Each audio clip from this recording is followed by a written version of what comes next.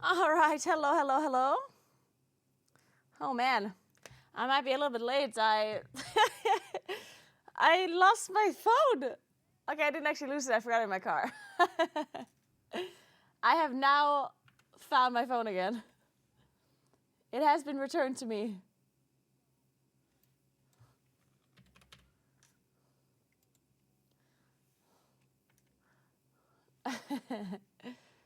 Okay, let's roll the intro.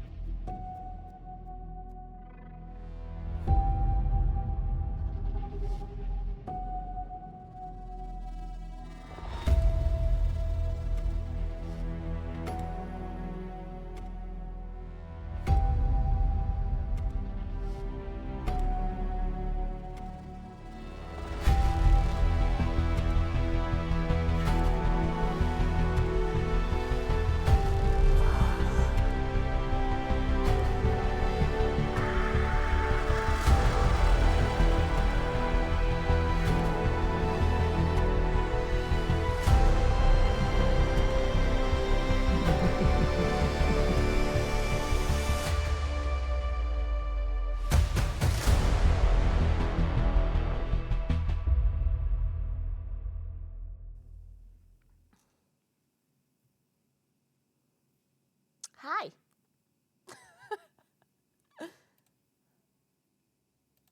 How are y'all doing today? Good morning, good morning, good morning. Man, I just sprinted to my car and back. Whew. I also had to answer someone's message really quick.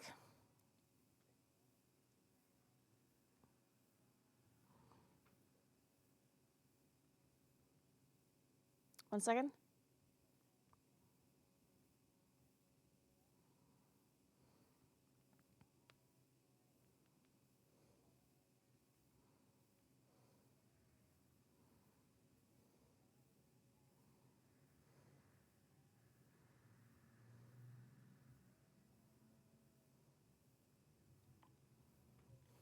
So, I'm good, Viper. How are you doing? Hey, Hunt. Is the event global or is it an 8 today, you tomorrow? The 20th anniversary, it's an 8 today and you tomorrow. Need to find information if there are going to be Battle.net shop sales due to anniversary. I do not know that. Hey, Gratle, what's up? Servus. Hey, Shrag. Did it fall from your pocket into the devil's hole? No, I literally just left it in the car. Like, it didn't fall in anywhere. I just left it.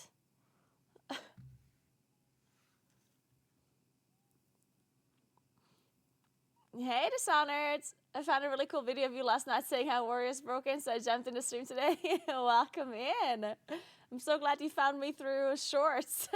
Guten Morgen. What's up?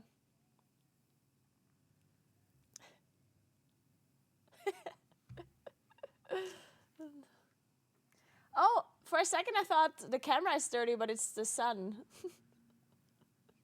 What is the sun? Guten Morgen. Alright guys, so super fast intro, sorry, I'm late.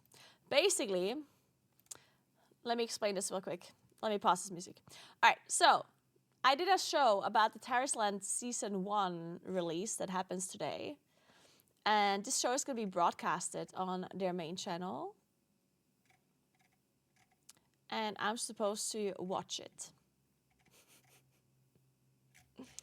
So we're gonna have to watch it because it starts in like 2 minutes. So let me, is there a link? Go do it. Is there can I have a link? Were you at the Acro World first? Yes, I was. I was.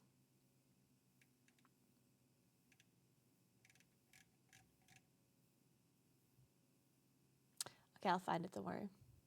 I'll find this link.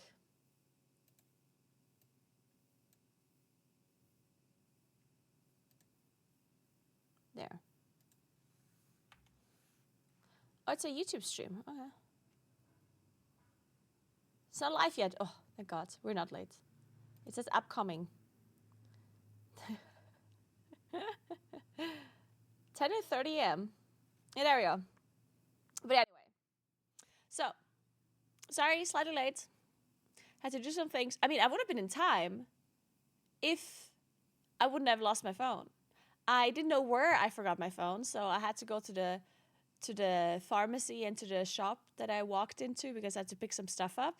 And I thought maybe I left it there, but then I didn't. And then I walked all the way to my car because I parked a little bit further away because parking close by is like paid parking. So I had to find a parking lot that is not paid. That was a little bit further away. And you know, just Caroline things. Oh, there you go. It's starting, guys. Let's go. But yeah, so to explain what this is about, I did a show for Tarisland season 1. It was really cool, by the way. Like initially I was thinking, wow, why am I talking about Tarisland? Like why do they want me? I mean, initially I wasn't thinking why do they want me to talk about Tarisland? Like that did make sense to me. But I looked at the brief of the show and it was kind of in depth. So it was like, it looked like we were like talking about in-depth information about like the patch notes and whatever.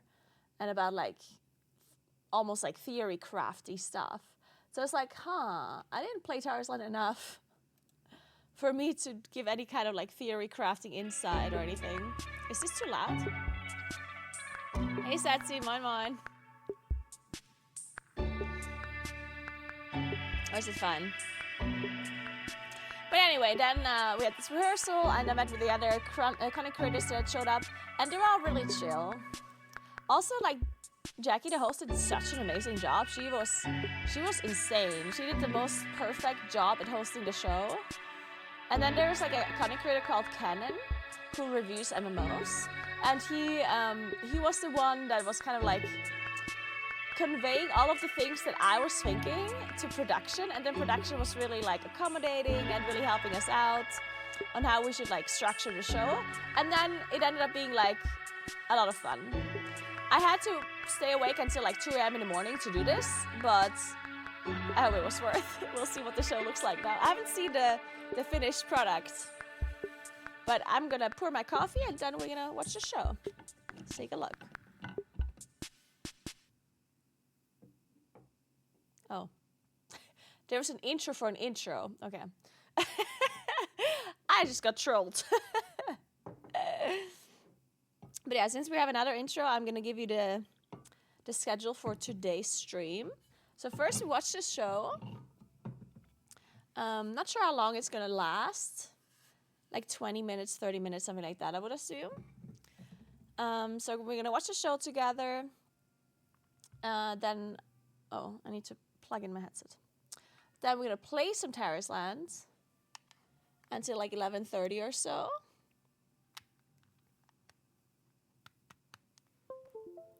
And then we're gonna play some WoW. Actually, no. I take that back. So we're gonna watch the show, we're gonna play some Tarisland for in total an hour. And then afterwards, I'm gonna do the Wordle and Wordle adjacent games because I haven't done those in a while because I was doing real life streams. And whenever I do real life streams, I can't do my Wordles, which is the worst. So I'm gonna do Wordles afterwards. And then we're gonna play World of Warcraft. We're gonna have to do some in plus to get my weeklies done. And then the patch is gonna release in A. How long is the downtime today in A? Does anyone know by any chance?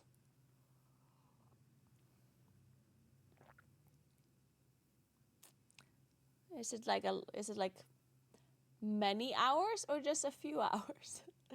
8 hours. Damn. All right then. Well, that means that we're not going to see the patch I won't see the patch today.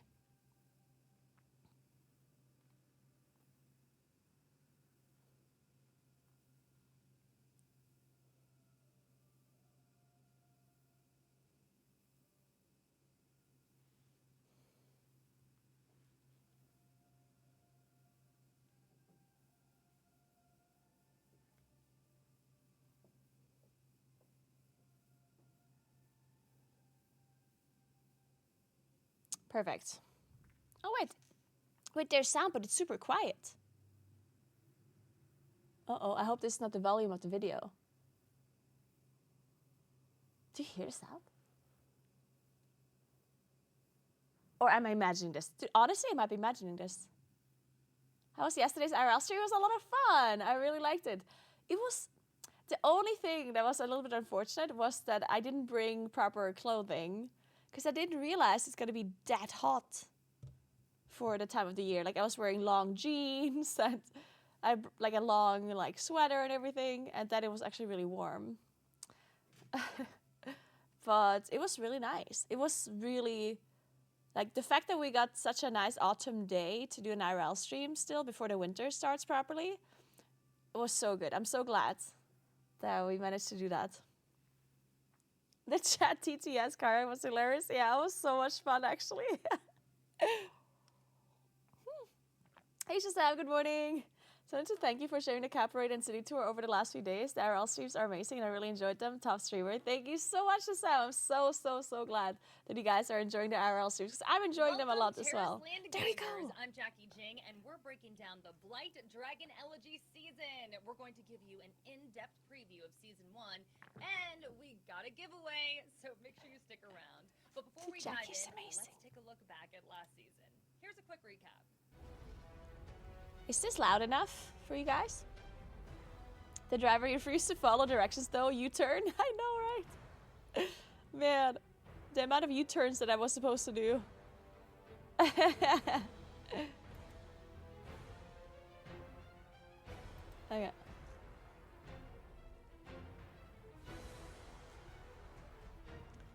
YouTube seems a minute behind. Wait, so... Wait, it doesn't matter if it's behind, right?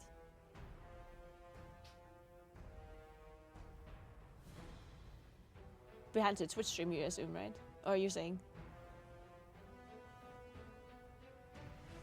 that doesn't actually matter. That's irrelevant. But yeah, the volume is quiet. I don't know why. That's probably my thing. Let me turn this up for you. If I figure out how. Oh my goodness, so cool! So great looking back at season 0. But let's look ahead to the new season. And I got some really special guests here with me to do just that. Let's give a warm welcome to Cannon! Hi, Cannon! Tell us about yourself, and you're a big fan of MMOs. I am. I don't know what else to say other than, yeah, I do YouTube, I do Twitch, and my primary content, is MMORPGs. I did play a little bit of Tarisland back in the day, and yeah, just if it's an MMO, I'm gonna play it. See, this is Cannon. Great, and love now him. Let's introduce Naguura, and I would love to hear more about you. And you're a little newer to Tarisland. Yeah, so I'm a veteran MMO player. I've been playing high-end PvE for a long time. Been participating in tournaments. I'm casting tournaments as well. And I'm just looking forward to what the Tarisland Season 1 has to offer. Oh, we're so happy to have you. And we got Anthe in the house. Tell the audience about yourself. Wait, did they write what you Naguura think wrong? about Tarisland. Hi, I'm Ampy. I'm a Twitch streamer. I'm a hardcore MMO player, and I'm very excited to see what Season 1 has to offer. Aw, and we're excited to have you here too. And last but certainly not least is Guzu. Please introduce yourself. And you've got some hours into Terraceland, right, Guzu? No. Yeah, I got a few hours. I played it a little bit before in the past. It's you know, I've been dibble-dabbling a little bit with a bard, but excited to see what's gonna happen with the next season and what's to come. That's badass. This is so funny.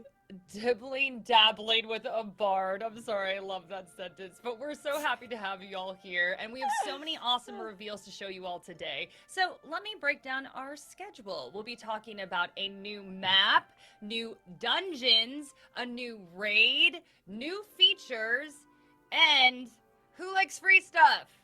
We got to give away 2 people. Hate free stuff. So make sure that you stick around. You could possibly win a prize. I'm going to walk a little bit while we watch without this. further ado, let's get things rolling. Let's learn more about where this newest season takes place. Let me tell you the story of Scardino Icefield. They did write my name wrong. The Scardino Icefield is located in the North Pole of God damn Tarisland it. with an extremely harsh environment. The first group of people venturing into this land were later called Northerners by future generations. They found dragon bones beneath the icefield and threw the bones into a fire for the Flame Ritual Festival, praying for divine blessings. Since then, the flame has never died out. Thanks to Skyfire, Northerners were blessed by the gods. Dude, Jackie has like the Skyfire best brought voice humans to do alchemy. these voiceovers. It also helped them build the Auden dynasty and What's the the game? It's called magnificent Fort Tarisland. Grenny on the Scardino Icefield. However, gems can invite jealousy. Skyfire and alchemy also attracted Different shirt? endless pirates. What do you mean, The different Auden shirt? royal family have guards protecting where Are the you dragon asking bones if were I have found, more than one shirt? also known Or if as you're the asking if I have a Dragon new Bone shirt? Ruins. The discovery of the bones was widely discussed among folks when Auden I made a pact Because with this is frost somewhat new. dragons It's a and Steel came Series shirt riding a for the 20th dragon. anniversary. Seeing I'll show you. this, the Northerners were deeply convinced that this land was protected by dragons. In the Blight Dragon Elegy season, adventurers will start a new journey on this ice field. actually very nice shirt, I However, like it. you will find that the Grenny dynasty gold- is the gold no black longer is in very its golden cute. age. The legend of the Auden royal family and dragons degraded with the passage of time, and what was once their homeland has become a demon lair. Along this journey, you'll encounter the reclusive Snow Lion clan and the Frost Dragon hidden keep within the ice field, and witness an epic tale of revenge Look at plotted how by the once interested noble I am royals. Enter into the lore. Scardino Icefield if I'm you like, dare. lore. Okay, Yes. dragons, pirates, winter wonderland. Interesting There's a lore. lot to discuss there. I'd love to get your first impressions of the Scardino Icefield. And Guzu, how about I start with you? I made eye contact with you first. So Well, why it makes not? sense. I mean, Yes, I think it's perhaps. pretty cool. I will say, Yeah, as pretty a Scandinavian person, it's kind of nice having some representation of the North. I do appreciate that. So there's that. It looks pretty interesting to me. I mean, it's kind of cool with like the icy theme and the dragons and all that stuff. It's cool. That's the theme of the But they're good. dragons. Okay, Cannon, what So- about you? Or Well, Naguura. Sorry, Naguura. You go. Hop off. Sorry. Hey, yeah. I just, since we talk about Scandinavia and like Northerners or whatever, I live in the mountains. And, you know, initially I wasn't ready for the winter because I was like, oh, summer, it's all nice and warm. And now that it started getting colder, I was like, oh, I'm not ready for this. But now I'm definitely in the mood for the winter. I've, you know, gotten all cozy with my hoodies, with my winter clothes as well. And seeing that Tarisland is also moving into the winter season now is actually very fitting. So I'm just gonna go get my hot chocolates and my blankets, and I'm ready to play that season. It's funny. I Oh my said gosh, you're this making when that it was sound so cold. cozy. When I I love it. recorded this, it was Sorry to actually cut so you off. cold. Cannon, tell And me what your yesterday thoughts it were. was summer I again. can't tell if her background is real. Is your background real? It is. Is it? Because like, you're talking about It's so cozy. I can't cool. tell. I mean, it's It nice. does I look like like a green it. screen, actually.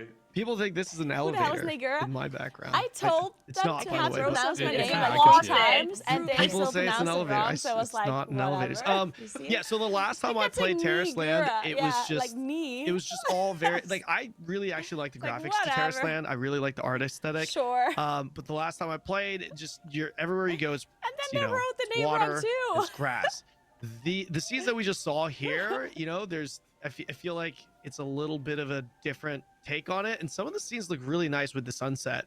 So yeah, it'll be interesting to see what Kind it of actually throwing looks things at like your on green my PC. screen. But from the video, it looked great. Aw, Ampy, what about you? Yeah, it looks really exciting. I'm a big dragon fan myself, so the dragon, ice dragon theme is definitely up my alley. The keeps and the castles look amazing too, so I'm super excited about that. Yeah, I think it's really interesting that it's this fantasy world with this northern aesthetic.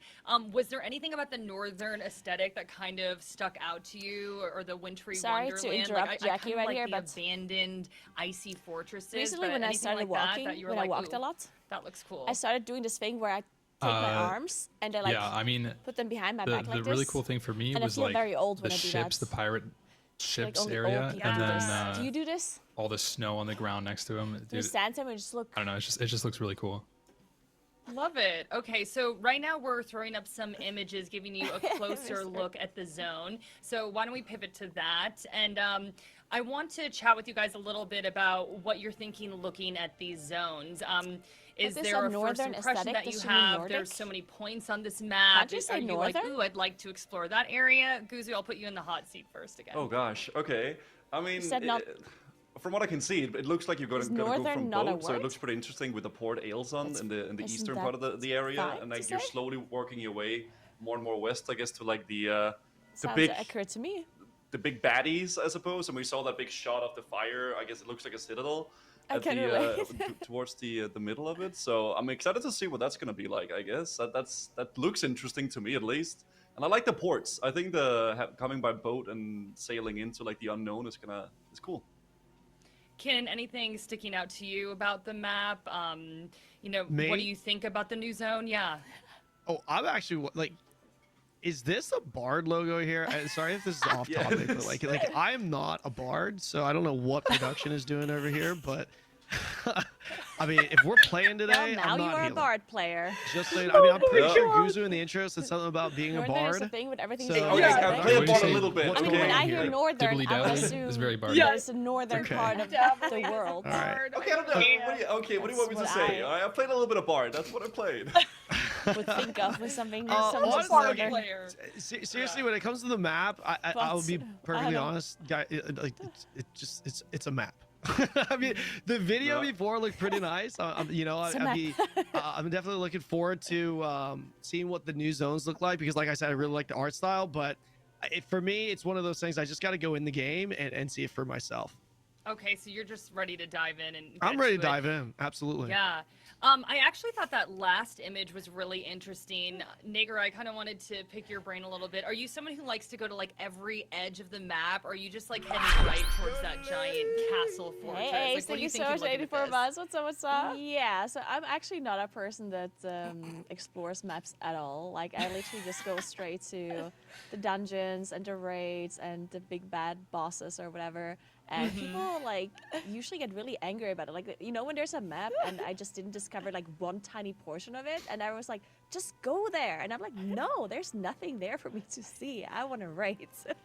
I am 100% the same Map vibe. What about for the explorers. rest of you, Ampy? Are you Or going to be those going to people. like every crevice and corner, or you're just like, nah, give me my big baddies? Well, I'm In fact, I've definitely going to almost check out the been dragon here for area right away. 1/3 of my I mean, entire life it now. just looks That's looks right? super cool. That Yeah, is like crazy. dragon guy, Ace. huh? Wait, that is I am, dude. What can I that's say? insane, actually. Jeez. Okay. All right. That's I'm cool. You didn't sorry, see it? You much, didn't Ace. see it? Like, Dragons No, and I saw it. hybrids. Come Yes. Come on, dude. Yeah. Okay, I guess Tuesday now. I mean, like it looked peak pretty good. fantasy. I'll give you that. I'll give you that. It did. It did. No, love it. I Ampy's just like, realized "Come that on, I'm covering dragons." Like, enough Gusu. said. We don't even need to say anything Oh, else. Okay, so how is this new zone different from what we've seen in Tarisland? Well, now we're going to You're gonna talk have to more put this about here. new season mechanics, new raids, and new dungeons with new bosses. Are y'all ready to I see know what she's lies saying my ahead name in wrong. Scardino Icefield? I told Let's them show how you to these pronounce it, dungeons. but okay, they just didn't get here's it, the so first one. it is what it It is is. called Bloody Nightmare. While alchemy brought the kingdom to greatness, it nearly spelled its doom. Witnessing her father's Vander. untimely demise and the family's downfall, the seeds of hatred and vengeance sprout in Princess Alicia. A sinister creature known as Nightmare keenly perceived Alicia's Jackie fear Sylvia. and sorrow. Jackie did such a good Nightmare job hosting the show, though. materialized her She's a most professional. painful dreams, She was just wandering like in the shadows, she nailing wreaked every havoc take. wherever She was went, amazing. savoring every moment of revenge as she laid waste to all in her path. Okay, so loving her. any initial thoughts? Any reactions? That from looks that? pretty good. That eyeball Honestly, is crazy. Yeah. You see that looks pretty good. That was a big eye. That's the first thing I noticed. big The Bro, big you're eye. looking at, I'm not gonna lie, I didn't see any eye. There's a big eyeball. You in the didn't beginning. see I was the eye. distracted. That eye, I was dude. distracted by other things. Okay. So I see. Cannon and I were definitely distracted by Alicia, and y'all were like, "Look at that Yeah, giant eye." man. So I don't know what that says. Oh, Oh man, yeah, I was- men I of was culture looking at the eye. unite. Yeah. Oh man. Oh. Okay. Y'all ready for Dungeon 2? Ice Sure. Tomb Yeah. Fortress. All right, let's roll it. Deep within the there's a frigid big eye. Ice Tomb Fortress, the ancient frost dragons. Yeah, lay Cannon is dormant, hilarious. I love shrouded him. in an eternal blanket actually of is snow really and funny. ice. The arrival of Auden I shattered this timeless silence, forging a bond between humans and the dragons. The once honorable royal guards and the ice dragon envoy that defended this fortress to its death became the Starting lowest to get really servants dry of the though, like dragons, permanently trapped in this the frozen weather world. is getting dry. Man, The hands are. I love like icy, dry skin. abandoned looking ruins. I don't know what it is. Like that was really cool to me too. What do y'all think? I mean, this is all you, Ampy. This is Dragon This is Central this is over here. right up Yeah. my alley, dude. I is see Dragon 3 different dragons there. Oh my gosh. They're all on the. It looked like there was a massive Do you wanna- gauntlet. That looked pretty cool. Like, Do you want to fight them though, or befriend the dragons? Like I'm not sure. oh, I'm killing them. Oh, okay. It's for the loot. It's for the loot. Oh, so you want to slay the? You're a dragon slayer. I'm a dragon slayer. Yeah. Oh. That's You're actually not a my dragon title. tamer. Oh We man. find them and we slay them. And we get loot. For their treasure. Ampy, though, I do really like, when you think of dragons, you always think of fire. So I just love that they're in this ice world. Am I wrong? That's just kind of a unique twist. Yeah, We've no, seen it, but it's like fun. I don't know. Yeah, it is. Aw. I love all the different dragons. They're like part dragon, part, I don't know, monster, human. Like they're They standing kind up. of look like But evokers yeah. a little. Anyway, I are we do ready think, for our... a Drakthir, I guess. Yeah. Sorry, I just wanted to quickly add as well, because you were mentioning how dragons usually are with fire and they're with ice here. And I think it's the same with the pirates, right? Usually when you see pirates, they have this like summery beach theme, but having the pirates here on the frozen True. island is actually really cool too. Yeah. Frozen I love pirates. that too. Guzu, you had like such a reaction to that. What? It's the northern man. No, I was You're just like, thinking about "Oh." like pirates and the winter and it's cool because Yeah. where's their parrots? They don't maybe have the crow instead of a parrot. True. Oh, I love that. Oh my gosh.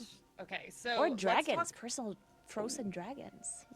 I know. I just love the whole frozen twist to everything. It's really cool. This is the complete opposite though for Dungeon 3. This is called Incendiary Lava. Take a look.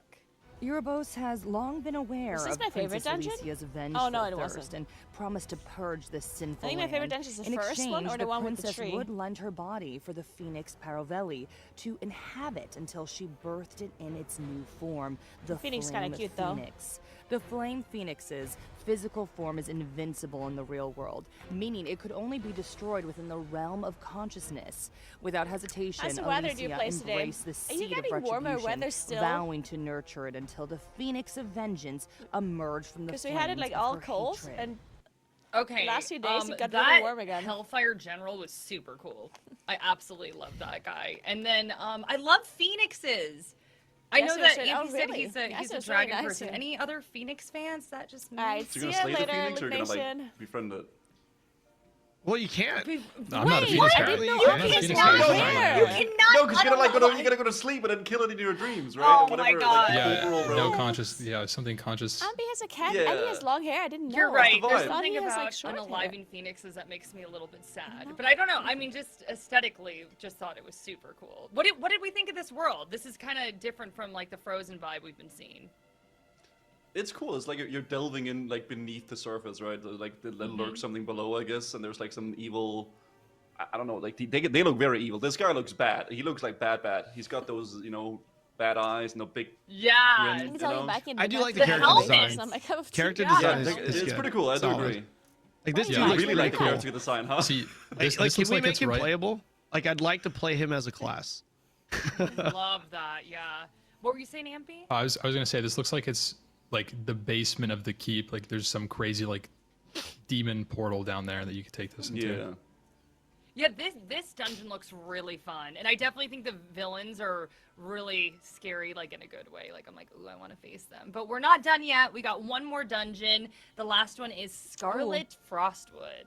That last one is kind of To cute. with the tree. safeguard Snowline Village, to And they have take the cutest revenge on monsters. this cruel world, You'll see to in a second. reunite with one's Hey, look, love. this tree's cool. They are manipulated by the dark And look at this guy. forces, He's cute. scheming for a storm. I wanna hug that will one. engulf the entire Scardino ice field. Wait, there's even more. There's like tiny little snow monsters. Not as huggable, the second one. The second one might step on me and hurt me.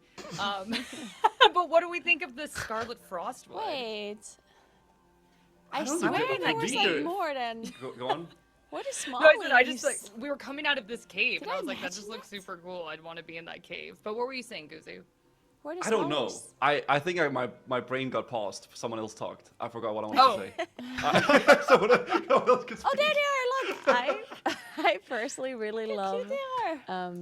I mean, first of all, this is super cute. The one with like the snowballs, Little and, like rolly the tiny things. one. That is So very cute. But I also just I do love the aesthetic of the red tree that is just in the middle of this I like knew it was snow like, pre-recorded. frozen land. Yeah, it is pre-recorded. It I mean, just looks very cool. of I don't know course. what it is. If it's like Considering possessed that by I'm demons or some other like literally dark magic, here but talking to I you like guys. it. And I want it in my garden. Or No, the tree stuck out to me, and I Is feel like this Naguura, that would just like go pre-recorded? perfectly in your background. and we're watching a Thank show you. live. I could replace this. one. Perfect. Well, that was our last dungeon, so let's go around and talk to each of you about Hey, what do you Fragnated, think of what's the up? boss's appearances. Hey, Was so there cool. a boss that stuck Hey, out you for to real? you guys? I I also know, ruined my Kinnan, sleep that and made me Alicia wake up definitely 7 caught our a.m. eye. But I used to go to bed at first 9 a.m. and just dungeon, swap but my sleep was schedule. there another one that you were vibing with? Wait, so I was helping There were you. other ones. So you woke up at 7 a.m. Hellfire General! Oh yeah, cute- that's the right. cute Yeah, yeah, little yeah, You're yeah, welcome. yeah, yeah, those You're guys. welcome. Yeah. I fixed your By the sleep way, the cute schedule. little snowball, I feel like No whoever problem. designed that character, it was probably trying to. Yeah, I feel like he was trying to create something that's like badass. I'm pretty sure. Like a I can brute say that or right. something. Yeah, like Yeah. you know, Have you and then gotten you're to like play sitting Tarisland at all here at this saying point? he's cute I and didn't play adorable. He's Tarisland probably yet. I like. played a little bit on Really? stream on. I said I want to give him a hug. I mean, I I see played it. Tarisland I definitely twice. see it. You can definitely, I can definitely see like the Once plushy side to him, but in yeah, I season like zero, the like a long- fire guy. not a long You know, time I ago, thought like he a looked few pretty, months ago. pretty badass. And then played a I mean, paladin obviously the first boss until is, level like, 9 the or something. the first lady. You Just can't. like I mean, an hour or two. You yeah. can't forget I about mean, it. Agreed. And Yeah. then I played I a little bit mean- last week Yes. give that man a raise, whoever designed that character, because that dude is pulling his weight. on Monday. That's all I'm gonna say. Oh, yeah. I think last Monday. Naguura, what about you? Which one stuck out to you? I played Mage then. I actually also prefer am looking most Paladin. forward to this one, just because not only her aesthetic, I mean, she looks really cool and badass, but also like when we saw her cast the sigils, like it looked like a very cool mechanic. I don't know what she's gonna do with the sigils, but I'm looking forward to figuring it out. She's just giving power. Listen, I you told know, her- like, and just I told them how to fearsome. pronounce my I name, and absolutely they love just the didn't design get it, here. so it's like, whatever. Impy, was there a boss or Naguura-itis. dungeon that you were just like, oh wow, this is calling me? Actually, I think the one with the Phoenix and the Hellfire General looked really cool. How's the gameplay? It looks cool. I but how think does the it feel idea to of gameplay? the Phoenix So itself, I haven't the, done end like I like the gameplay. but you have to It's do some sort of nice, phasing mechanic to but I get haven't into it. done It seems endgame pretty stuff. interesting. You know, I've so. only been leveling. I told you I love Phoenixes. Apparently, the I really cool was thing about definitely this a big game is, fan like, of the this rating, dungeon. the rates. Guzu, what about you though? Was there a boss If you that guys stuck out saw to you? like Max and the I liquid think I agree people with Ampy. were I think rating that in the this idea behind this like having game, a like in corporal season realm or some 0. sort of thing where you go And the down boss and then you seemed need to to be, face the rates seem to the be Phoenix actually down pretty there and then maybe difficult go up and then cool. he becomes vulnerable to your But attacks or I something. Could be didn't kind get of cool. there. Like I didn't Sounds level my character all the way interesting, up. I think. I have a Okay. completely like random question to this like other face thing. So since you guys play other MMOs as well, whenever you go into like a portal and you're then like in another realm, do you call it like the downstairs phase, the upstairs phase, inside phase? What is I it? think inside phase, right? Oh, It's definitely downstairs. Yeah, downstairs. It's I think downstairs. Yeah, I'm also Yeah. I'm downstairs. Yeah. Downstairs for sure. No, I have I'm no glad we idea what clarified you're that. talking about. Like you're doing Wow. two phases, you're entering a portal, you're going somewhere If else. anything was a question for background was really It's like a down phase and then up. Yeah, It's you're called not- you're first going phase, downstairs. second phase, bro. I mean, I don't know. Yeah, Free makes catches sense. that may never hit endgame. Does it use Cannon tap phase targeting, where that or phase is it more question. action I combat based? Yes. nice Oh, pun. MMO guy. I like the Cannon. pun. What do you mean? You can I definitely mean, tap we targeting. don't we just call it phase 1, phase 2, man. I don't know. Oh my Yeah. god. This guy. The Boring. combat, I would Oh, say, whatever. like the I combat do is wanna very ask all of you, simple, which but still dungeon do you wanna take on fun because it's not. immediately I that personally you're don't like most skill excited shots about? gameplay, just to and it's rehash, targeted, we started which off I with personally the prefer, Bloody so I like that Nightmare. about it. Then we looked And at the questing's kind of Ice chill because you even have like Fortress, auto walk stuff. And then, which we've personally been I hearing love. a lot of hype for Incendiary Because Lava, otherwise I get lost. I and wish I then had the auto last walk of in us, WoW. Man, it's big. Frostwood. That's Yeah, that's dude, the Yeah, eye. questing seems kinda serious? chill, honestly. I did not see that. I'm not even kidding. I just generally hate did not see questing, that. so I'm Yeah, not I'm even team kidding. bloody nightmare. it's always just Yeah, such I a agree. I agree. Okay. slugfest to This get to one, max for level. sure. I'm I a just Fortress wish I guy could still. play I'm endgame still immediately. Standing with the dragons. Okay.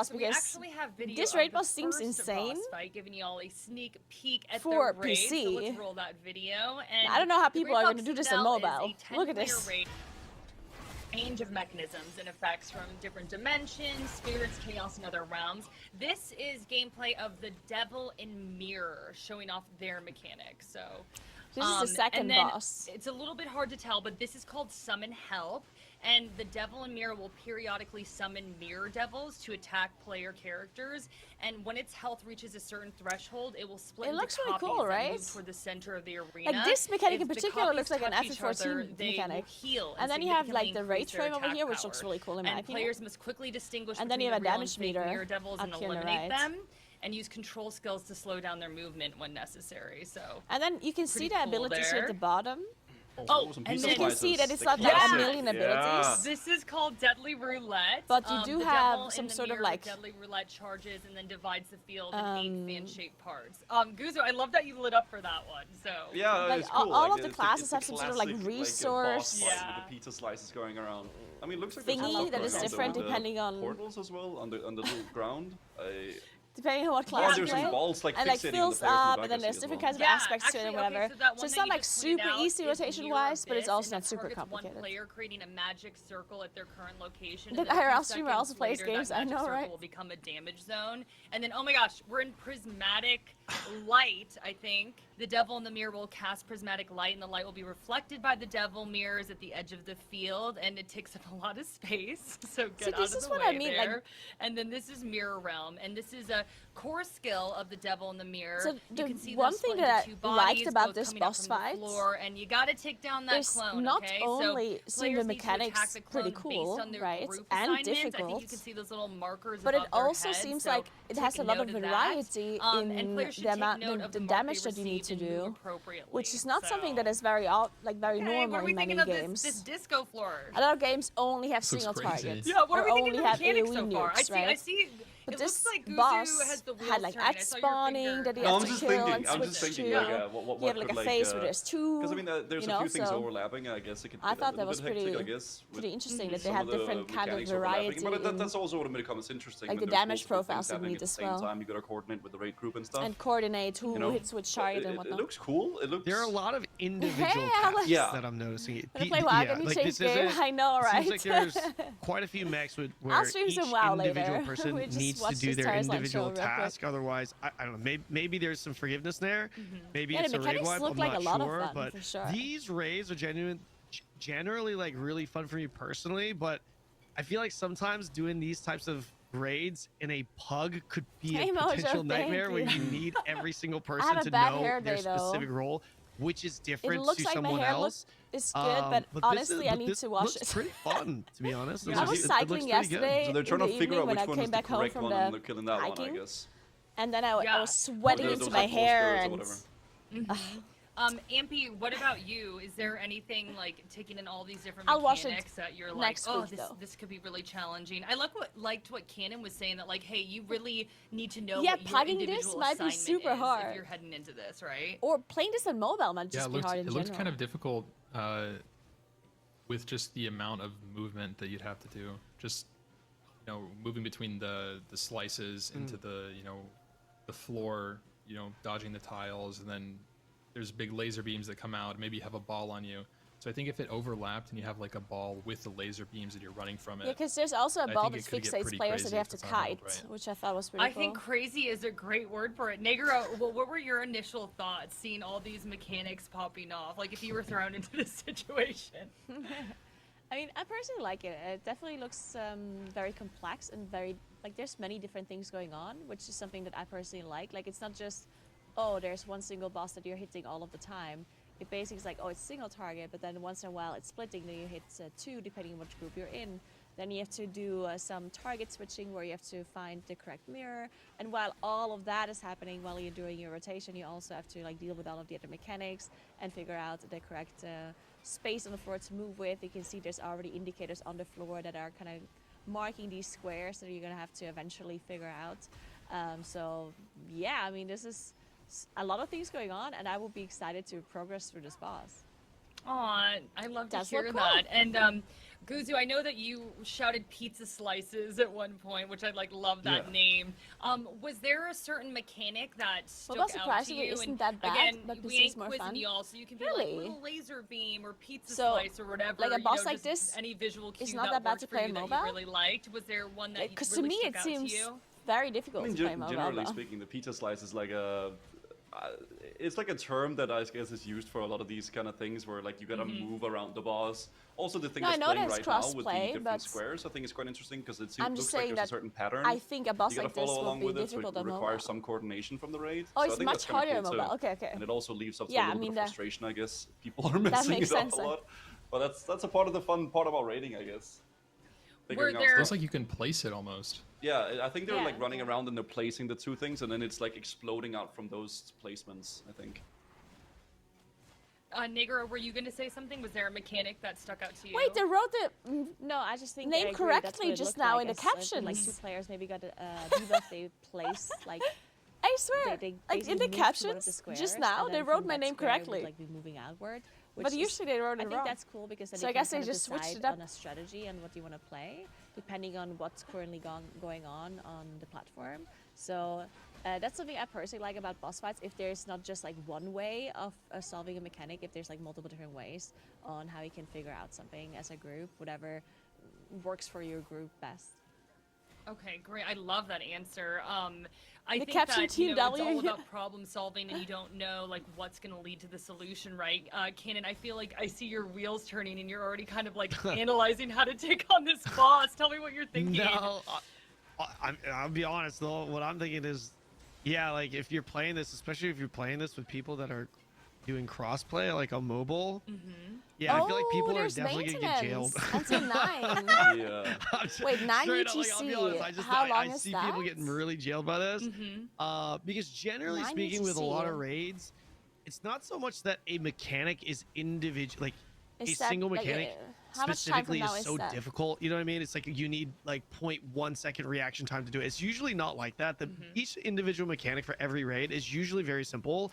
The already past challenge 9. is Oh. usually can you get X amount of Oh, players so it's to 10, complete it's their 10 task past. Okay, so at the technically the same server should time. be up Like now. that's okay. what it is. You know, like can you get, for example, 8 people to complete a task together? Like like not a single person can mess up. Even though it might be a simple task, it's usually a challenge getting everyone to complete it correctly. So we'll and, see if we can play after this. That's but where I feel like I some assume so. struggles may happen with this raid. Visually, it looks pretty good. And just what I'm noticing is there's a lot of flash, and flash is great, but flash also confuses people / pugs. And I think that's where a lot of the challenge. I don't think anything I in this personally think fight the opposite. individually is just once Well, you it figure it depends. out, it's like this is think too difficult. flash You know, I don't is think it's gonna be like good. that. I think it's like that's pretty simple, but it's all Because of the flash. it At depends, first, right? like you know, But the floors lighting I up think the and all flash that is stuff. like it that gives you might a kind of clear view of where the mechanic throw is, people off right? guard in the beginning. So I do from think the main issue here is that your pug I friends hate just need to learn how useless. to play Canon. My pug friends. Oh, I don't play with pugs. oh Play with my viewers. gosh, Viewers and stop. streamers. Oh my goodness, I can't. Viewers and streamers. I Yeah, bet yeah, I yeah. personally that's a think good if point, there's though, like Kanan, useless that, flash, you do think this then is going to require a I don't like it because coordinated then effort, it actually right? is covering Essentially is stuff. what I'm getting But from if it's you, right? important flash, you know, where Everyone you just see has things to, on the to floor, like complete their individual. where a mechanic is and whatever, task then I that think everyone it's- has to do, but it's the same task makes and you things do it more together. visible. It's kind of like you follow the crowd type of thing, you know? Yeah, the Everyone telegraphs look group very up at clean. 12 Yeah, o'clock. exactly. That's a lot easier for a pug or a raid or anyone to, or any group to accomplish or I really to enjoyed this game complete. until it started But to when die it's out like, during season no, 0. you have to go here, you Yeah, have to go what here, what you have to made go the here. game die That's where out it can wasn't kind of just get the fact confusing that for people. the but rates were like I said, I don't cleared know, I don't and pug. there was So you're nothing I don't saying pug. no to really Roy keep going. Jenkins action Also- here. That would not be Yeah, the pretty approach. much. I personally think Pretty games much, pretty much, yeah. quote unquote Anthony, I like feel dying I want out. to hear a little bit more from you. I haven't It's picked not your brain necessarily enough. a Was big there anything that you problem as noticed long as about the people come back mechanics for a or new your, season like, start, right? strategy-wise? Oh, I would like I think to so try at least. this I don't out, think or every what are your MMO main needs to be a thoughts right game now? that you feel like playing Um, every day. I think one thing In that I fact, was I would noticing even because I was prefer kind of like lost in the If I fight for a don't little feel bit. like playing every day. I didn't realize that 'Cause I feel there was like tools that were left on the ground. So it looks MMOs like like this being more if seasonal people don't manage those correctly, fine. that would be a because real big I problem want to when play you more ran than into just like one the game, other movement things you have right? to deal with. So I don't want to play Okay, Tarisland great. Well, honestly, like the all sneak day, every peek day, looks and awesome, play no the other game, raid, right? which includes So 5 if other games like bosses will be Tarisland are more announced later, seasonal, so make sure to keep an eye where out. you But loving play it this. when a new season comes Okay, out, I and know then you that just all drop it are at some chomping point at when the you're bit to bored, hear some more and then you about wait for a the new season, then you play it features, again, right? so I feel let me like tell that's you more about fine. them. Roll the tape. First, Tarisland will have a new level cap. The There we level go. cap will be increased to level 50. It This was is like the new previously season level now. 40. New and returning players. Every season in Tarisland means a fresh start. Level 40 veterans and newcomers alike will aim to level up to 50. All new players only Yeah, need to Dunkard, I complete agree. one series of quests, and they will level up to 40. And once Season 1 drops, players will be able to do a quest that upon completion will boost their character to level 40, taking them right to Scardino Icefield so they can start adventuring on the new map right away. So if you're a new player or old, you have options, so you can jump right in. It is so important to play Season 0 though. First, obviously, it's extremely fun, but play Season 0 so you can learn the game. Season 1 is updated based on Season 0, so the knowledge you gain on Season 0 is key to Season 1.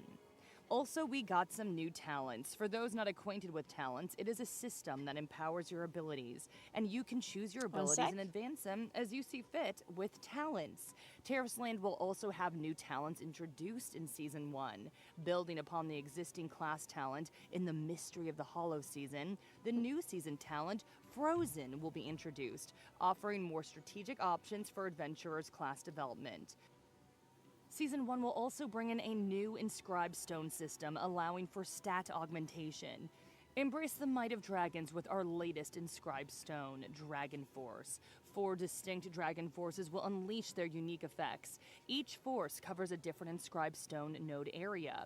Beyond the battle effects of the inscribed stone system, these forces will additionally trigger the Dragon Might effect, adding a layer of strategy to the effects of your inscribed stones. This is way too The complicated for keynote me. ability. Every 10 seconds during battle, you gain Dragon Power, which slightly boosts your attack and defense for a duration of 3 seconds. The Keynote effect. Whenever you acquire Dragon Power, there is a possibility of gaining extra Dragon Power along with extra effects that persist for 10 seconds. Each of the 4 dragons has its own probability of triggering Dragon Power, and when this happens, the attributes of the nodes in the corresponding area are simultaneously enhanced. Each of the 4 dragons possesses unique abilities, and those are the new features. Okay, so a lot to cover here. Let's start off with the level cap. So what are we thinking about the raised level cap? And Ampy, why don't I start with you? I feel like I haven't started with you yet, so now you're in the hot seat first. Yeah, I think level cap raises are amazing to get in not only See, new, I'm not sure new about players, like a this. fresh start into the new content, but it's a nice way to kind of get a new I don't What know, do you guys character think progression about system in again. Because once you hit max level, level you're done increase? leveling. And so it's nice to have that I kind was of progression I was again. thinking about this question while I it's was pretty like in nice. the show, and Anyone at else the want end to I weigh wasn't in sure about the level cap? if I like it or not. Yeah, I do like fresh. Fresh is fun 'Cause- because it's like as Ampy said, it's like, Like, whenever one you, thing there's that a is new kind of interesting, expansion like, or season or I whatever think in the heck World of in the Warcraft, game, it's cool having a a little new bit of, it season shouldn't be too much, but just within an having a little bit expansion towards, and I guess still the almost leveling feels is like a complete cool way of getting cutoff, into it before you get into the full end game, right? like So you can also easily makes play season people able to 2 catch up. It's of fun. It's always World of fun having Warcraft stuff to do and leveling up expansions and without having played progressing season your 1, character. right? Like easily. Great. You'll be able to get back and into it then super fast. obviously excited about the new Frozen talents So and it's the almost Dragon as Force if inscribed there stone was like a level system cap increase. for Canon and Naguura, since I haven't heard from either of you I know, yet. like, What were your thoughts? I don't know if I mean, prefer the level again, cap just increase, leaning into this versus Frozen aesthetic, which is pretty just cool. being like a complete like a new season with like item level. I don't know. You go ahead. Okay. So I personally think having like new talents added and new systems added is always nice for people that like doing the math, like theory crafters. They want to figure out different kinds of combinations of talents. I personally am more of like a feely crafty person. Like I want to, like I look through the talents, I read them, and I'm like, oh well, this sounds good in combination with this like other talent that I like. So I'm just gonna try it out, and I'm gonna let other people do the math. So I'm just gonna wait until they have mathed it all out, and then I'm gonna be the one playing it. Okay, Yeah, so I'm I like, like the that. opposite of you. Yeah, Like, we are the same. Yeah. Like I'm the complete opposite. I prefer Oh. to like figure builds out. Like I'm a big nerd with that stuff. Mhm. Usually when I dive into an MMO, like I Yeah, go that pretty makes deep sense, into like 'cause your different new builds, abilities and I were love tied to theory level, not crafting. item level. I'm obviously not an expert at this game, but I think it's pretty obvious to Yeah, I me don't that anyone that is Like I feel like both would investing make a lot sense. of time you know what into I mean? this game, this is probably something I that don't they're know. Like I'm extremely still just not excited sure about. if I Maybe like even more level cap excited about increases on than the actual raid seasonal content itself. patches. Obviously, or, I new don't dungeons, know. new raids, new gear, all that stuff is exciting. But anytime you add different elements to being able to build out your character, like different talent trees, different skill trees, all that stuff. I did all today's time It get can a be really content in the exciting toilet because it 20 can be meta minutes. shifting. It could change your class completely, or not at all, right? Like we'd have to kind of see how this feels and what it's like during the live service. But yeah, I feel like this is fantastic content for people that are heavily invested in the game and want to play play a more evolved character or class. Yeah. Yeah, tons of like new possible synergies with your abilities coming through with the new talents. Yeah. That sounds pretty cool. They have a really cool And, legendary system. Guzu, I think what we're talking type about it of, soon. player are you? Are you leaning more towards the maths like canon, or are you like Right. me and we're like, you'll figure it No, out? not really. and cool. No, I'm definitely a lot more like Naguura. I think I just kind of go with the flow, whatever is kind of happening, whatever I think feels the most enjoyable and fun, and then we wait for Canon to figure it out, and I just cover his build, right? That's it. But I don't know. I like going with the flow with it, and I definitely I'm agree. going as- hard as in the Canon said as celery well. juice. For the people that are really Hey, invested you- in the game, you and shouldn't be for the people that blending it, play though. Tarisland a lot, it's probably really If you huge. want to have I a mean, better I would time be in the excited if- toilet, you need to eat the celery I was whole playing and a not lot, blend and, it. Yeah. Yeah, it's You like need the you've got a lot more fiber. depth to your characters, and I think that's good. Awesome. Well, we are super excited for those new features. Chris, your fiber. And that's not all that's new, everybody. Okay, so with season 1, get Saw you ready all watching for this. a Hey, Eric, new what's up? look, Welcome in. and Tarisland will get new How are you gear doing? and new legendary weapons. Roll the video. Legendary weapons, in addition Oh, they're to the having legendaries. advantages over Loving other weapons this. at the They same look pretty level, cool. also have independent effects, The a distinct flames. appearance, My and the gosh. ability to Also, I modify actually kinda special like- skill Up against the effects. ice. They're also indestructible, not for sale, and can be empowered. So the way in these several legendaries work, ways. they're The kind of special like artifact fragments weapon needed from are Legion, typically you know? dropped from raids. So how Where do you get a legendary You weapon? have like Legendary getting a weapons legendary require weapon is an pretty ancient easy. sacred stone Love to the bow and stamp arrow. But its then you can line. like build Players on can the get them legendary, from like the you can like raids make and it the auction stronger house. basically. And how do you upgrade legendary weapons? So The you upgrade legendary them. can devour any eligible equipment to strengthen it. After reaching And it's like a specific scrapping level, system, you you can use know? materials to transform the legendary So you weapon's basically take appearance, items that you don't enhance need and you skills put it like level you like limits. destroy That it into your transformation legendary, then your requires legendary gets specific stronger. equipment, I think that's a specialized cool skills, idea. and unique components. I think I like that a lot. There are 4 new prefix gear sets: Wild Flame, which increases attack; Nature, which increases health; Control, which increases your specialization effect; and Gale Blast, which increases your movement speed. The set effect will increase the more prefix gear you have. 3 set pieces, you get your first bonus. An increased bonus at 6 set pieces. At 9 set pieces, it will be its strongest. Yeah, So it how does do you look get good. The prefix raids gear apparently sets? are really good, Raid by Rick. yourself, I mean, and if you gear saw will the drop raid in earlier raids, and you saw the gotta raid sweep it mechanics and up, stuff, it looks or pretty raid with nice. a group, and each boss will drop gear too. Very cool. Well, let's start off with the prefix gear set. Which prefix gear set are you most excited to use or kind of reflects your play style? Guzu, I'll start with you. Start with me. Okay. I don't know. I Don't mean- make that face! Don't make that face! Oh my god. No, it's fine. It's fine. I'm good. I'm good. I mean, shoot. I don't know. It's a difficult thing, right? Because you want to use different prefixes for different situations. I guess it's. It could That's a be good cool having. point. It could be cool having something like with a lot of movement speed on. I remember when I played a bard. I don't know if you guys know this, but I played a bard. Pretty cool. And I had like an It's the ability wrong that panel, man. It's the wrong panel. Yeah, it is. Is it? Oh no, I'm just saying because No. I got the barred little. Oh, sorry, yeah, I I got didn't the mean to fire interrupt thing. you. Yeah. Yeah. Yeah, production But- still hasn't fixed it, man. Yeah, they Just had like an slacking. ability, I think, I recall, where like they played a little Poor production melody gonna call and then that. they moved faster. And if you can do that together with also like a movement speed like attribute, then you could like just be zooming through the whole thing. Yeah, that'd be so fun. So you're leaning towards Gale Blast, which increases your movement speed. Yeah. We also had Control, which increases your specialization effect, Nature, which increases health, Wild Flame, which increases attack. Ampy, is there one that you're leaning towards out of those, or maybe you want to do a 9-piece Wild mix? Flame, full-on glass cannon. That's definitely the one I'd lean towards. Also, I just have to say that set looks amazing. I love the graphics they have for the cosmetics. Yeah, this set looks pretty cool. It's actually Yeah, the insane. cosmetics do look good. Yeah, That it's is so a good. good looking character. Yeah. Love that. How about Naguura? What do you think for the prefix gear set? Was there one that you were leaning towards? Well, so technically I should be going for something that gives me some more survivability, you know, like I should probably go for stamina or movement speed so I can actually dodge out of things quicker because my reaction time is just getting slower and slower, honestly. Get that, yeah. But I just know I'm gonna go for like the damage, yeah. Like, it's just not happening. Love that. And Cannon, what about you? Yeah, definitely damage for sure. For sure. And if I'm you're an not old running lady, damage, basically. you're not going to be in my group. The season is unless you're live a right tank. now. It should Okay, be live got right it. now. Yeah. So Guzu can was the play only right one now who if you said want. that they do a little bit of a mix. Otherwise, I'm just hearing a lot of attack here. So, okay, great. check out the game, you Let's can talk about download it in legendary the weapons link in a the little chat. bit. There's a chat Man, link. I loved how these look aesthetically, and I think all of us were just like, oh my gosh, this like flame fire kind And it of is free to, design like, and play, feel for so the weapons in this winter honestly, frozen world is so cool. just try it Were out, there you know, it thoughts doesn't on hurt. this new concept? It's never before seen with Download this the game, see if you like it. Naguura, why don't I start with you? What was kind of your first impression of all the legendary weapons?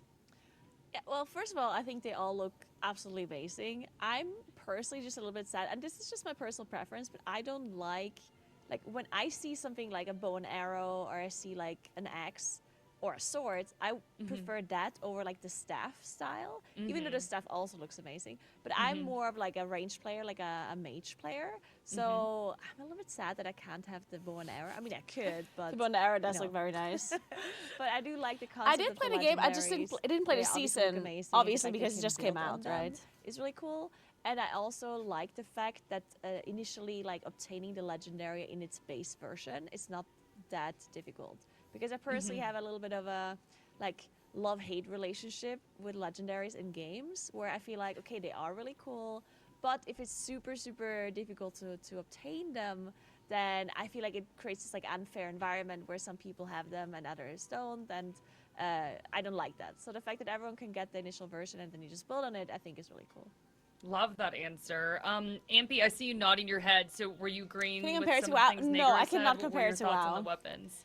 Yeah, I mean, I did not play I endgame. agree that it's pretty in cool to this not game. have like some I only really played low this RNG, game for like a few you know, hours leveling legendaries, characters. having it kind of So a I cannot progression compare it to system. WoW And at I think all it because also I have is not really played cool endgame. And the only with, thing I care about is being able to endgame, upgrade right? your So legendaries. It kind of gives like a visual I don't really progression to have your enough character's power knowledge as to compare well. it. With, you know, the upgraded axe Unfortunately. or the bow as it gets stronger. The rates look cool. but- Okay, awesome. And I Cannon, assume it's what were very your different thoughts to World on of the Warcraft, legendary the weapons? rates. Because the rates I are mean, 10 men or visually like they 8 look men, great. and in WoW it's obviously like 20 men the and last bigger. time I played So I the think, bow and arrow. just from a bow and pure, arrow like, class. So like looks the of bow the looks game, fantastic. I think I do it's more comparable like to the idea FF14 of gameplay having than WoW. a base weapon and when then it you comes just to rate. kind of I think essentially empower like, it. I don't and then you just know, but it continue looks to, you know, kind of in similar this to case, feed gear into FF14, it the or raid feed mats into style, it. and how the bosses are. Because that process can be created and really stuff. fun rather than having to farm like So if I would have to compare it different to pieces another of game, I gear would that probably get- say FF14. that might be rare or like a super rare drop from this boss. And, you know, not that that's bad, but I think this system can be fun. So it'll be interesting to see how it actually feels in game. Okay, liking that you're positive about the progression system here. Guzu, do you have any thoughts on the progression system, the legendary weapons in general? I'd say I guess to mention something a little bit different. I think the visual progression is cool because it did look like there was some visual progression when you're upgrading your weapon as well. And one of my I also think that's I could cool call that it the a little weapon bit of a looks gripe, cooler. I suppose when I played originally more was you there was feed not a lot into of it. visual progression with my character. Outside of the MTX, which is, you know, stuff that you can get within the game. But I really liked that there's an item that you can see, like, okay, he's got the legendary. Okay, he's at this level of it. I think that's really, really cool. Hey, Tomioka, That there's thank you so actually much for 40 an months. item What's that up? you can get How that's you like, doing? okay, they have Thank this you, thank you, item, thank you. know, and it gets better and better. So I think that's cool. I like that a lot for sure. The visual progression of it, and that you can actually see that this is the legendary weapon. Oh, great. Okay, well, I cannot wait to see what you all do with your new gear and There's nothing legendary in front of my face, weapons. it's the But sun. okay, now that we've covered the big announcements, It's let's light. chat about why we love Tarisland and just go down memory lane. So I definitely want to start off asking, what was your favorite class to All right, Meat level Panda, and have play fun. so far? I feel like I'm Hope you kind like of it. getting a sense of each And person's if you don't, play well, then style you and just what they're don't. vibing with. Naguura, I'll start with you. All right, so I leveled a paladin and a mage a little bit, and even though, like I said earlier, I'm more of a ranged player, like a magic kind of player with the staffs, I actually did prefer the paladin playstyle. So I do think that I'm going to be sticking with the paladin actually moving forward. Paladin did seem a lot of Love fun. it. I picked Paladin too, so. The Well, I'm a gameplay of paladin Paladin too. definitely Oh my seemed gosh! Okay, very Amy, tell me wow. more. because Yeah. you had like this Wow. holy Why power do you like pick it. equivalent. Paladin? Well, I feel like I always gravitate towards melee classes, and I was originally gonna play tank paladin, but Justice was a lot of fun. I really Stupid liked the Sky moment of Laser, glory I you get know, when, like, right? your holy power procs, or I don't really understand how it works honestly, but you go crazy mode and you can just spam Yeah, all there's your some. buttons. It's and literally the super sun. fun. Like the sun is shining onto my Love face, spamming buttons, yes. and it just moves. What about and you? it probably seems weird because I'm I moving. actually usually So, like- gravitate towards melee as well, But yeah, whether it's it's a just great sword or gauntlets. But in this game, I think I would go for the ranger, playing the bow class. That was the last class that I did play the last time I had logged in, and I just remember having a lot more fun with that class for whatever reason compared to the shadow swordsman. And I did play a little. The paladin was fun. Hey, It was pretty Savik, good. what's And I think just the warrior. I can't remember what the last class I played, but yeah, I do remember having the most fun with the One with sec. the ranger. So I think I would go with that. I'm just Okay, trying to cool. open Discord without you guys seeing it. Kuzu, There you go. I'm not getting Bard vibes from you, so I don't really know which one you would go with. So Definitely enlighten going me. I have Bard. no idea. Oh my god! I mean, I don't know. Listen, I've been playing a little bit of Bard. Arcana was pretty fun with playing all the chords and stuff. It's actually like all memes aside, it's actually a pretty cool class because depending on which chords you play, you get like certain buffs, and it's a pretty dang class. But I've also been playing a little bit of Warrior because I just like Warrior. So I don't know. I either Bard or Warrior for sure. If I, force to dibble dabble a little bit more with that. Dibble Okay. dabble. No, Yeah. the dibble dabble. I Yeah, can't. that's good. They The butchered double my double name. bard spec. I mean, it's just Jackie that Kanan kinda pronounced it a talked bit wrong. about, It's fine. You know, like, wanting to go. it's I think okay, ranged, guys. Right, Like- for season one. But I don't know why would everyone's you so guys kinda bothered stick by with What this. you're doing when going into why are season you one, or would bothered maybe on my wanna change it behalf, up for guys? season It's one? okay. She I'll start with pronounces it Naguura a little again. bit weird. It's okay. Yeah, so I think I'm actually gonna It's play the fine. paladin. So even though I tried mage The one recently, thing, I though, do is that think, they I'm are, gonna go back to the they wrote the paladin name and wrong. actually continue with that in season 2, yeah. Okay, in Team my Paladin panel, Here. you What know? about you, Ampy? You're gonna stick That with is a little bit Paladin, or- unfortunate because Um, then people I are not haven't going to played find any my other stream classes, if they want to so find with me, right? The ability to kind of If they get look level at this and they're 40 like, oh, right I like away this on, person, I want to check out their whatever, stream. They um, wrote the I name think I wrong. would The wanna way they try other pronounce classes it is out, but whatever. For now, but it definitely sticks writing it to wrong, Paladin. that's a little bit Okay. unfortunate. Do I even need to ask? Kuzu, are we Chris, good sticking with the morning, bard? what's up? I just I don't feel know. like Okay? that's a yes. I don't know. You need Now a I feel healer, like I'm gonna bro. play Warrior. I feel like I'm getting bullied over here. Stick with the Did they bard. write it wrong Stick with in the the- bard, man. Unbelievable. all You need look a like a yourself. bard main. You look like a bard main. Oh no, at Naguura, they wrote it correct Thank you. here.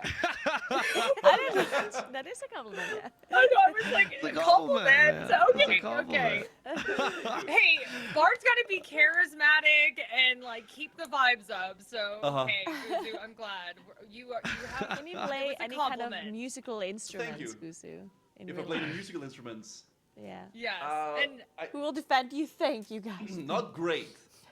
Yeah, Okay. not in a good way, but I can press buttons in a video game. yeah, well, so funny. Gotta leave because some for room our to improve next production. segment, Exactly, right? Kuzu is actually Can't be going to perfect from the perform a get-go, musical otherwise it'd be segment. boring. This was a surprise impromptu. Good morning, I'm totally Polarizer, kidding. what's I'm up? totally kidding. Look at his face. I'm keeping a busy full screen here for Oh this. my gosh. Why am I getting put on the spotlight here? Oh my gosh, I'm totally kidding. You know what? I do want to, look back and talk about all this amazing content that we saw today. So, what content are you most excited to experience in season 1? We showed you all some dungeons. We had that look at that raid. We looked at the map, the prefix gear, legendary weapons. I'd love to go around and maybe you guys talk about some of your favorite things from the broadcast today. Cannon, you're right next to me, so why don't you go first? Wow, I'm honored. Content that I'm looking forward to. I think it's definitely the raids. The PvE in this game is actually pretty good. It was pretty exciting seeing a lot of people go pretty hard during the world first race for this game. I was actually pretty surprised as to how many people were invested in that. So I think Tarisland has shown that they can put some pretty good raids together. So I think for me, it's definitely checking out what those raids would be. Okay, awesome. Naguura, how about you? I'm the same. I'm a raid person. I'm a high-end PvE person, so I'm definitely looking forward to Look at the raids. name, guys. Now, Look I at it. do definitely also love the legendaries, so that's something that I'm also looking forward to. But yeah, definitely mainly the raids. Okay, Guzu? Man, my room looks a feel lot it's cooler when we're just it's all dark. repeating each other now, but that is the Look at most this exciting thing, plant though. and the vase. That's what's the most fun, I think. It looks so much cooler when it's dark. In The MMOs pizza for me. slices. Yeah, We the should pizza close my slices, the chapters big after eye, all. in the dungeon. Yeah. The eye again. Yeah, Oh. Yeah, he's the it's eye good. man. Yeah, I mean dungeons and raids. That's the most exciting, I think. Of course. Yeah. Okay. AMP, you too? I mean, well, for me, there's no dragons in the raid, so I would say I'm looking forward to the dungeons more. I can't. No, but the raids do look really cool, and the mechanics look pretty interesting and complex. So I think it would be a really rewarding experience. Aw. The legendaries, though, honestly, if I had to pick one thing I'm most excited for, it's the legendaries. I just like shiny things. So get a fire axe on my paladin, I'm happy. I loved the fire axe. I hadn't said it yet, but every time the axe showed up, I was like, oh my god, I need. Okay, well, definitely looking forward to Season 1. And just a reminder for all those who play, players can earn free rewards for inviting more players to return / there you try out go. the game. So this is just a great time to get people into Tarisland. So do I get with you. loads and loads There of are rewards also because some you are important going to try the things game that because we of need to me? talk about for guild Do I leaders just get and all of the legendaries content immediately? creators. So to show appreciation for those diligent, hardworking guild leaders, Tarisland will be regularly awarding guild leaders with valuable items such as crystals. Also, Season 1 will gradually introduce large-scale guild events such as guild guild boss rewards. battles. Very, very exciting. And calling all content creators, Tarisland is kicking off an exciting program lining up generous exclusive rewards and the latest cutting-edge content just for you. They'll also provide extensive promotion and exposure for See, standout the work streamer on their privilege, official platforms. So that's guys. pretty cool. Also, People the say it brand doesn't new Dragon exist, but Raid it's Bounty right here. Season 1 is about to kick off Literal with the launch streamer of privilege. Tarisland's first What's your 10-player real raid. code? So get ready for a completely new gameplay experience, a revamped reward system, Goddamn and a streamers. grand prize waiting for you. There are actually a ton of prizes, but wait till you hear about this ultimate prize. All guys. members of the guilds ranked in the top 10 I will forgot to receive mention an this to you guys. exclusive There's going to be a title giveaway and soon, a limited and there's edition going to be a mount. code. So to learn more You need about to these programs and get events, ready. click the links Like, in the description shit, of this I should have video. told you this So earlier. I forgot. Lots of great stuff happening for the There's gonna be a Tarisland code on community, but, screen Okay, we soon. ain't wrapping yet, folks. And only a certain We're amount of not people wrapping yet. are going to be It able is to claim the giveaway rewards. time, okay? So I don't know where you take a claim look it. at I don't your know. Screen. 2,000 Shit! of you Hurry up, can guys. use this There. code. Taris, and 2,000 Taris of you will S1 get show exclusive 321. in-game rewards. It's pretty awesome, right? Sorry, I should have But told you that's this not all. earlier. I don't know where 3 your of those claim lucky is. code users will also get an exclusive tiger or Shit, rhino I'm so sorry, mount. guys. I They look literally should have really, warned really you cool. earlier. So grab your code now, and you can win. I these had the exclusive information and I mounts. didn't And, tell you. I mean, at the bare minimum, you I didn't know the get those code, in-game though. Rewards. So grab that code while you can, everybody. Right, Three of Taris you will get a really S1 special prize on show top of that, 321. so, yeah, But yeah, I grab don't know how those you claim codes. it. Do you I assume you Okay, claim it in game? That is a wrap. So I Sorry, want to I should have told you Cannon, earlier. I'm Impy, sorry. Naguura, and Guzu. Is there anything that you guys want to say to everybody watching at home? I'm sure you have some fans who've trickled into the stream here. So, you know what? I'll start with Yeah, Naguura, take it away. I wanted to say something, but they're all gone now because they're all entering the code. So I would be just talking to no one. No, I am excited for season 1, and thanks for having me. This was fun. Aw, let's just go around. Let's go to Guzu next. I always hate when Yeah, when they do these goodbyes. Thanks for having me. I don't really know 'Cause, what like, what to do say. you even Yeah, say? It was cool. It was cool being a part of the. What do you say? It's little like, showcase here with some all new right, content for was Tarisland, cool, so bye. pretty awesome. Like- Yeah, thank you. Don't go back to me. Go to Anthony. Okay, our canon. I was really hoping that production would just leave love it this. on that screen for long, for like 5 more And no one should seconds. have said anything. Oh, that would have been great, man. Production team, you guys, Just do come like, on, oh, you man. normally leave, just quit yeah, call. thanks for having me. It was fun. I sometimes do taking a that when look at I'm on all call the, with the new people. I'm content just like, okay, that's bye. coming out in And, like, Tarisland, instantly, and, like, I'm out. yeah, I don't know what else to say either, but thank you. I do have a lot of Twitch followers, actually. Yeah, thanks guys Just for because having I've been us. streaming for that long, not because that many people care It about was a me. lot of fun. I think I think I'm still 90% of my so excited to followers see forgot the who I raid, am, honestly. honestly. So I hope They you guys probably are too. followed me like 8 And years obviously, ago. a big thank you to all of you watching at home. If you haven't played Tarisland, Dude, head Jackie's to the the Tarisland goat. website, She did such a good job hosting the show, that was or your App crazy. Store and download now. And today, the Blight Dragon season is now available on Steam, and Steam users will get exclusive mounts and rewards. So, what are you waiting for? Happy adventuring, everyone. See you next time. Bye. All right. Well, they did a pretty good job cutting together the show. That's pretty cool. Nice, nice, nice. So apparently the game is live right now and you can play it. We could check it out for a little bit. Get level 40 at least.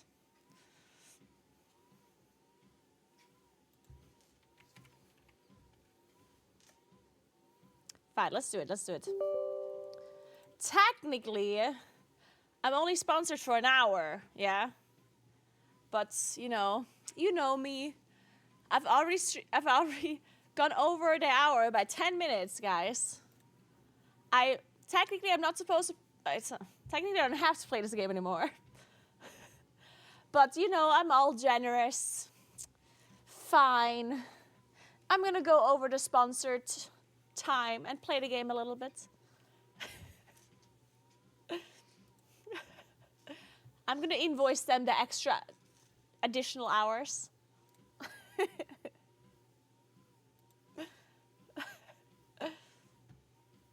I'll be sending you my PayPal. Oh my god. That's just so loud. Is that really loud for you too? Or just me?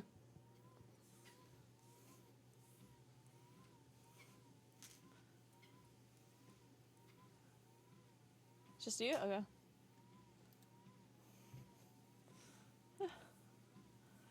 Playing overpaid sponsor time somewhere out there. Noose just sends the disturbance in the force. I had a really good talk with Mike a few days ago. It was very informative. He's a really nice guy. All right, I have to update Tarisland. So let me do that real quick before we can start playing.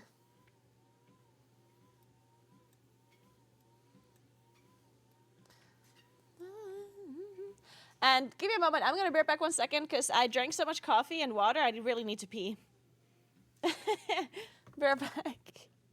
Wait. Oh, there we go. For a second, I thought I paused the music while I paused my treadmill. I was like, what the hell? Okay, 1 sec.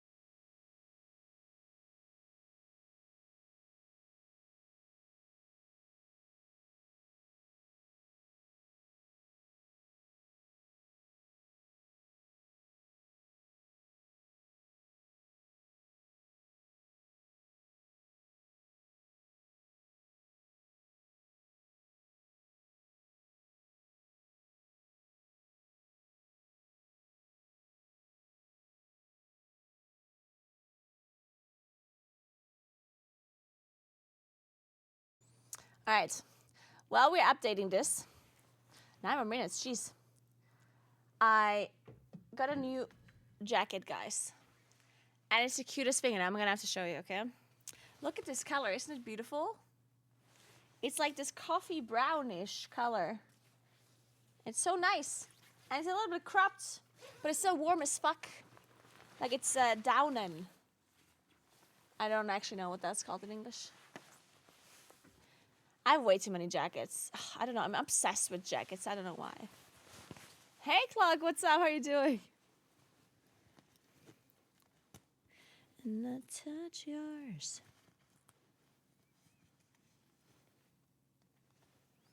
Let me show you.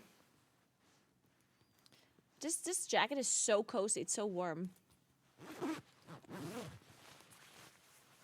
how cute it is. Poo stick brow. Isn't it cute? Fucking poo stick brow.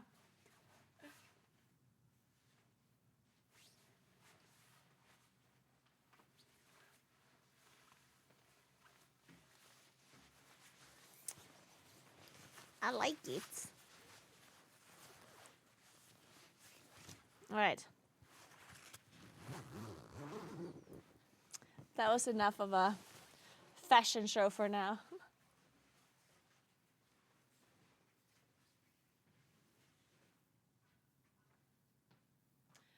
By the way, I came in here today. Oh, you know what? While we do this, we're gonna play some. We have enough time to play our Wordles while this is updating. Let's play our daily Wordles.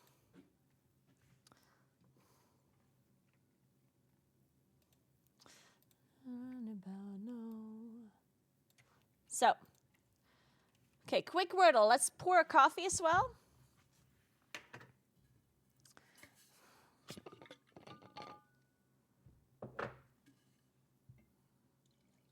Might be my third coffee of the day, but don't tell anyone.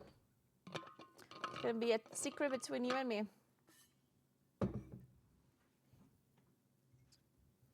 Hey, Disaster, mon. Okay, let me continue this walk.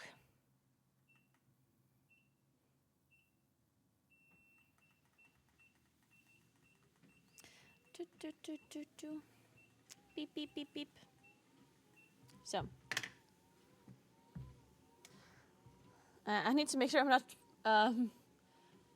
dropping this coffee or like spilling it.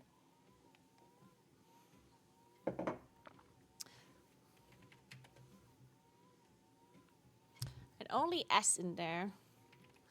Shrug. Ooh.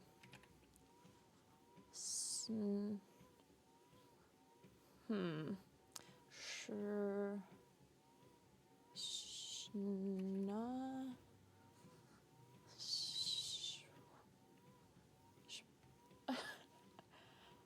Schmuck. Schmuck. Is that a word?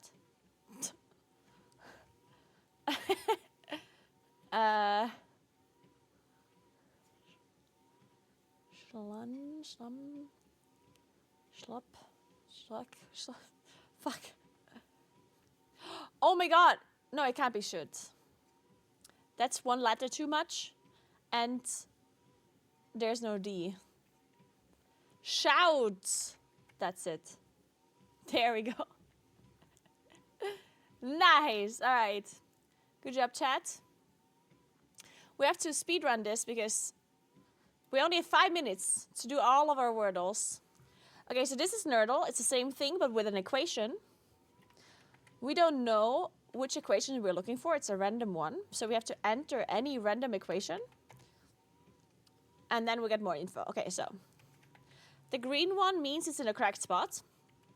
Black means it's not in the equation at all. And pink means it's in the equation, but in a different spot. So either it's a 1-digit number or a 3-digit number because the equal sign is not here. So we know there's a 3 there, a 2, and a 5. And we know there's a multiplication. So let's try something minus something to get a 1-digit number. Let's try 5 times 2 is 10. Minus 10 would be 0. Okay, no, that doesn't work. 5 times 3 is 15. Minus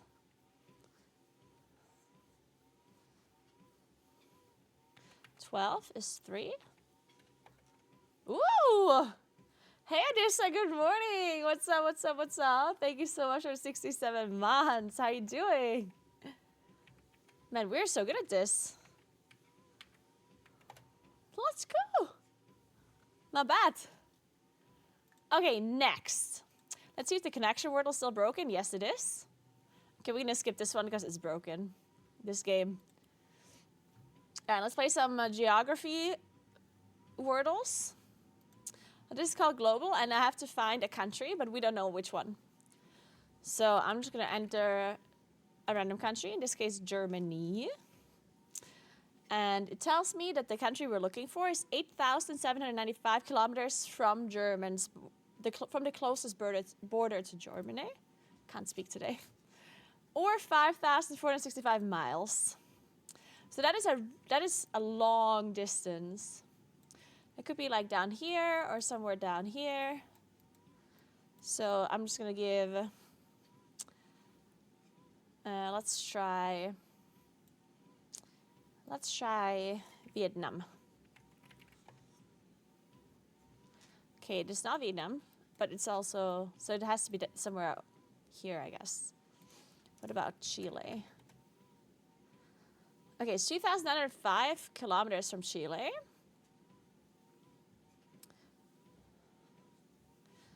So still 3,000. Ecuador. 655 kilometers from Ecuador.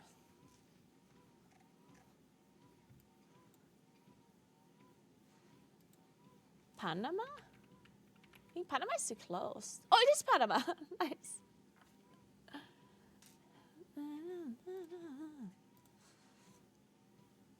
Is it still not available on Steam? I don't know. I downloaded, or I'm playing the game from the app.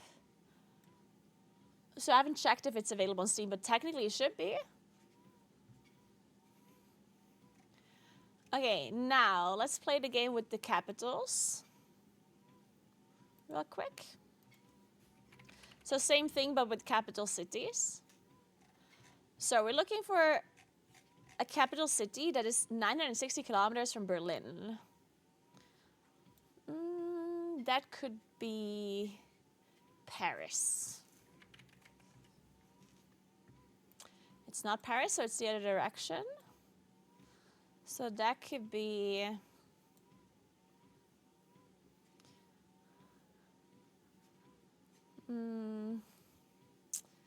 What's the capital of...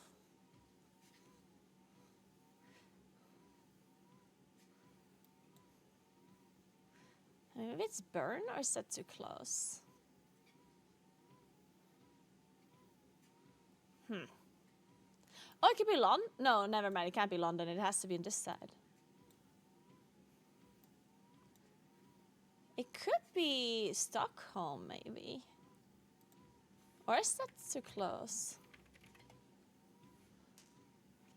840 kilometers in Stockholm. So Stockholm is slightly closer, so that means it's here somewhere. Right?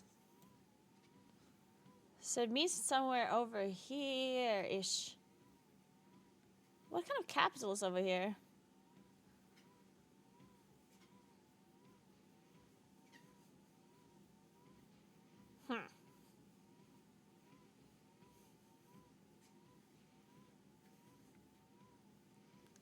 What's over here, guys? Where my mouse is at. Actually, maybe more like over here. Yeah, I'm triangulating. Moscow is over there? Nah, isn't Moscow further up? Wait, maybe Moscow is here. Okay, it's not Moscow. It's 680 kilometers from Moscow still. So around here.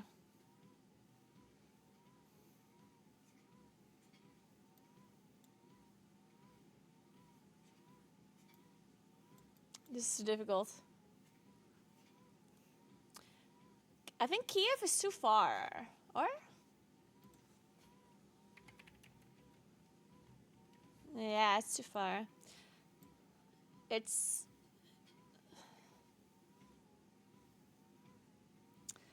Ankara is the capital of Turkey, but we need the capital of Belarus, I think, right? Is here. Minsk. Is that Minsk? There we go, it is Minsk. Alright. There we go, yeah. Nice. Ooh, that was difficult. Well, it wasn't actually difficult. I just didn't know where Belarus is. Oh, fuck. Wait! Okay, so this game is called Travel. Hey, Alex, thank you so much for Prime. I appreciate that. This game is called Travel, and we basically see two countries, and you have to go from one country to the other, like by naming the countries in between. But you have to find the way that crosses the least amount of countries, not the fastest way. And now first we have to figure out which countries these are. What country? What is this country?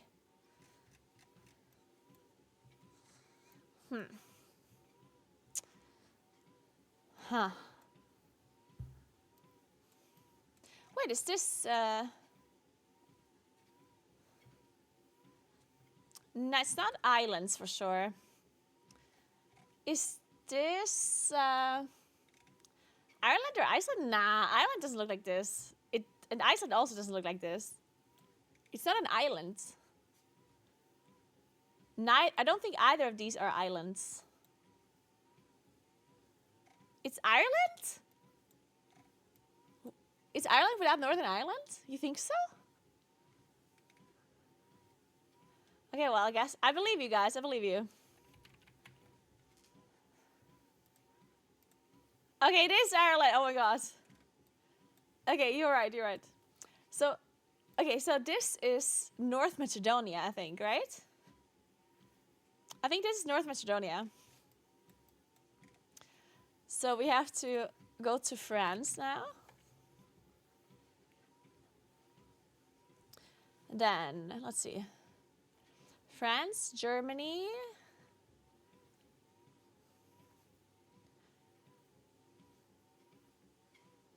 France, Germany, Austria, Serbia, Bulgaria?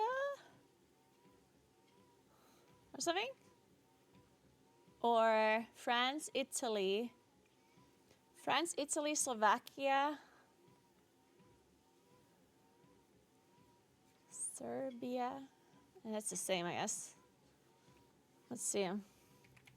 Germany, Austria, Serbia. Fuck! I forgot about Hungary. No! How could I forget about Hungary? Shit! Oh man, we were so close. It's not Turkey. No, it's North Macedonia. I told you.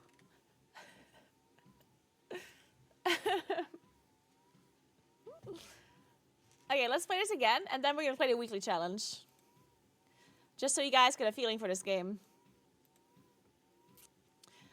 Alright, so this... Oh, man. Oh, shit, what country is this? Huh.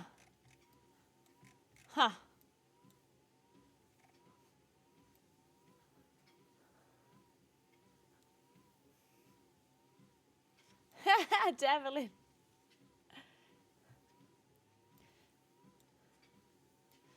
Oh, David.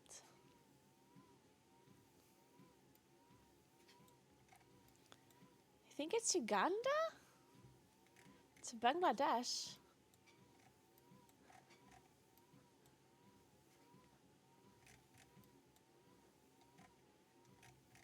You think? I mean, maybe. Okay, let's see. What does Uganda border?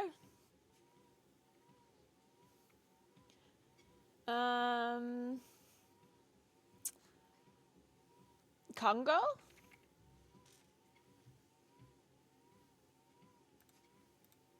Fuck, it does not. Shit. What does it border then? So there's Central Sudan? No, wait, this is Kenya then, right? This is Kenya. Yeah, this is Kenya. So Kenya borders Ethiopia and South Sudan, I think. Yeah, okay. South Sudan, Sudan, Egypt, Israel, into Syria, into Iraq, into Iran, and then Bangladesh borders China, right? So we go Afghanistan. Oh, not Afghanistan. Oh, because you have to go India. Or? So it's Pakistan, India. There we go. Yeah, of course. Fuck. Bangladesh does not border China. Okay. Of course not. Wow, you were so sick at this one, Emo Face. Can't believe you recognize... Well, to be fair, Bangladesh does have a pretty distinct form. I've just never... Or shape, I guess. Okay, one more. Ah, shit. Oh my god, what is this? Is this like a stand land? It's just like a... It must be a stand land, and this must be... Yeah, Kyrgyzstan to Bahrain. I think that is correct. Yes, yes, yes. I think you're right. Do you think it's Kyrgyzstan, though? Could be. Okay, wait. So Kyrgyzstan borders Kazakhstan and Uzbekistan, and also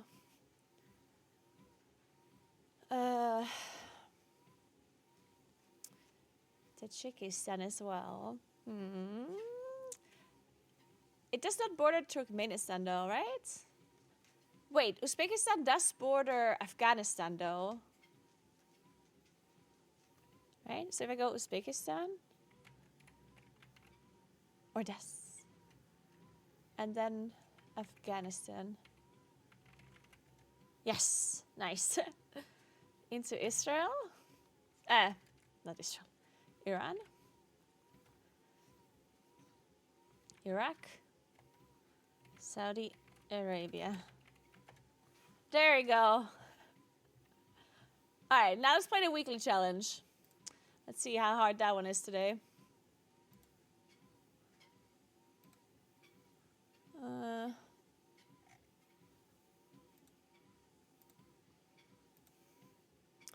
Today I'd like to go from question mark to question mark in a perfect straight line. In a perfectly straight line. Well, what are these countries, first of all? Fuck! Okay, we have to turn off hard mode. Or do you know what these countries are? I have no idea. Wait, let's see where we are in the world. We're around the equator.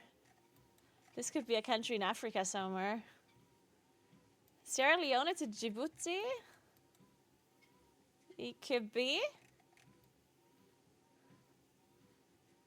Wait, you might be right. Okay, Sierra Leone. Sierra Leone in a perfectly straight line. Oh wait, we have to start at Djibouti. So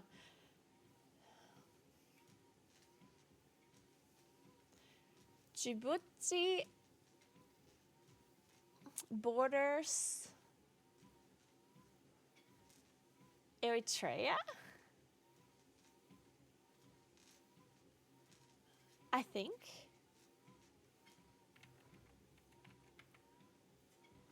Fuck.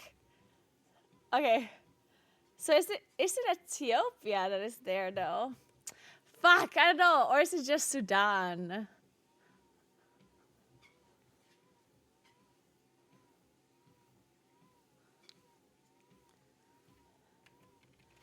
I'm gonna fuck it. I think it's Ethiopia. I might be wrong though. Yes. Okay, good. Okay, Ethiopia. Then Sudan. Then South Sudan is missing here. Then Chad.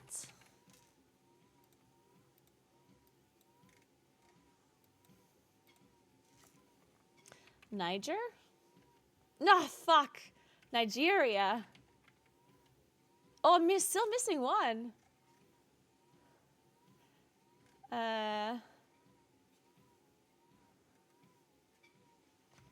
What is there? Cameroon? No. Cameroon. There's Cameroon, right?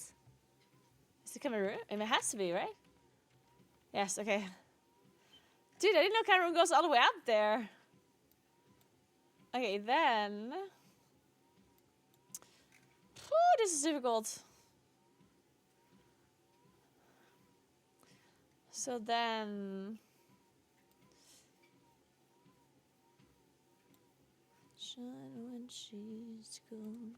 I think we have to go through Benin and everything. Benin, Togo, and Ghana. Yeah, so it's Benin, Ghana. Ah, fuck, I forgot Togo. Okay, Benin, Togo, Ghana. Then Ivory Coast. Oh, we're missing... Jesus Christ.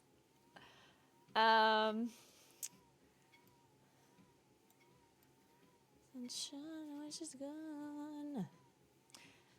It's not Burkina Faso though, right? It's or is it? Or is this just Mali?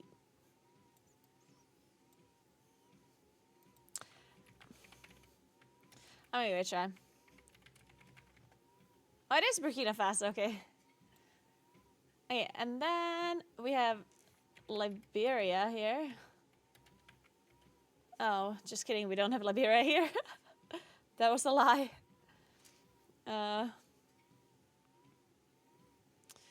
Well, this must be Mali then, right? Or is it Gambia? Gambia is... No, it's not Gambia. I think it's just Mali here. It's not, fuck. Senegal? Fuck, what is here? Let me look at this. So Mauritania is here. I think it's Senegal. Fuck!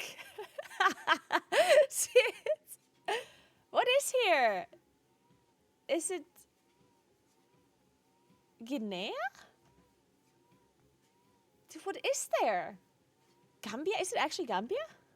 No, it's not Gambia. Gambia isn't here. Fuck.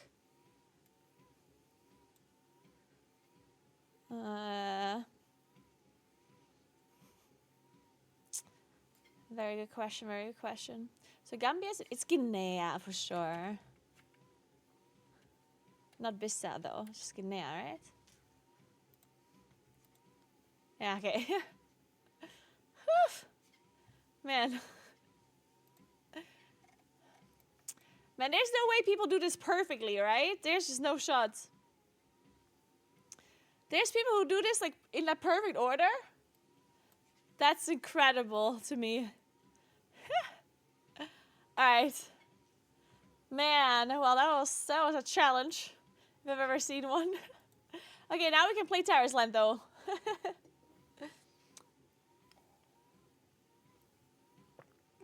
Maybe to travel through Africa? Yeah, maybe.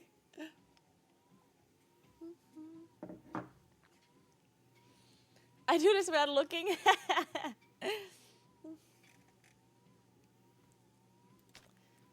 Wait. 16:01 a.m. to 18 a.m. That's funny. From 16:01 a.m. to 18 a.m. Oh wait, so I don't have to wait. I don't have the patch yet, right? I think it's only America that has the patch, right? If we have downtime from 4 to 6 p.m.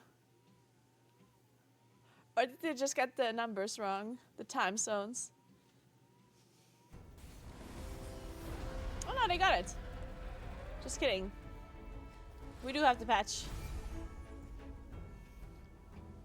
Boost 41 levels and obtain the following items. Perfect. That's what I like to hear.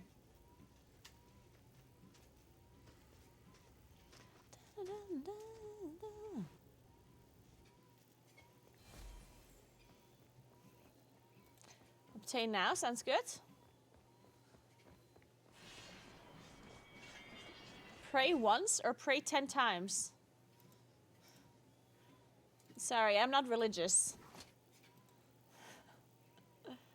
Sorry, guys.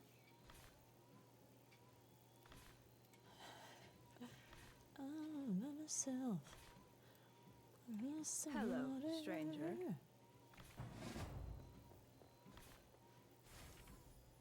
Oh, look at Catherine. She looks so peaceful. Well, you shouldn't wake her. I'm the savior of the Tada tribe, guys.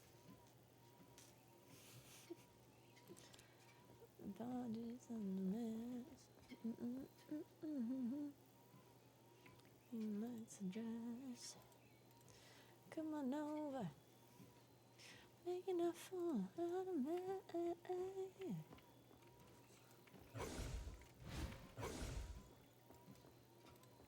Welcome to Valorant.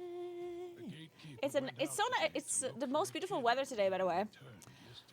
Earlier when I woke up, it was all foggy, but like really high. Like it was the strangest thing. There was like a layer of fog, but it was like high up. And you could see that it was fog because you could see that the sun was behind it and there was a blue sky behind it. So it was like this layer of like really high up fog that didn't go over the mountains, but it was like at around, I don't know, 2,000 meters or so. It looked very cool. We're here. Last night, I did a delve. The tank decided to pull loads of mobs, so they all died and left us with 1 life on the boss. On the boss of the tank, and Ashami blamed me. And then if you did not pull half the delve, you would not have lost. What the hell? That's so messed up. I can't believe people are being idiots even in delves. As if delves wouldn't be like the most casual content ever. We have to leave with Edgardo. Where's Edgardo?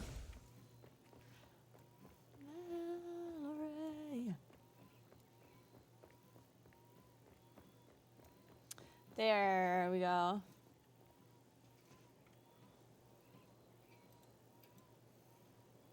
Alright, so cool. So this means, so basically I started playing now and immediately got boosted to 41. It's interesting though that you don't even get the choice to boost or not. Like you literally just get boosted without, or did I accept it? Maybe I was able to press escape or something. I'm not sure. Alright, so now we are already on the new map. It's called Scardina Icefield is a new map. So we're already here. The gate of protection responded to you. You can leave now. I hope you can keep everything about the Snow Lion clan a secret. I would like to leave. Oh, there we go. I'm touching it. Yeah, Shrag is the worst. Run away.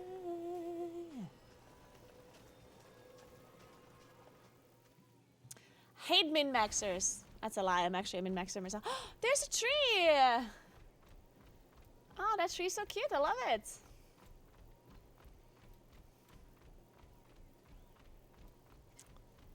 The way she's sitting on this. May the gods grant me strength to defeat these demon guards. So I have to kill wandering demon guards. Sounds like a plan.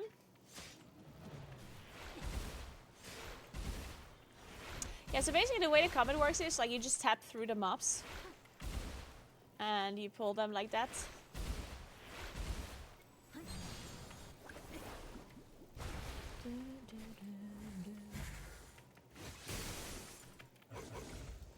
And then apparently you bring through them as well. Oh, you leave like snow imprints in the snow. But that's actually kind of cute. Look at that. Cute.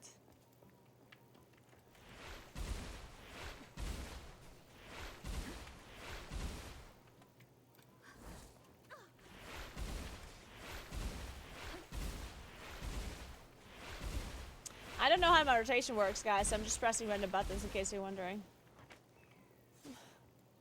Draw something in the snow? Oh, okay, I will.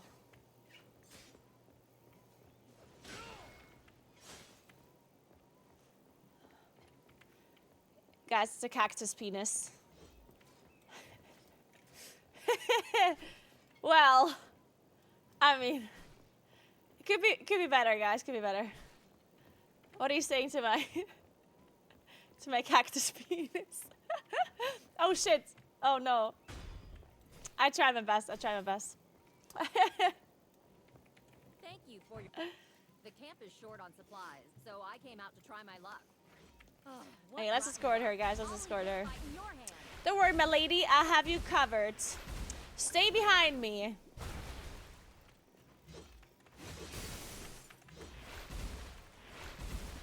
Where did these other guards come from? I swear there's more of them now.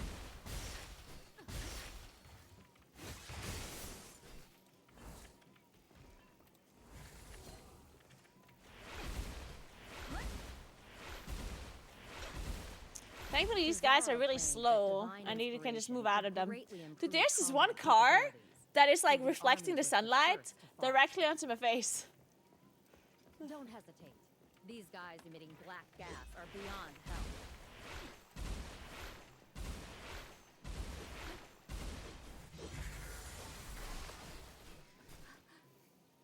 Tank them for me. Lady!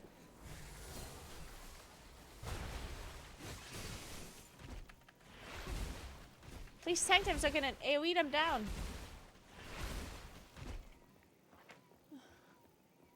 Thank heavens you're here. The camp is just ahead. Oh no! I'm 3k radar now. I've cleared everything at 12 and 313, and I'm still forced to do +4s for Rune Crest. Yeah, it's really stupid. I mean, you do get other... Wait, why do you need Rune Crest? Help protect the supply. Wait a second, why though? First of all, why do you need Rune Crest? And second of all, why do you need to do the low keys for it?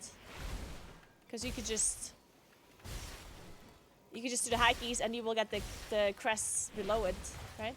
Once you've filled your gilded crest, you will then get the one below it from doing the same content.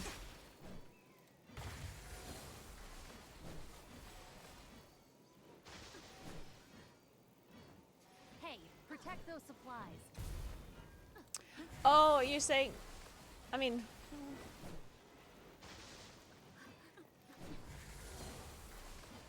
Yeah, okay, I see what you mean, yeah. Because, I mean, I agree, it is really nice that you get the crests that are below the one that you're farming for once you're maxed on them. But it is true, like if it's a new character or if you're really far away from the cap, then it would take you forever to actually get those lower crests. Yeah, that is true. Oh shit, I pulled this guy for no reason.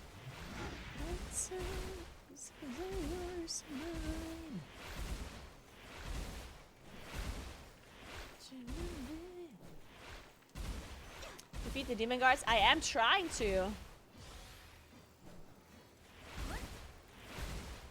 Ballista will use burst arrows to help us quickly clear the spawned monsters. The guard banners provide various statuses. Brave warrior! is this about? Life or death, we will fight for our home. This is so funny. Like it tries so. This game tries so hard to tell you the correct direction to go in, and I still go the wrong way. Like there's like the biggest arrows on the map everywhere, and I still somehow managed to go the wrong way. You survived. How can I tell?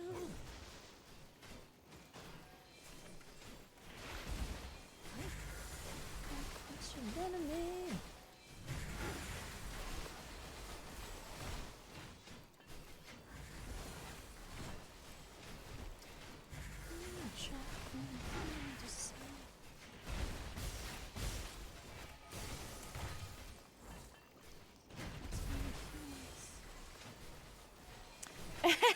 Mystery. You know it, you know it.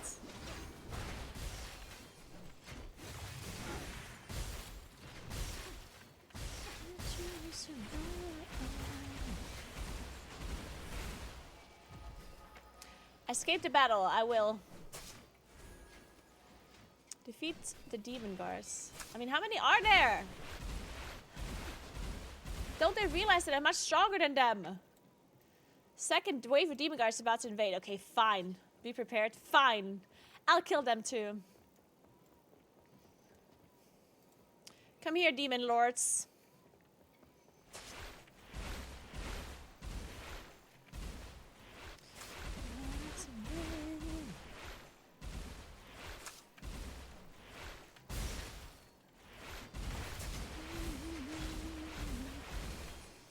I have all of the damage in the world. If you guys just want to come in, I got you covered.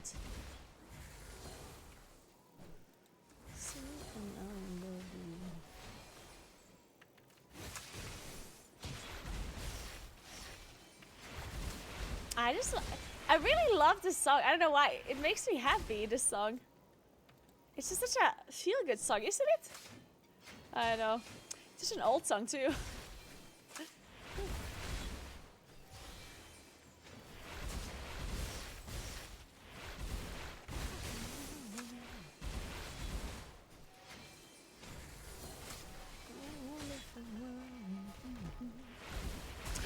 By the way, guys. By the way. I have a question for you. This is going to be interesting.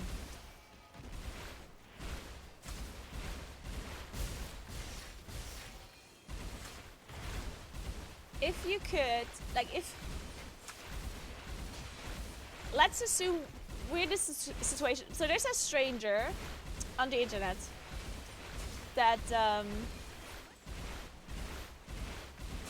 like okay, let me figure this out. Okay, so let's say there's a person that you meet on the internet, like a random stranger. They're not approaching you or anything. This is just like a random scenario, okay? Would you give a random stranger on the internet $10 if you don't know if they would give it back to you? For whatever reason. This person maybe, it's just like a thought experiment, right? Like it's not about them approaching you and asking you for money or anything. They literally just, would you give a stranger $10? And technically they are supposed to give it back, but you know, they also could just not give it back, right? Like nothing would happen to them if they don't give it back. Would you do that? You don't know this person, it's a stranger. It's a complete stranger. You don't know the person. Once made Granny.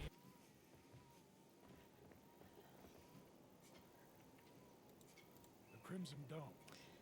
Sounds like it. And then the second question is, how high do you think the percentage is? Like, how likely is it, do you think, or how many people would give the money back? How many people? Let's say that. So from the people that received the money, the $10, how many of the people that would receive $10 would also give the $10 back? Percentage based. 1%? You think? I would say 50-50, okay.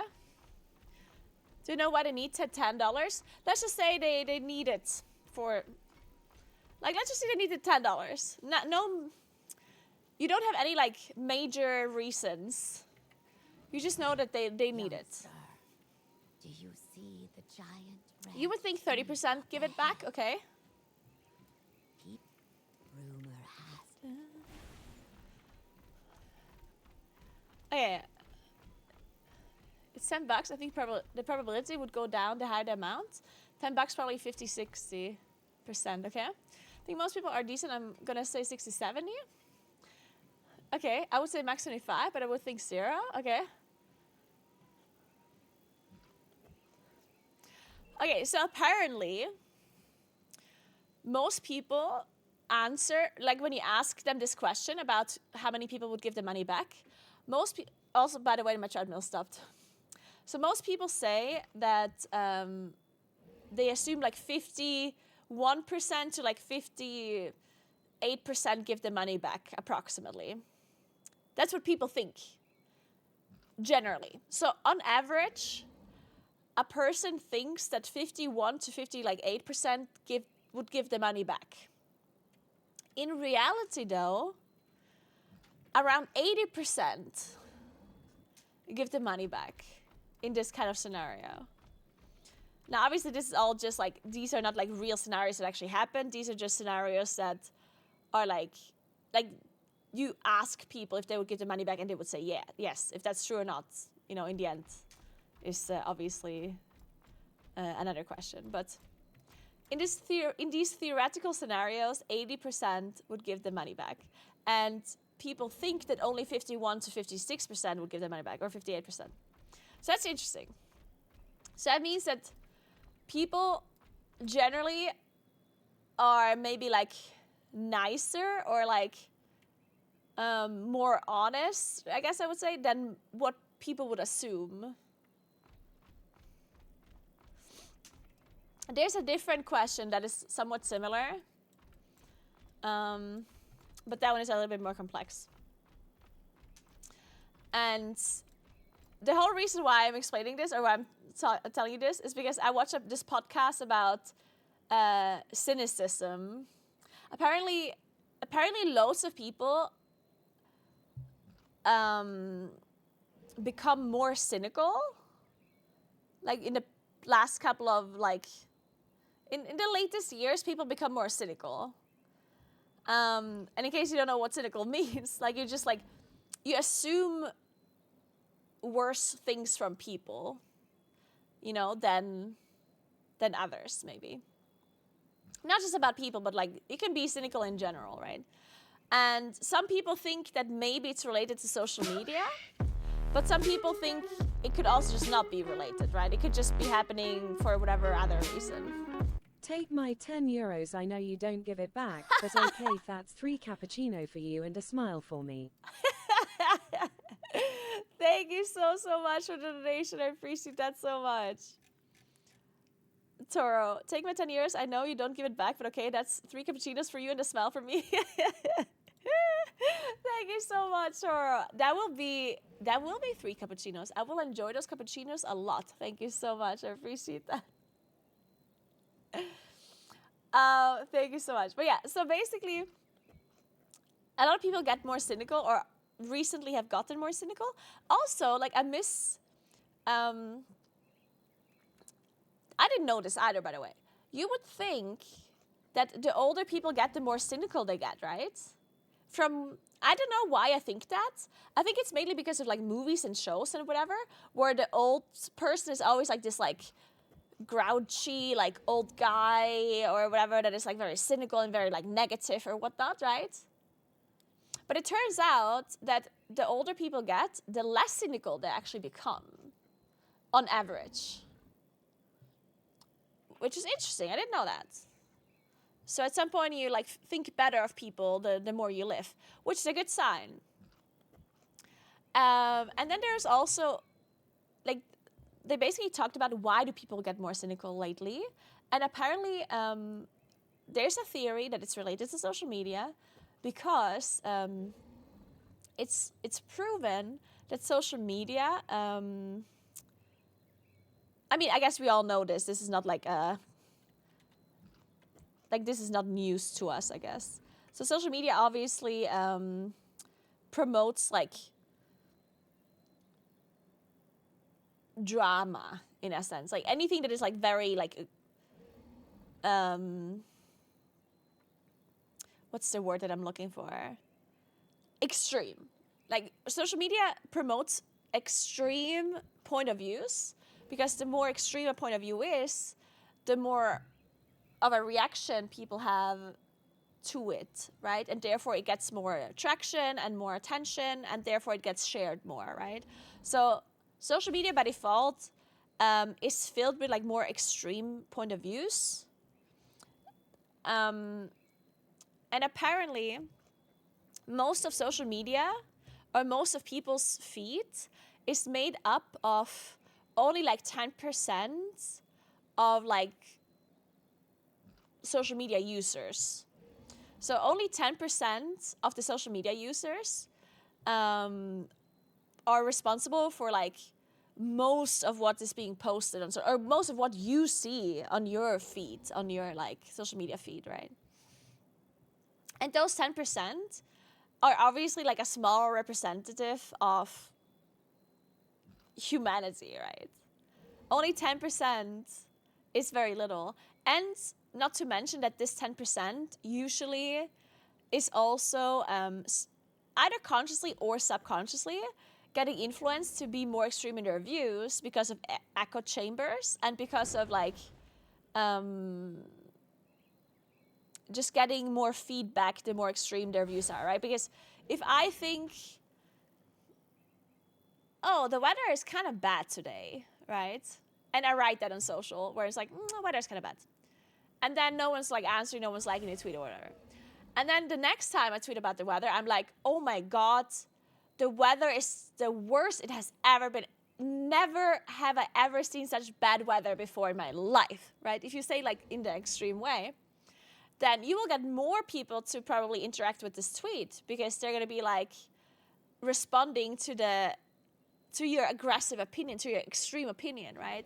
They're going to be like, oh my God, you're right. This is like the worst weather ever. Or other people are going to be like, no, what the hell? Where do you live? Like, my weather is much worse than yours, you know? And I was like, that is true, right? Obviously, the more extreme. And then it gets fed into the person that was posting. If you get more responses and more interaction, you're more inclined to share your extreme point of views more often, right? So, I mean, we kind of know that this is true, but... So anyway, so social media is filled with these like very extreme point of views. Not only are they like the minority of people that think this in such an extreme way, but it's also like they also get encouraged to be more extreme in their point of view, right? So there's this theory that people tend to be more cynical because every day when they scroll through social media, they see these very extreme POVs that is not what most people feel, though. Like, most people, in fact, are a lot less extreme in their views and are a lot nicer. I don't want to say nicer, but like a lot more neutral, I guess, when it comes to their opinions about the world, right? But those people that have these neutral opinions, which is the majority of people, they don't post their views like that on socials. And even if they would post their views on social, it wouldn't be getting so much traction because people people interact with extreme point of views more, right? So people that look at social media, like you and I,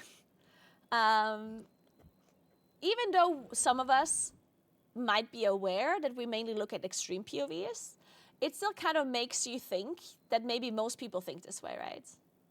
Like, it creates a scenario where we as people assume worse of others because we think that the world is fucked up, right? Because we look through social and we see all of these like super extreme POVs, and we have this feeling that all people think this way or do these things or act this way or have these, thoughts, when in fact the things that we see on social is like a very like small minority of the people that even use social media.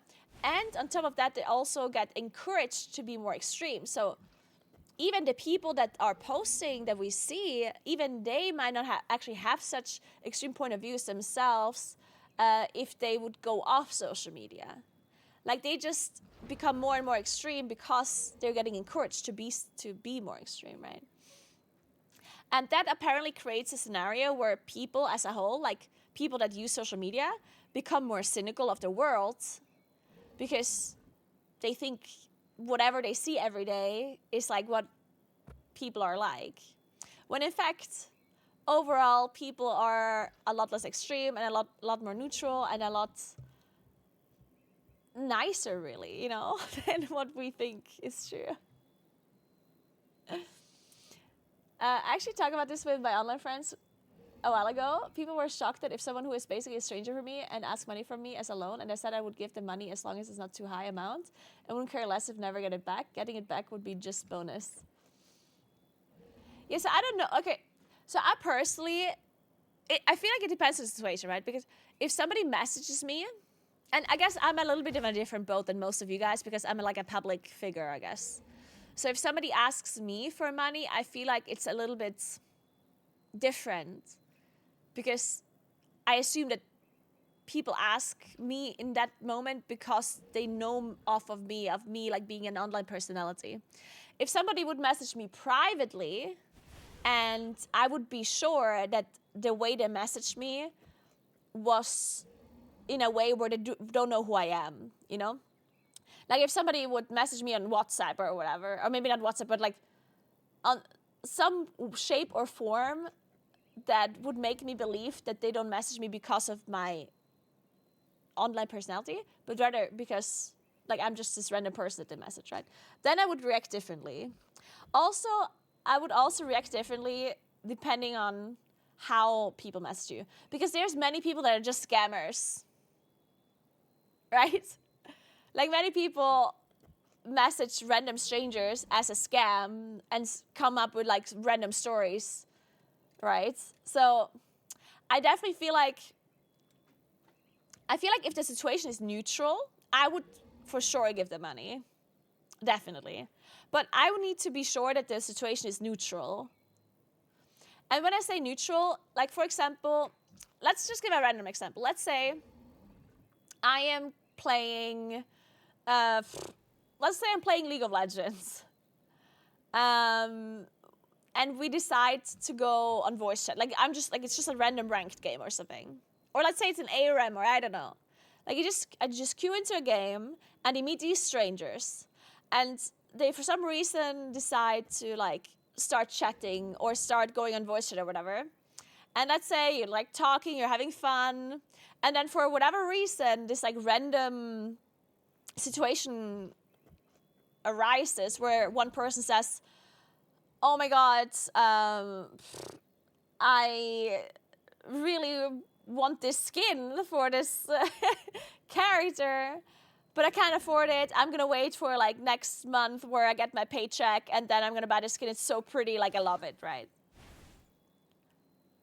Now, obviously, this is like a little bit of a weird situation because the money would be for a skin, which is not necessary at all. So, you know. But I feel like if I was in this situation and there's this person that is a stranger, but they like, you know, would actually be so happy if they would get like $10 and they can't afford it right now. And if they would be giving it back later, then I'd probably give them the money, right? If it makes them happy in a moment. Because I personally, and I think this is something, I'm not sure if everyone thinks this way, but I think most people do. Like if you can make a stranger happy, like genuinely happy, I think most people would do that if it's not like a major impact on their own lives. If you don't have to sacrifice like major things, right? Because I do think there's something about humans seeing another person genuinely happy, like very like genuine joy, is just beautiful. Like, and we humans, like it does something to you as well. Like I feel like there's some dopamine or whatever that makes you happy as well if you make another person happy, right? Even if this other person is a stranger. And I do think that most people would choose to make another person happy. Again, if it's not like a major impact on your life or anything. Like obviously,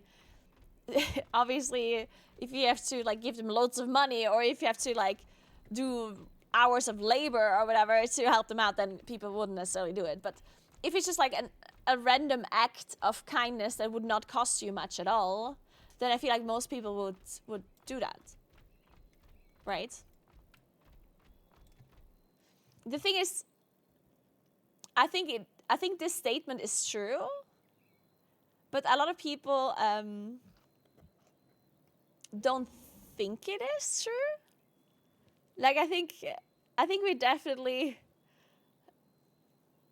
have got a little bit more cynical, where we kind of don't believe in the good of people, right? Even though most people are like, generally just good people, right? I mean, there's also a part of my brain that gets happy endorphins when I see someone else happy, so if I can, I would, yeah, exactly. Exactly, like, I love making other people happy, so if I can make somebody generally happy, then I'll probably do it. In fact, most of the time, I'm going too far with the things that I do for others.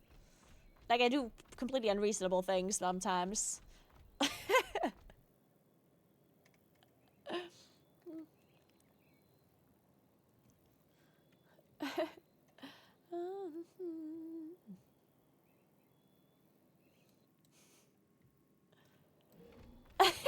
Remember when Kara tried to feed grass to a deer when it was standing in grass yesterday?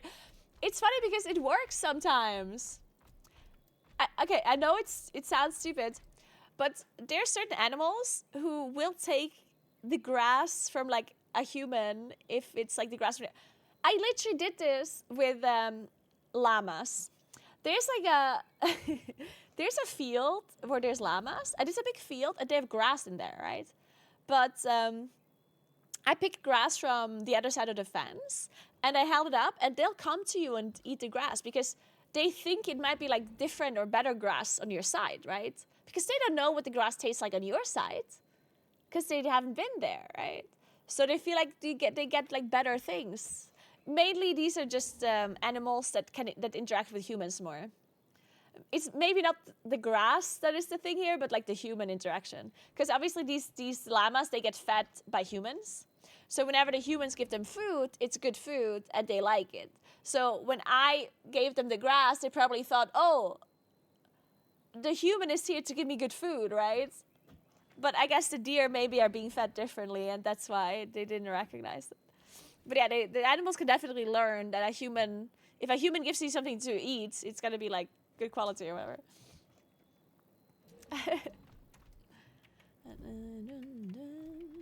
Anyway, I got distracted. I have to ask Wolfie for something.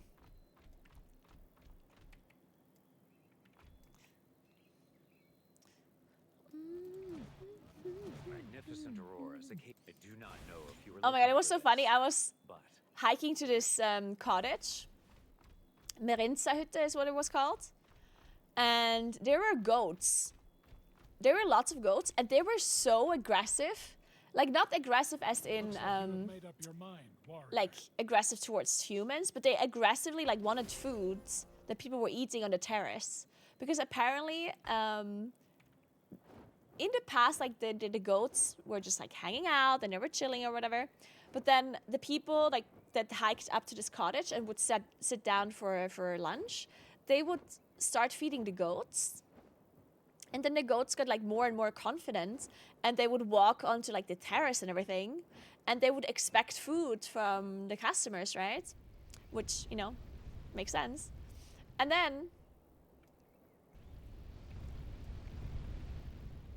then at some point they got so aggressive they would literally jump on tables.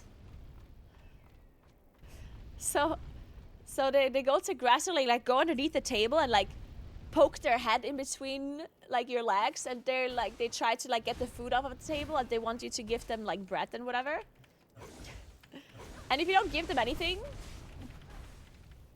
then they'll jump on the table. Well, I gotta have to kill Yetis apparently. Defeat the evil Yetis. Okay. What is this meter here? Am I just freezing to death? Is that what's going on? I leveled up!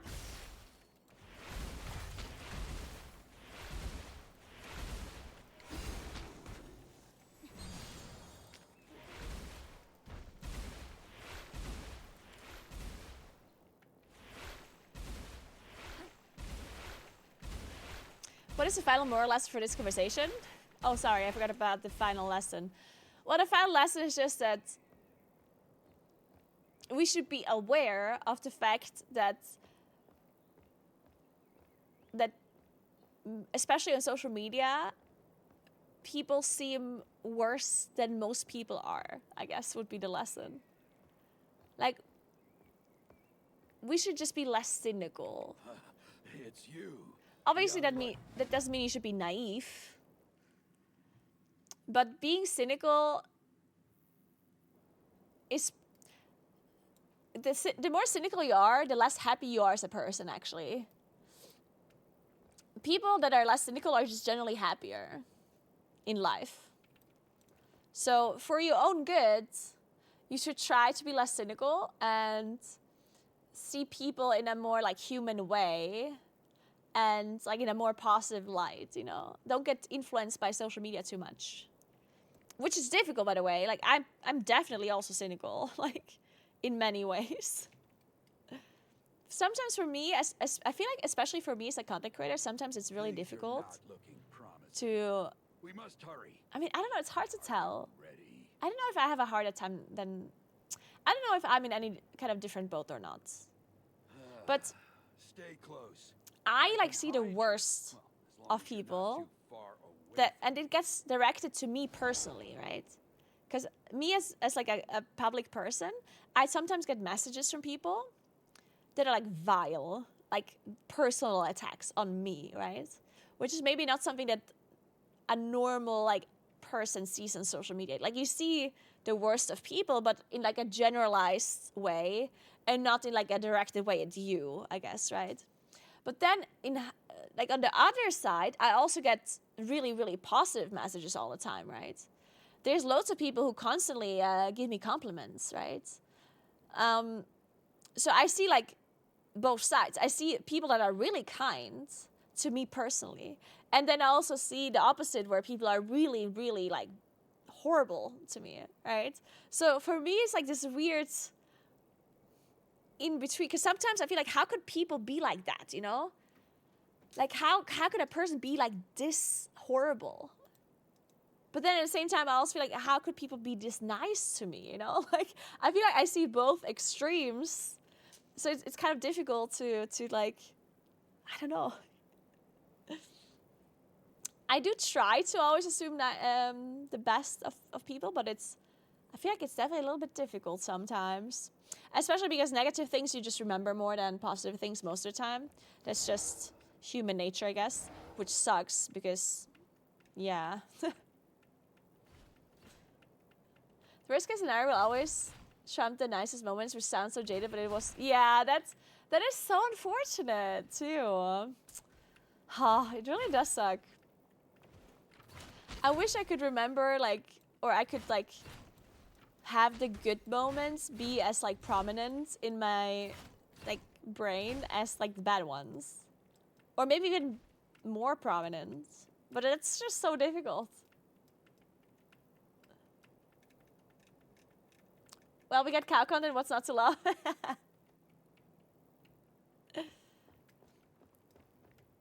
I definitely think I get more nice messages than hate, of course, like for sure. Definitely.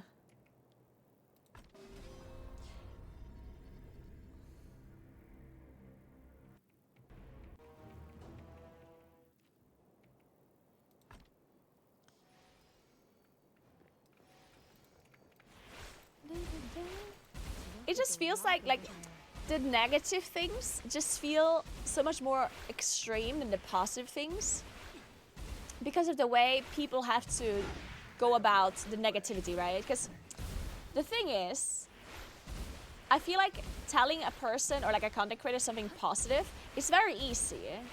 And it doesn't cost you anything. And it's not like, because you can, like, for example, just liking a post. Now you did something nice to this content creator. You just liked their post, right? That's already something positive. It just, you know, you just liked it, which gives the content creator like nice feedback, and it tells me, oh, I did something nice. I have so many likes in this, right? Doing something negative towards a content creator, on the other hand, seems, to me at least, like you have to really go out of your way. Like you have to really have extreme feelings towards this person to do something negative to them, or to say something negative, you know what I mean? Because saying something nice or liking a post or whatever, it's so simple, and you don't need to be, like, those feelings don't need to be extreme feelings, right? Like, I can like a post of a content creator, and it doesn't mean, like, I love them or anything. Like, you know, it literally just means, oh, nice post, dude. Thumbs up, you know? It's just, like, a very, like, minor positive kind of, like, reaction. It's nowhere extreme, right? But whenever someone writes something negative, that it immediately feels extreme, because you have to go out of your way to write something negative when you don't know this person, right? Because if I personally see a post and I disagree with them, or I think I have a negative feeling towards it, if it's not an extreme feeling, I just don't say anything, right? Like, if I see a post from somebody and I disagree with the post, or I disagree with whatever it is, or I'm just, like, thinking, what the hell? Then I'm just like, okay, I have the negative thought, but I'm not acting on it, right? Because there's no easy way to act on a negative thought the same way as there is an easy way to act on a positive thought, right?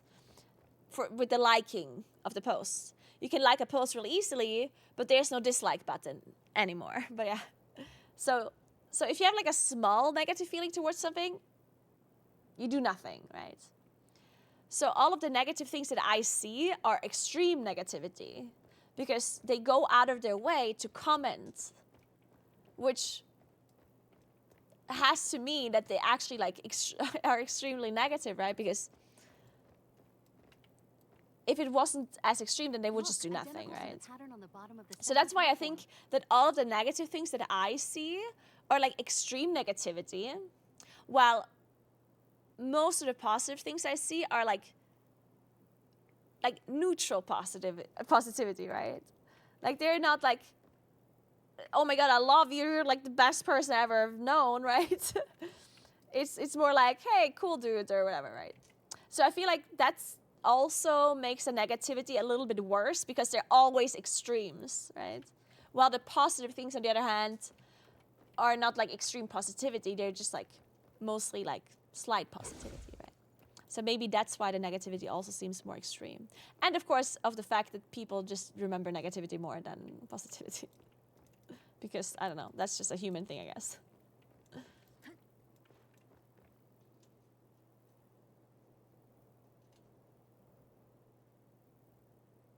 Monetizing negative engagement is the worst thing known to man. Yeah. Oh, I hate that. That's so bad. Oh, I hate it. Most people that send hate are either doing it because their personal views are opposite of the creators, or they send it because they were convinced about something online. Also based on age, because a lot of young people are young, so they can get out of hand pretty quick. That is true. Like, I mean, I guess it's hard to tell, because I do think sometimes the negativity is mainly from young people, but then you would think so, at least, but then there's also many people that are not young that are being, like, negative. Like, but, you know, it is what it is. I think you're right that it's just, like, sometimes it's just easier. I guess a good way to think about it, whenever you encounter, like, negativity online, a good way to think about it is that, like, something must have happened to this person for them, or they must be encountering some, like, incredibly negative thoughts or situation for them to go out of their way to be negative towards another person, right? So you turn it around in your head. So instead of taking this, like, negativity personally, you could be like, okay, why is this person negative towards me? Like, I'm a stranger on the internet. They don't know me. So how can they get such an emotional reaction out of this situation and act on it? They must be in a pretty bad situation themselves, or they have a bad day, or there's like something going on that made them react this emotionally. So it must be like on them, like they are in the bad situation, not me, right? So I can like distance myself from the negativity by saying, you know what, this person must be having some extreme case of a bad day, or like there's something going on with them. Like, and does this affect me right now in the moment? Like, is their negativity towards me something that affects me somehow, like in the long run, in any like meaningful way? And the answer is probably no. This person had this reaction and they're gonna move on, maybe, hopefully, and I am never gonna be interacting with this person anymore, ever. So it's not gonna have any negative impact on me other than the fact that I just had to read this negative comment, right? So if you tell yourself that in your mind, you can move on a little bit easier, I guess, most of the time. Hey, Arturolo, thank you so much for your sub. I appreciate that. Thank you.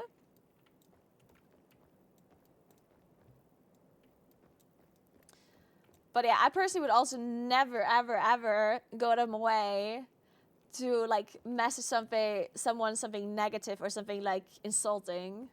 So I personally cannot, like, I don't understand what's going on in another person to go to such an extreme to like insult somebody online that they don't know.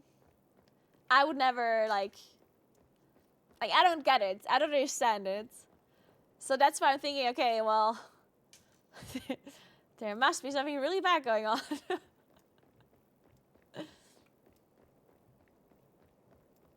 It's harder to hate than love, is it?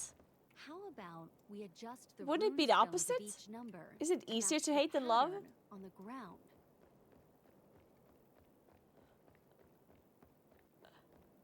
Not for me, really? It's harder to hate than love for you.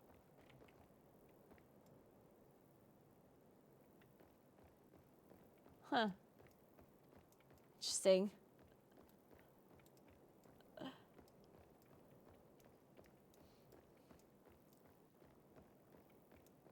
Wait, it's already 1 p.m. What happened? Okay, guys, we actually have to start playing WoW. Jesus Christ.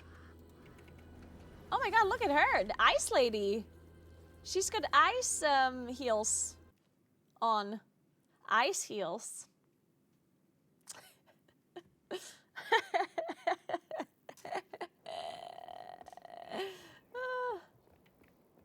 Gods bless us. Where did you find? Yeah, that looked pretty cool. What is going on with the feet lately, though? Why does every game focus... Dude, oh my god. Could you imagine? Okay, tinfoil hat theory. Listen up. What if there's like a regular kind of like meeting where there's like this council of like really knowledgeable people about games, and they just predict what people are into in the next couple of months, you know? Like, imagine there's this meeting and they all think it's like insider info. Maybe it's just like this one guy, his name is Jerry, okay? There's one guy, his name is Jerry, and he just always knows what people are gonna like in video games, yeah? And then Jerry sells this information to like game companies, yeah? And then Jerry's like, so I predicted this and this and this, and I can predict more if you just pay me. And then Jerry like goes to all of these game companies and says, you know what? In the next couple of months, people are really gonna be into petting cats. So as long as you allow them to pet an animal in your game, they're gonna buy it, right? So Jerry was like, guys, give people the possibility to interact with pets in game and let them pet them, yeah? Quickly trying if we can pet the dogs here. Cannot. So all of the game devs were like, fuck, that's a great idea, Jerry. Thank you so much. We're gonna let people interact with animals and let them pet it, right? So they all did that. It worked great. Like, it was amazing. And then Jerry was like, fuck, I can't come up with anything for the next couple of months, but I really need the money. It's Christmas coming up. I need to buy Christmas presents for my family, for my friends. So I want to sell some information, but I don't have any. So let's just make something up. So Jerry calls all of the game companies, and he's like, I have the latest shit for you guys. You have to listen to this. And then it's like, all of the gamers are like, you were right with the pets. You were right with this. Okay, hit me up, Jerry. And then Jerry goes, feet. Feet. You need to include feet as much but as subtly as possible into your cutscenes, guys. Focus on the feet. Feet is going to be the next thing. And there you have it, guys. We have Xella feet. We have feet. We have ice heels in this game. That's it. Jerry just thought that it's a good idea. So now we have to deal with all of the feet, guys. The man of the people. Subtly. Yeah, maybe not as subtle. And what feet does it go down? Well, of course. Of course. All of the feet. All of the variety of feet. Jerry's last name is Tarantino. Oh, wait, sorry. Vigo, what's your problem? I mean, I understand you also like feet, but you don't have to be so aggressive about it. I would have shown you my feet otherwise. You would have just asked, you know? For some money.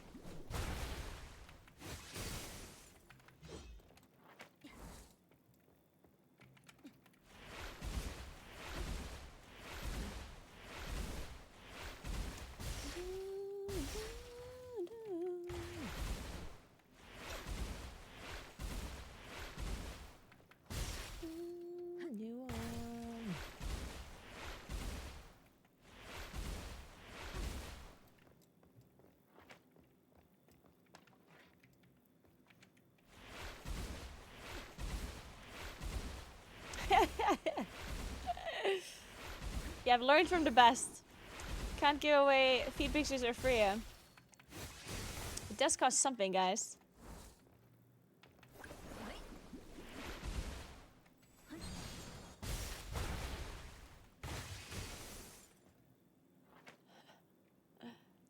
Free $10 bills and she'll even throw in a feed picture. Oh. Alright, guys. It's already 1 p.m. We're gonna stop playing Tarisland for now. Like, listen to me. My honest opinion, since the promotion is over now, in case you didn't know, I did get paid, obviously, to do this show and to do like some of the promotions of Tarisland. Like, I didn't do this was like a sponsored stream, obviously, right?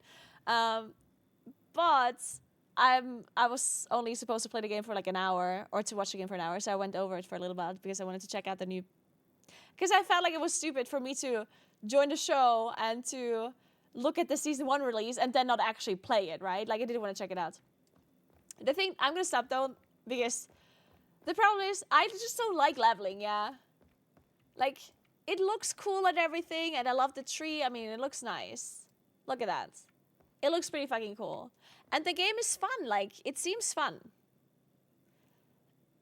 But the only thing I care about is raiding. Like, I want to do raiding. I want to do like high-end like PvE content. And that's just like too much time investment for me personally, at least at the moment. And I also don't have like a group of people to play with. If there would be a group of people that wants to like check out the raid and that wants to do like high-end content or whatever, then I would probably down to try it more and to play more often. But right now I'm just like, I don't want to play this game casually, is what I'm trying to say. I don't like playing MMOs casually. I kind of just want to like, you know, invest a lot of time, do high-end content, and then enjoy that. Because that's what I enjoy the most about MMOs. I'm not a person that likes the story or the questing or the leveling part or whatever, right? So, even though I think that the high-end content in this game could be exciting, I personally am not willing to put so much time into this game to actually figure it out. If other people play endgame content and then tell me that it's going to be really cool, then I'm going to revisit and like rethink if I maybe level after all. Or if there's like a group of people that actually wants to check out endgame content like together, then I'd be down. But until then, we're just gonna chill for now.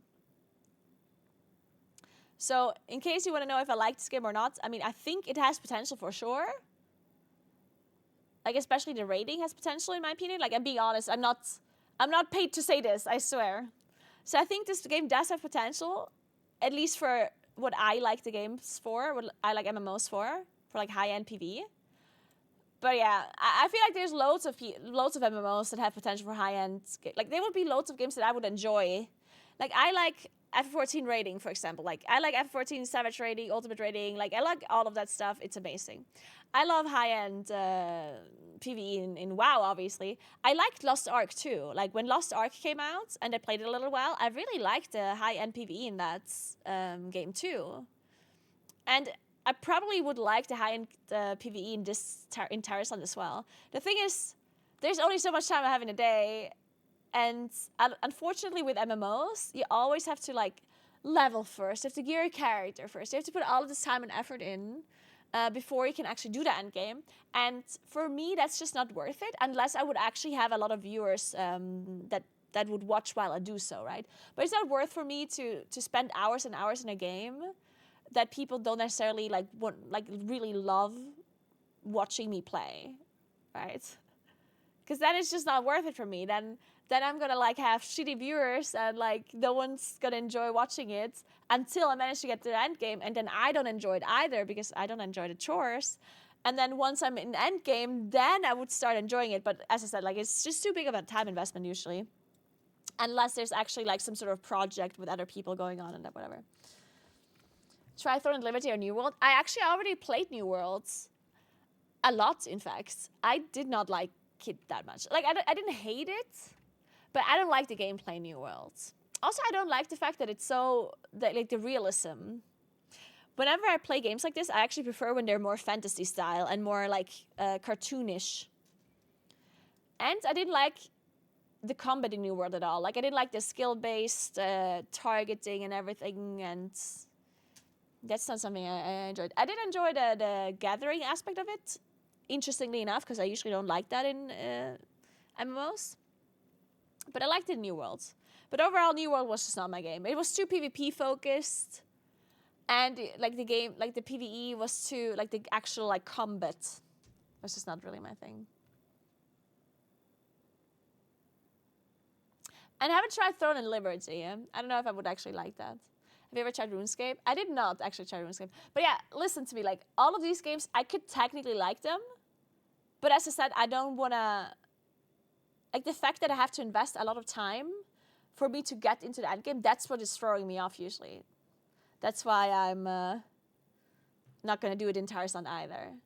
It's not because I don't think I would like it. I think I would, in fact, like it. But just the time that I have to invest to get there is the reason why I'm not going to do it. So let's go back to WoW, because I've already invested all of my time there.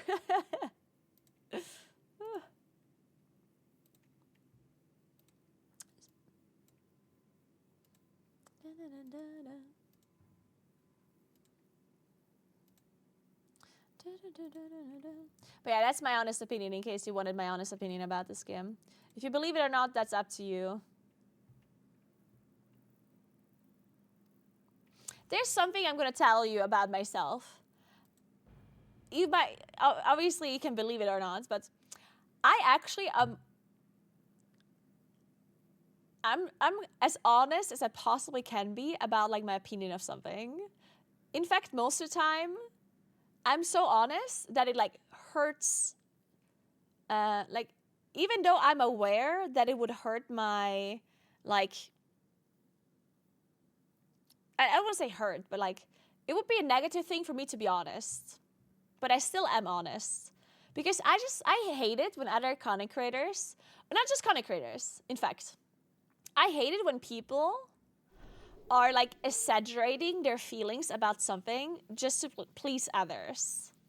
No matter if it's like a negative exaggeration or positive exaggeration. Because sometimes, you know, when, like, for example, let's say you're meeting your friends and somebody is gossiping about another person. And even though you don't feel the same way, you might like join in on it, which I'm not saying that's a bad thing. Like, okay, so I personally don't do this. If you do this, I totally get it. Like, I will never have like a super bad opinion of a person that just does that, because it's so much easier, right? Like, if someone of your friends comes up and is like, oh my God, did you hear Jenny? Like, Jenny, she did this thing. Oh my God, it's horrible. Like, oh my God, right? So I would, even if you don't feel the same way, if you just agree, I will never blame a person to do that, right? Because it's easy. It's so easy to just agree when another person has like an extremely emotional reaction about something, right? But I personally can't do that. Like, I don't know, there's something in my brain that won't allow me to just let it go. If I don't think the same way, it's not that I will sit there and be like, no, you're absolutely wrong, you fucking idiot. Like, I would always try to give my opinion in like somewhat, like, let's say this person talked shit about Jenny, yeah? And she's like, fuck, did you hear about Jenny? Like, she's the worst. And I'm like, if I don't feel the same way, then I'll be like, yeah, that was kind of shitty. I think, and then I will give my opinion that maybe like dampens it a little bit, if I don't think the same way. I will try to say it as like sensibly as possible. But I will try to defend Jenny if I feel like the other person is reacting too extremely, right? Because at that point, I feel like, poor Jenny, like, maybe Jenny just had a bad day or whatever. She's just human, right? So we'll try, like, I will probably defend Jenny a little if I don't have that same feeling. Now, if I feel the same way, then obviously I will like, dude, I will shit talk Jenny without hesitation, yeah? If Jenny did something and I think that's horrible, then I'll be like, yeah, fuck Jenny, I'm down to like talk shit about her then, But if I don't feel the same way, I will not agree. And I think there's a lot of people that are not like that. A lot of people will just agree just to like not, basically to avoid conflict, I guess. A lot of people don't care enough to argue with another person about Jenny in this situation, right? Like, if there's a person that thinks neutrally about whatever Jenny did, and the other person is very like aggressively negative towards it, then a neutral person might just be agreeing with you know what I mean? They're just gonna be like, yeah, sure. Because they don't want to like argue or anything.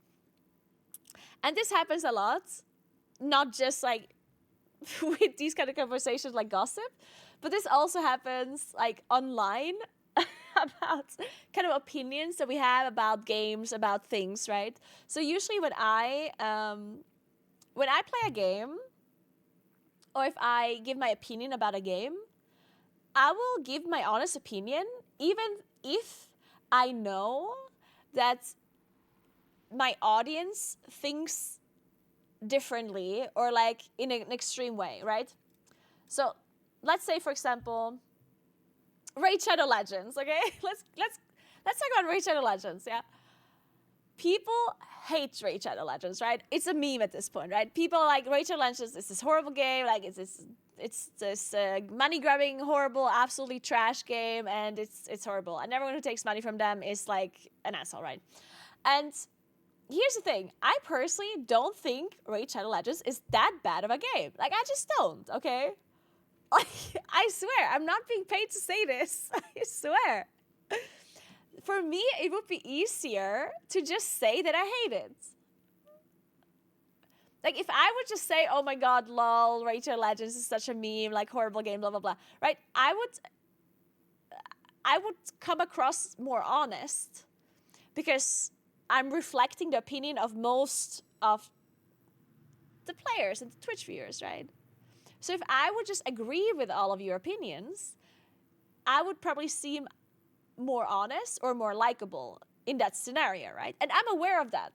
if I would just say, fuck, I hate Shadowrun, like it's horrible, right? Then I feel like most people would think, oh my God, look at her. She's being honest, you know, she's just saying how it is. But I don't think that way. So I'm actually honest by not saying that, you know?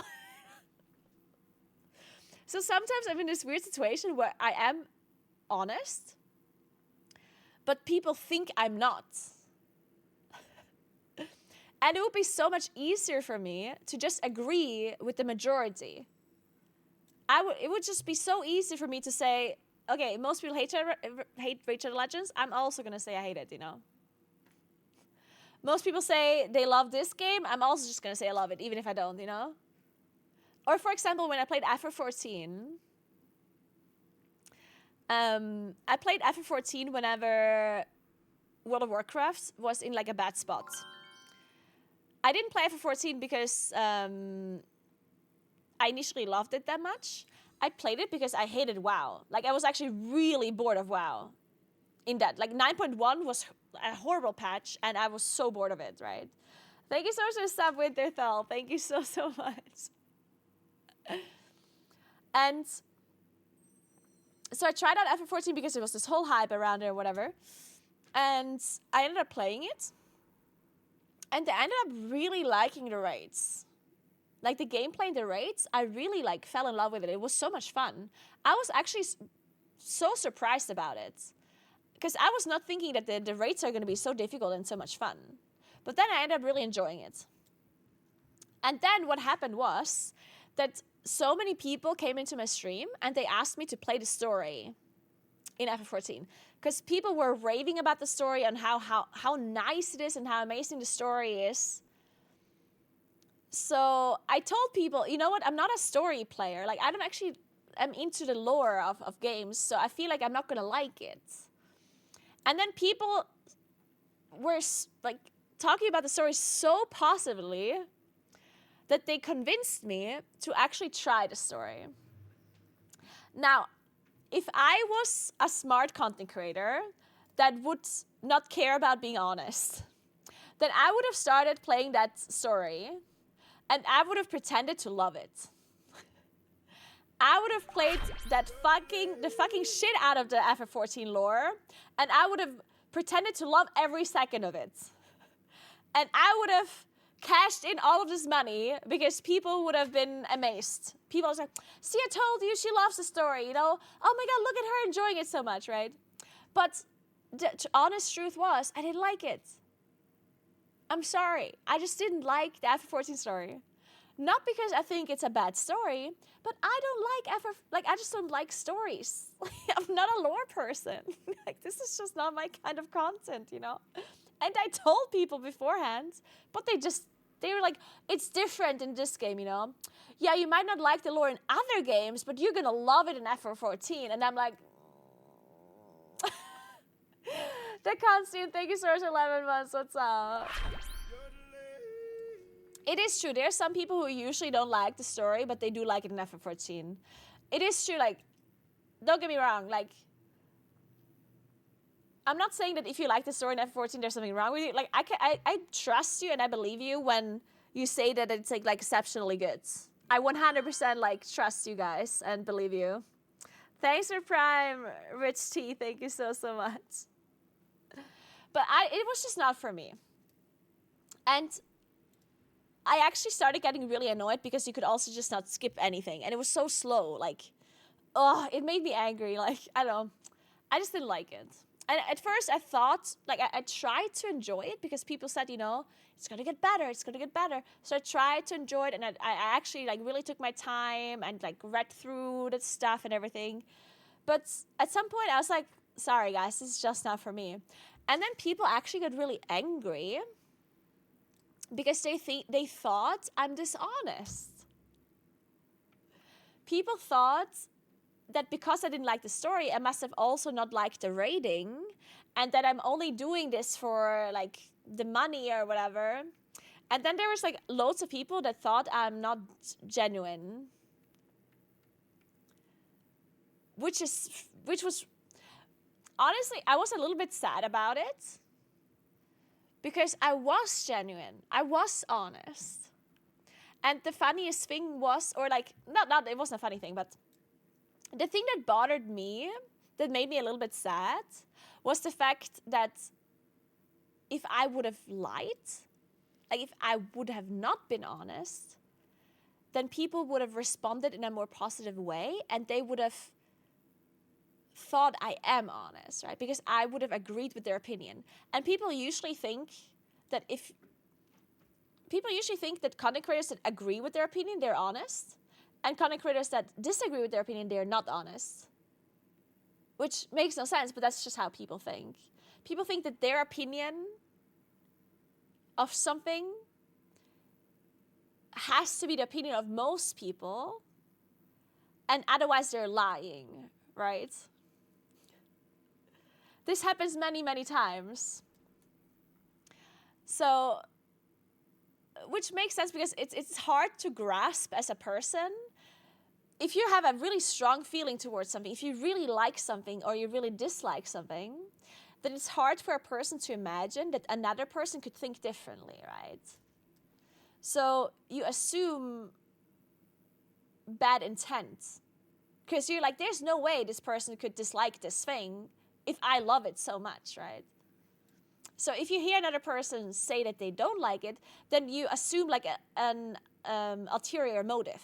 You assume, oh, they must only be saying that because, I don't know, money or content or clout or whatever, right? So yeah, whenever I was like in this situation where I have these opinions that are maybe not like the mainstream opinion, then it would be much, much easier for me to just shut my mouth and go with the mainstream opinion. That would be so much easier for me as a content creator. But I don't know, I just can't do it. I just want to be honest, you know? So now you know this about me. So if I ever do a sponsored stream or whatever, I will not, obviously I will not be sitting here and shit-talking the game or whatever, yeah? I will not be sitting here and being like, this is the worst game I ever played. But I will give you my honest opinion about it. And mostly my opinion is going to be somewhat neutral. Because I just don't have extreme feelings towards games that I've only played for like an hour or two, yeah? So most of the time, if I really like something, I will tell you. Like, I will actually say, okay, I really, really like this. Or I will have, most of the time, just have a neutral opinion. I'm like, okay, this is kind of cool, but, you know, it's like not the best game I've ever played or anything, right? I will almost never have a super negative opinion towards a game. But that's also just because, why would I have like an extremely negative opinion about a game? Because if I don't like it, I just won't play it. I'm not going to be super emotional about it, you know? Like, if there's a game that is bad, I'm just going to be like, okay, fine, it's bad, you know? Like, I'm not going to sit here and be like, oh my god, this game ruined my life! Like, you know what I mean? So, it's like, if I don't like it, I don't like it. So I'm going to move on. Like, have you ever played any single-player FF game? I did not, Enaton. But I'm personally not a fan. Okay, I'm weird. I'm weird like that, okay? When it comes to games, I personally, I don't know what it is, but I don't like single player like RPGs. I've never played an RPG that I was really into. And I tried quite a few. So I don't know what it is. I just not my thing. I think the number one thing that I dislike is when they combine... Yeah, I played The Witcher. I didn't like it. It's not that I had negative feelings towards it. I was just not engaged. Like, I'm just not into it, you know? I don't play the game and then I'm like, oh my god, I have to get back to The Witcher and continue. Like, I play the game and it's not that I hate the game, you know? It's not that I sit there and I hate every second of it. But I play it and I'm just kind of like neutral towards it, you know? I'm not, it doesn't really like grip me in a sense. I don't know. And I think the main reason why I don't like RPGs is because I probably don't like the combination of gameplay with story that much. Like, I think to me, I play a game either for the gameplay or for the story. Because I do like story games. But then the story games that I like are mainly the ones that are like almost exclusively focused on the story. Like Telltale games. Or, you know, like, for example, one of my most favorite games is Firewatch. I loved Firewatch. It was so good.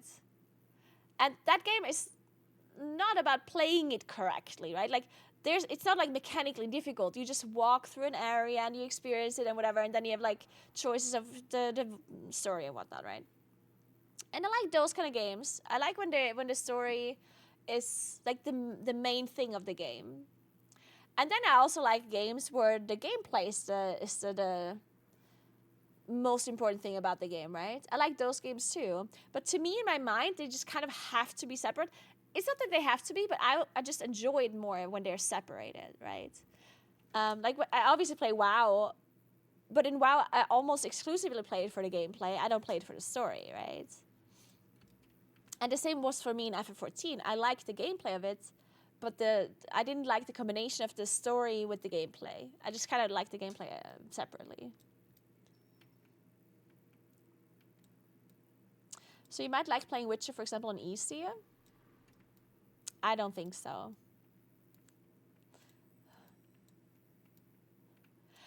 And then, of course, I also like different types of games as well. It's not that I only like these things, like story games or gameplay games.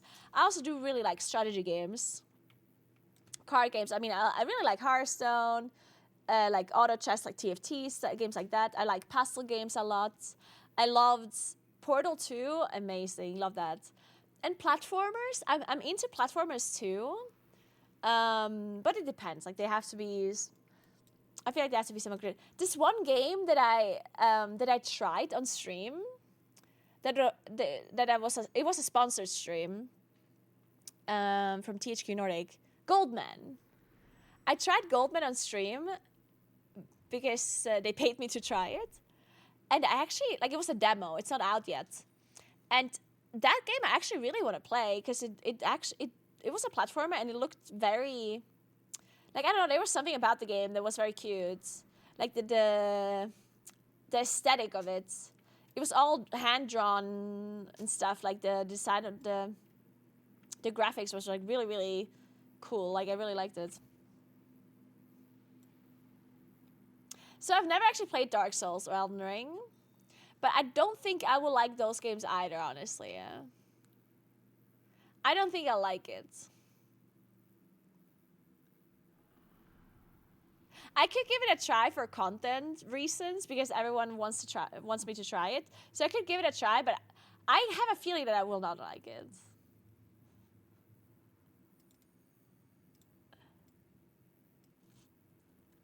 Hey Lendil, I am born in Italy. Yes, I'm Italian.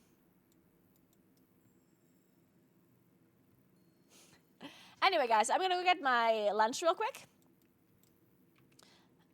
I'm a bit hungry. And while I'm getting the lunch, we're gonna watch Dratnos' video about the patch. So we are informed.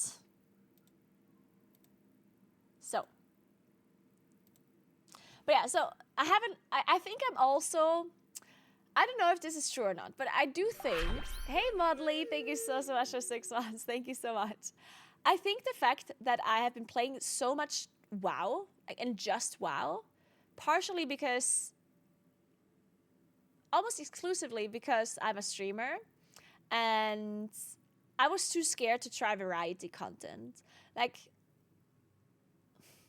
it's just because if you're a WoW streamer, or if you just stream one game and you don't ever stream other games, then you lose like half your viewers whenever you switch to a different category, a different thing, right? So for the longest time, I was like, fuck it, I guess we just play WoW and nothing else, right? So I only ever played WoW in no other game, really, because of my stream, because I didn't want to like lose half my viewers every time I switched to a different game. And so every time I played a different stream, I played it off stream, which means I can only put so much time into it. Because obviously streaming is like a full-time job, so I'm basically playing WoW all day, and there's only so much time left in a day where I have time to play something else. And usually, whenever I do play other games, it's off stream, right? I play TFT off stream and Hearthstone off stream, stuff like that. And I used to also play like Telltale games off stream and stuff like that. So because I didn't really have the time to look into other games, I also don't really know if I would enjoy it properly. Like, I know that I don't like RPGs that much. I know that for a fact. But I haven't really, like, the amount of other games that I played is very small, you know? Like, I barely played any games, which is crazy when you think about the fact that I play video games for a living. But I really just play WoW for a living in theory, right? But because I try to, like, diversify my content a little bit lately, like, I want to move away a little bit from WoW. Because, I mean, don't get me wrong, I love WoW. But I'm at this point where I'm like, kind of want to do something else once in a while, right? So that's why I'm doing more real life streaming as well, because, you know, I just love hiking and mountains and going around, and the fact that you guys enjoy the real life streams too is really, really cool. But now I'm also going to try to include some variety games once in a while as well, and see if I enjoy them, you know, and then see if you guys enjoy watching me play variety games as well. So every Friday from now on, we're going to try to do some variety games. It's not going to be necessarily like any RPGs or whatever, but I'm starting out with games that I can maybe finish within one stream. That's like the idea behind it. So there's a start and an end, and I can see, I don't have to commit so much time. I think that's the main thing, because as I said, like, I'm scared, quote unquote, to try variety, because I feel like people might not want to watch me play other games. But if I don't commit to like some super, super long game, if I don't commit to something like Elden Ring or Dark Souls, if I just commit to a game that is like a couple of hours, then what's it gonna do? You know, like, if I lose a lot of viewers while streaming it, so be it. Then it's gonna be, you know, it's like half a stream day, 4 to 5 hours or whatever. And if people didn't like it, they didn't like it. You know, it's okay, and then I can move on. So as long as I'm not committing like any major amount of times towards it, I feel like it's okay for me to try it. And that's how I'm gonna try out some more variety. This Friday, I want to try Pico Park 2, which is a co-op game, and it looks like a lot of fun. It's more like a party game, I guess. Not like huge time commitment or anything. I just need to find some other content creators to play with me, because a lot of people that I asked don't have time for, you know, reasons. So I just have to find some people. I asked Makes, she doesn't have the time. Annie is going to Paris on Friday, so she doesn't have the time. I asked Preach, he's on holiday. So I'm just gonna reach out to some more people. Gusu agreed to play, so that's really cool. But I just need to reach out to some more people, see if they want to play. It's called Pico Park. Yeah. It looks like a lot of fun. Play with David. Well, David's working on Friday. I would love to play this game with David, though. This looks like a fun game for sure. Hey, Obsidianum. I just wanted to say I'm loving the variety streams. Okay, that is so good to hear, especially the cooking streams and those landscapes. I haven't played WoW since Dragonfly, but it's fun to watch how the game is through your streams.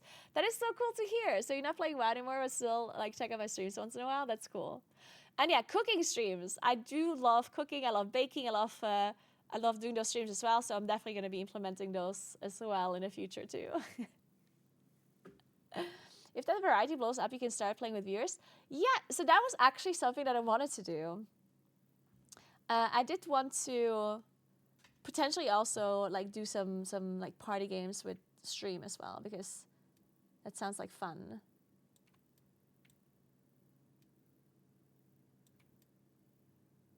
There we go. Okay, I'm gonna go get my lunch, and we're gonna listen to Dratnos break down the patch for us. Thank you, Dratnos. What would we do without you? My name is Dratnos, and today we are looking at the expected class tuning changes with patch 11.0.5, a beautiful Wowhead post here, which is basically patch 11.0.5 comes out today, tomorrow, the day after, depending on what time you're watching this video. Basically, you know, the server should be coming up 24 hours after this video comes out with patch 11.0.5 in NA. And there are a bunch of class trees, spec trees, and hero talent trees that are getting changed, which does mean in a lot of cases there are classes and specs that are getting nerfed or buffed. Now, This post is using expectations of things that are going to get nerfed and buffed, which may end up differing from reality. There's some that they've just put in this uncertain category, but there's also just some uncertainty, right? Specs may look like they're getting nerfed, but it turns out there's actually a new build that is facilitated by some talent changes that people haven't discovered yet. And once you play that, it's actually a buff. That sort of thing happens fairly often. So keep that in mind. Also keep in mind that they're not coming in. It's not like they're doing like a tuning pass, right? Like it's not like they've just come in and been like, oh, we're buffing Arcane Blast by 12% or something like that. Like, no, they're changing trees, and then a side effect of changing trees is buffing and nerfing specs effectively. But the point isn't that they wanted to buff or nerf these specs. The point is they wanted to change these trees. They wanted to change playstyles. They wanted to improve hero talents. And then the buffing and nerfing may have been something they did in addition to that, or it may have been something they did incidentally, or it may be something they've done accidentally in some of these cases, in which case we may see some fixes coming soon to that. But this is very relevant because there's an M+ season still underway. There's a Hall of Fame race that is very much still underway. Only a few guilds in the world have killed Mythic Queen Ansarek. The ones that do get in Hall of Fame are overwhelmingly going to be doing it after, not before, these changes came in. So guilds that can adapt and play the stuff that is now good is going to be a very valuable thing to do. So here is their kind of broad picture of what's happening. I'm going to make some faces at the camera now so I can easily just yoink one of these for the thumbnail of this video. Wow. Okay, cool. So first off, in the buffs let's talk about just the kind of broad sweeps of the picture, and then what we can go. They've also done spec by spec. They've got a table down here. Obviously, buffing Arcane Mage is ridiculous, right? Like, that is a spec. Arcane Mage was our top damage on our Queen Ansarek Mythic Kill top boss damage, and it's very, very good already. Getting a large buff is that's something that I would be surprised if that doesn't get tweaked downwards in the next couple of weeks.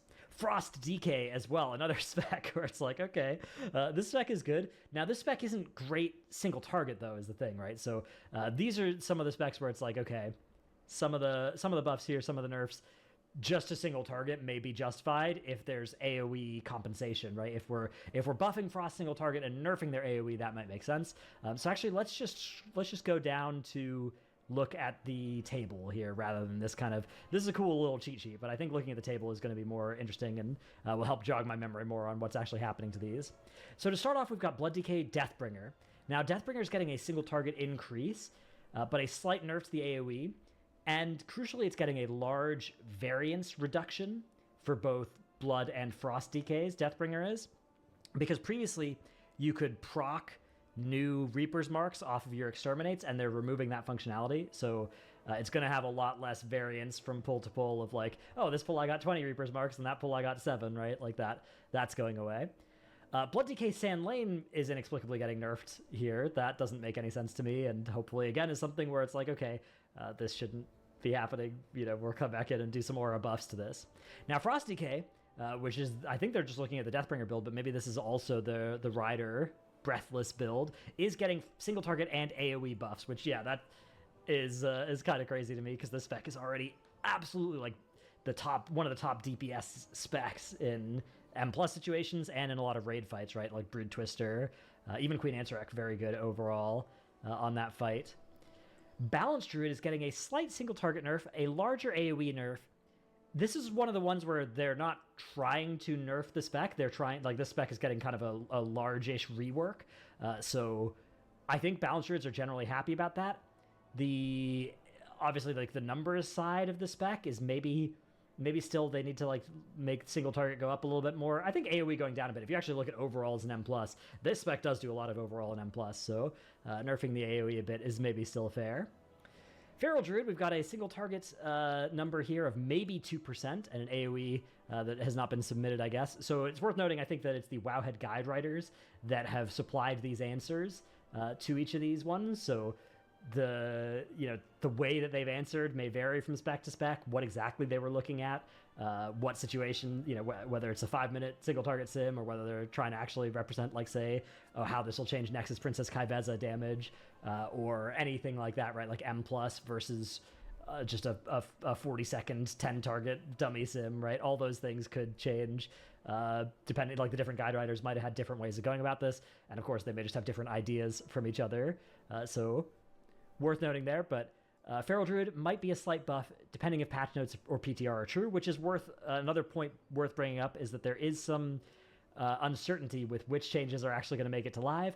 The last couple weeks of hotfixes were never deployed to the PTR. As such, some specs impacted are unable to generate conclusive results and should be treated as estimations. And again, sims, theory crafting, PTR that's not accurate to necessarily what's going to actually come live, all those things should be a huge grain of salt that you take this with. Resto Druid. A few new talents were added and nerfed an old one, but only one is a clear upgrade, and you're likely to feel similarly powerful with the patch. Okay? A spec that has actually been seeing quite a bit of play in the MDI time trials, interestingly, although still I think people aren't super jazzed about it for like live keys or raid, even after it got a bunch of buffs. Okay, Og and Dev Evoker. They buffed Unravel, it looks like. So it's in fights with shields. It's going to be happier. Both of these specs are going to be very happy with that on those fights. Notably, that includes Silken Court in the intermissions. The first intermission damage isn't super relevant. The second intermission it is. Queen Ansarek as well. Queen Ansarek shields during the intermission too. So that is quite large. That's definitely something that is valuable. Okay, Beast Mastery Hunter. Single target is likely going up to at least pre-Basilisk change, which was a couple of weeks ago, numbers, pending on PTR versus live hotfix implementation. And the single target in AoE, and AoE in the single target is worse. So that is a downside for BM Hunter. BM already had a really hard time choosing between a single target and an AoE build. Like, it was so painful to take AoE stuff. And so basically now you are giving up more single target to be able to AoE or more AoE to be able to single target, and PI is losing some value as well. Within 2% of previous performance for single target, AoE similar, a couple of percent buff, and Serve getting some nice buffs effectively here as well. Now Arcane, Sun Fury Arcane is getting a 11 to 12% dish buff in both AoE and single target. Spellslinger's getting a bigger buff, but it's starting from a much lower baseline. Unless you could figure out a way to get 250 splinters in a target, in which case it was pretty good. But it's starting from a much lower baseline, so even though you see a larger percent increase here, it's actually still not enough to bring it ahead of Sun Fury. Sun Fury is still about 10% ahead in single target, which is a shame, although it's nice that they are closing that gap. That gap used to be much wider than 10%, and if we can get these gaps between hero talent trees into, say, the sub 5% range, that's when we start to get to this range where it's like, okay, this is actually an interesting choice. You know, maybe the defensive or target number, cooldown timing implications of one hero talent over the other start to be enough where I'll think about using it in some cases, which I think is really fun. They've done a really good job, much better than I expected, of making that be true for many more hero talent trees than I was expecting it to be true for. Fire Mage is getting a nerf here. AoE is the same, but you're giving up a lot more single target to do so. A shame here for Fire. A spec that's actually not bad. Like, the single target on Fire is good currently, but I don't think it's at the point where you need to nerf it. I think just staying the same would have been ideal. Frost Mage getting a single target buff. Okay.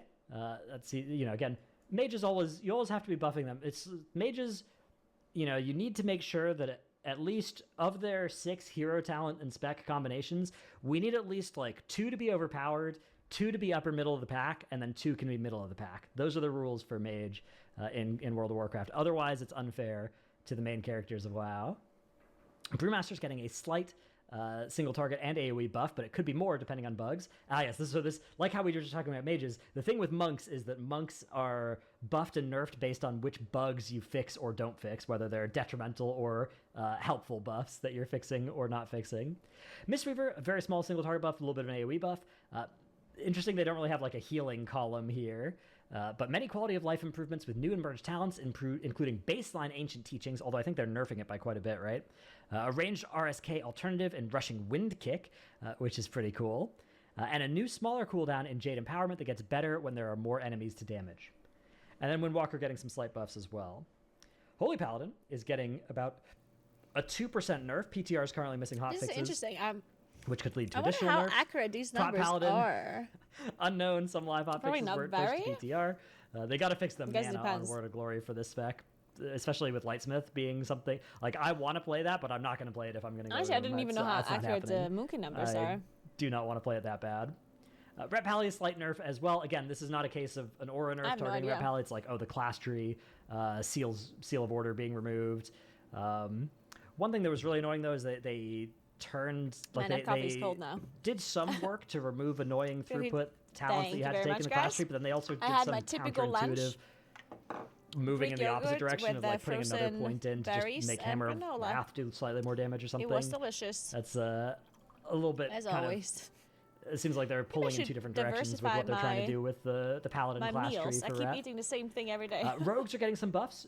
All three I mean, that's specs. so good for my health. Sub, though, is be eating getting the a same shit all the defensive time. nerf due to the removal of Invigorating Shadow Dust. That's why back It's also was getting really a playstyle Tim buff Bim. for a lot Nice. of people who did not like the Shadow Dust playstyle. And yeah, all three rogue specs getting a nice buff. Ellie Shaman, the AoE is getting buffed. Burst increased, and Mastery is now your best stat, interestingly enough, which is cool. Significant buff. What does that Enhance, mean? uncertainty due to the amount of changes in percentage? PTR being down for extended period of time. Oh, the you're number putting makes some deeply whey rooted protein elements in it? worse Okay, I and didn't put any likely protein in it. non-viable. My guess is that this is usually overall a net add buff any to kind of protein enhance for powder like to M my plus situations. I don't know about raid foods. situations, but that's just what it seems like to Mainly me. just because I feel like I it's can eat definitely enough one of the protein ones that without has it. a lot of moving parts. If I feel like I for it, cannot so, eat enough protein but without I feel the like this powder, spec is then gonna I be- will also I wouldn't drink be surprised if protein we powder. see protein, Enhance, like, shakes or whatever. Arcane. Yeah, Enhance, Arcane, and Frost DK getting aura nerfs in like a week or two's time. Those would be the specs at the top of my list of what's Yeah, it's like probably 200% damage OP increase, yeah. in the next patch. Resto Shaman, slight buff here, slightly bigger buff for Farseer than Totemic. That's great. Arsham is obviously insanely OP in M+. They're trying to nerf it a little bit by making Poison Cleansing Totem have a longer CD. That doesn't really have that much to do with why Resto Shaman is sick, and a longer CD, but you still have Totemic Recall. It's still going to be super good. So that one's not going to have that effect on like the M+ meta, I don't think. And then obviously throughput getting a little bit better. Obviously you mostly play Totemic on this spec, but I love Farseer Resto Shaman, so I hope that becomes more of an option as well. No sound anymore for you? Arms Warrior, There very must be slight something on nerf. your end, I think. And then Fury and Prot Warrior, we're seeing Thunderous Roar getting a Seems fine 5 to target me. cap. Fury, largely neutral single target, but the AoE is reduced by about 20% Odin's Fury and good. initial Thunderous Roar damage, or about 3 to 5% overall. Great so, White Mark, what's up? Fury Thank you so much for the is prime. taking like the Welcome, welcome. 4th effective nerf in a row here. Now, there will be Fury Warriors complaining about this, acting like they don't deserve this. I'm of the opinion that they definitely did deserve all of this AoE nerfs. Let me see if I can hang on. Let me pull up our Ansarek kill. Uh-oh. Other I don't warriors know, could be man. angry This at spec is Dragnos. still this spec is still kind of something else. I don't know what to tell you. Like it's not. I think it's okay to nerf the AoE a little bit more. Now, should the single target maybe come up a little bit as the AoE comes down? Probably yes. Yeah, that's definitely true. But the AoE, I think, coming down a little bit more is okay. I think it's fair if you're a warrior to look at Frost DK and be like, "What? How are they getting this when we're getting this?" You know, okay, fine. But in a vacuum, I do think this is probably still sensible. Although I wish it was kind of a numbers reduction rather than a target cap implementation. But I guess there is still the numbers reductions. Speaking as of variety, well. I do also want to play some horror games. Okay, that's it. That's our look at the upcoming Still, tuning. It's October. in patch so about- 11.0.5. Fuck, October's supposed to be over soon, and I didn't play a single horror game. Fuck. Shit. Let me know what you think. Let me know down in the comments below. Maybe I can play if some horror game in there's- November still. Also, if there's anything you disagree with Post from this table, Halloween, from post Halloween how specs are horror changing games. and things. I didn't play any horror games really. I'm a horror game noob. All right, guys. Since we are very close to the MDI, let's take a look.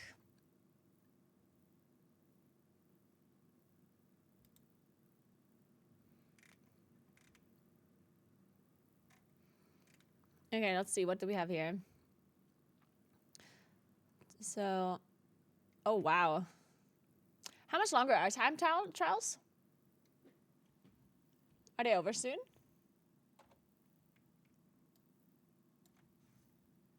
Oh, they're over. And this is the top? Really? The first 6 places is just perplexed? Oh my.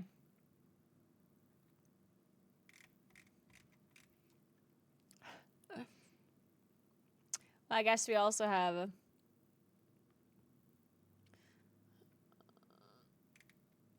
Okay, that's something, I guess. Oh, Kira is playing too, okay. Okay, I mean... okay, let's take a look at the teams. Okay, so we have Perplex and Mandatory. Who's Holy Moly? Oh, okay.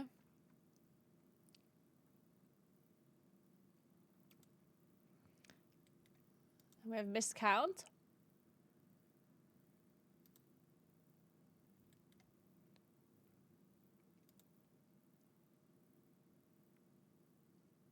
I don't know them. Curse Buff Shattered Rogos.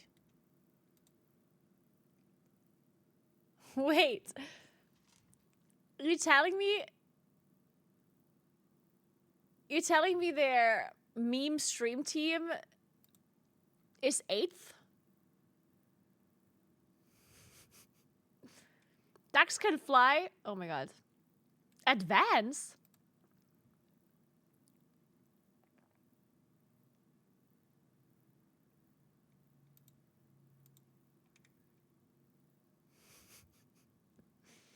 Hey, Crappa, what's up? Sponsor mode and yeah, it's mode, yeah. Huh, guys, I'm not sure about you, but I think this MDI... I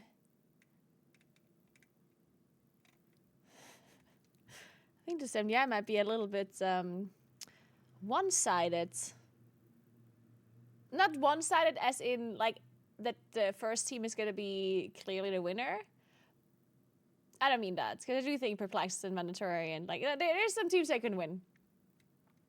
But I think the difference between the first couple of teams and the last might be pretty big.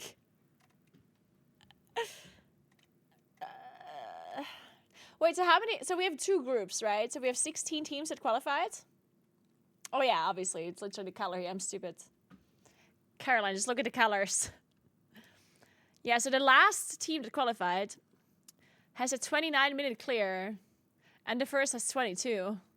That's a pretty big difference.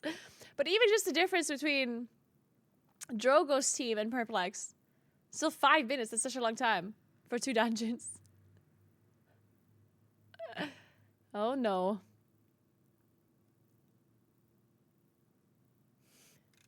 Well, we'll see. It's only time trials. I guess it's possible that people like didn't care that much about it.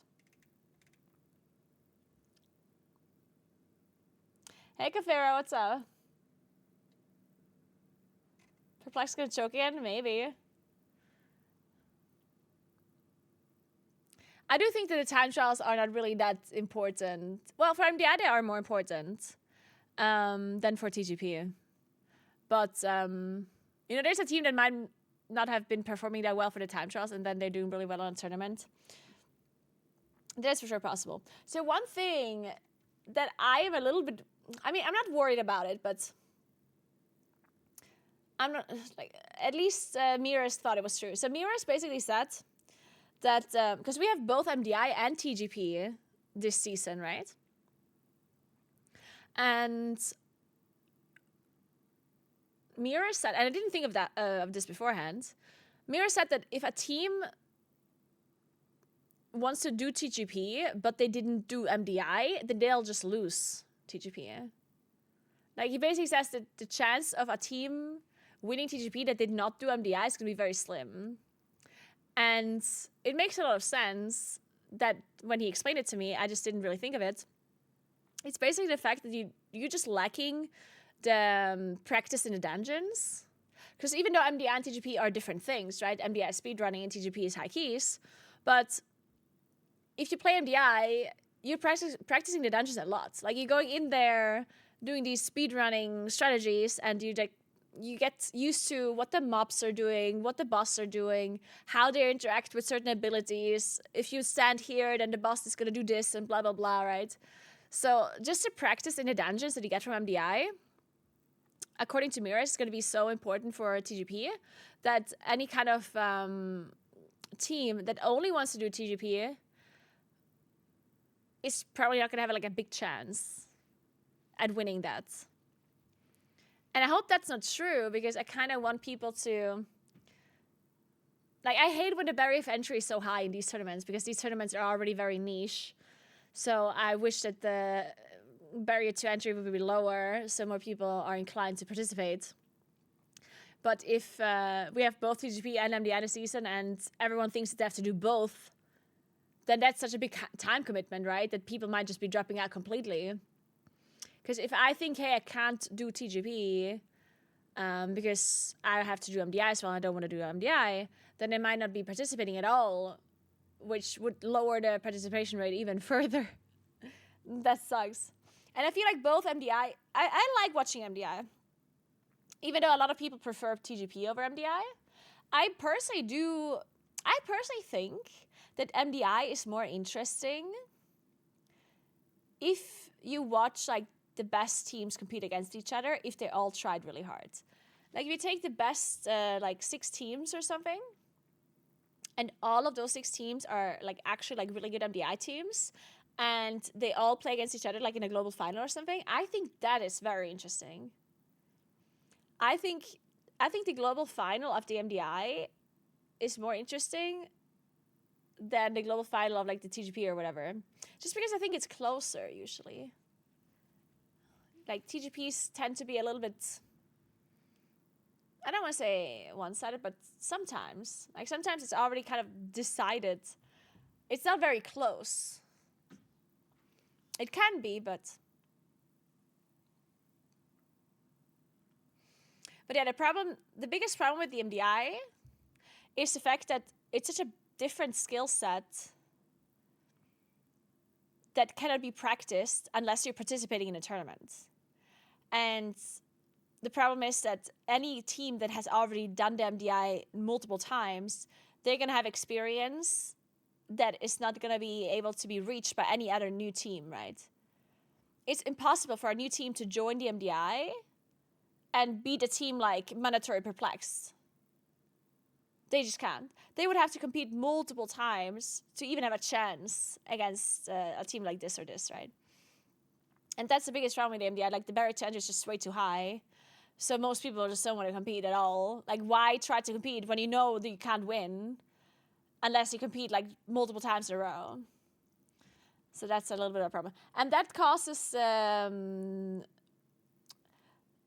that also makes the competition a little bit worse to watch, because you know that there's clear like favorites in the MDI, and there's not that many really good teams overall. Like this sounds BM, but it's true. Like we don't have that many teams that have been consistently competing at like a really high rank level, right? Like we don't have that many. And now with Echo gone, there's like a handful of teams that have the experience and the capability of winning an MDI. And a handful is not a lot, right? If you think about it.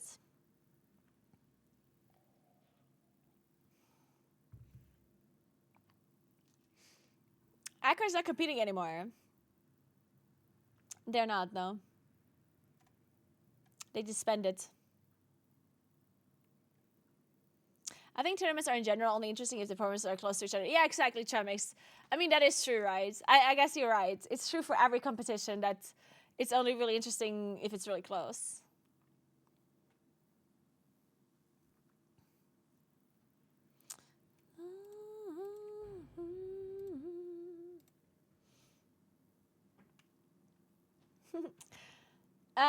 Well, so the reason why Echo is not competing is like a combination of things. Apparently, they had already discussed to not compete in the future because I mean they've been competing in the MDI and TGP for years on end now, and they just have like other priorities, I guess. The main reason, well, I don't want to say the main reason, but like obviously Celia being gone would mean that they would have to replace Celia, which you know they could have done that, but then they also said that the fact there's both MDI and TGP within one season, like that was like the nail in the coffin, according to them, because they don't want to commit that much time. Because MDI and TGP, both of them are a big time investment, right?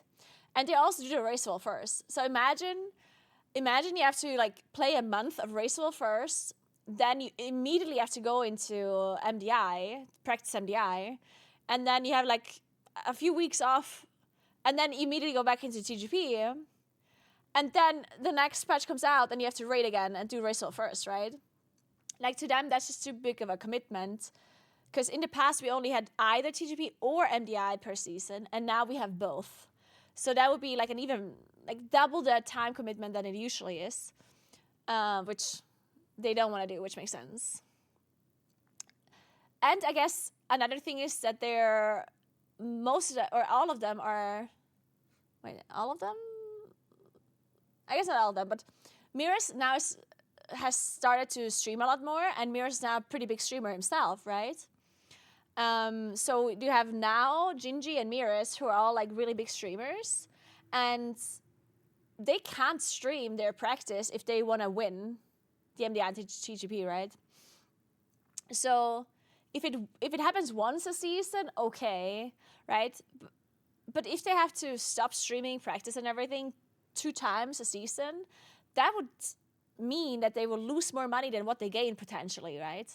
Because the prize pool of the MDI TGP is not that high. I mean, yes, it's a decent amount of money, but if you think about the potential and the money you lose from not streaming,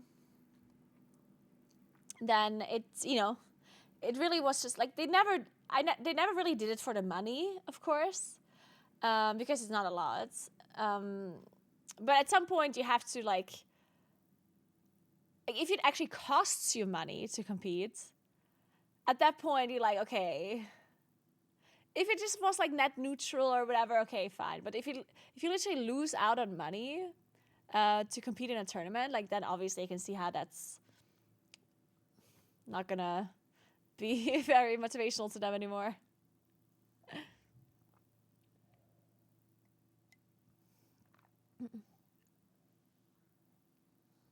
So let's actually play some video games. I said I'm gonna play video games, but then I've done 4 hours of yapping. Dude, I love to yap. I'm glad you guys like listening to me yap, because otherwise it would be a little bit unfortunate. My streaming career would be pretty bad if people would hate to hear me talk. But their viewers might drop if they don't win or participate. I don't think so. I very highly doubt that. I don't think the viewers care if Echo participates in the MDI or TGPM. They can stream high keys and get rank 1 on ladder, and more people would watch that. I don't think, I mean, do you? Like, if they would just play together and get rank 1 on live servers, like actually rank 1 in-game, like Radar.io rank 1. More people care about that than them winning the MDI. Right? I honestly don't think that the MDI is gaining them many viewers, personally. I mean, obviously, if they just play +5 keys on live servers instead of participating in MDI, then yeah, it might cost some viewers. But if they don't participate in the MDI, but in return, they stream really high keys on live servers, which is just another competitive aspect, then they'll be fine, you know?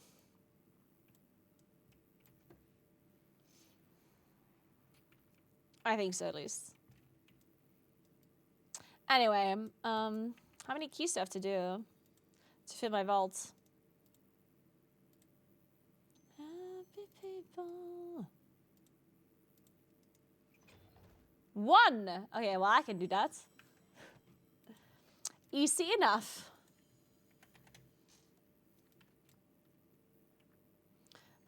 Inside some mind. Shit, guys, I really need to upgrade my gear. Oh, I actually have some Valor Stones. Dude, I'm being held back so hard by Valor Stones you don't understand. These stupid Valor Stones. I didn't farm Valor Stones at the start of the season because, I don't know, I just had other things to do, I guess. Or I was lazy, I was yapping, I don't know.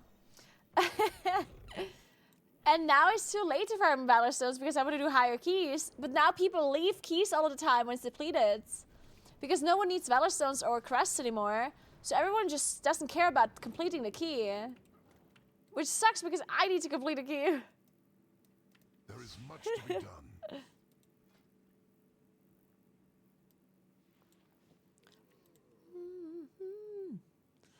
Oh, memories.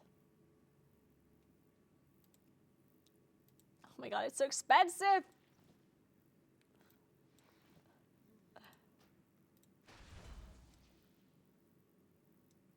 Guys, I can't afford any of these upgrades. Farewell. Definitely a yapping bit. I think so as well.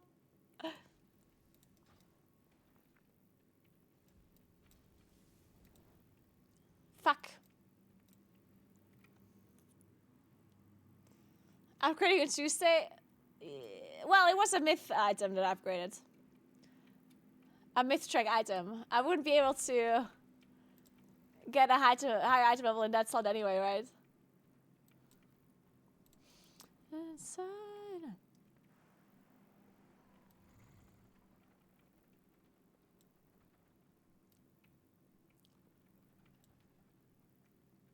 Usually low keys because you get bonus valor for people getting rating.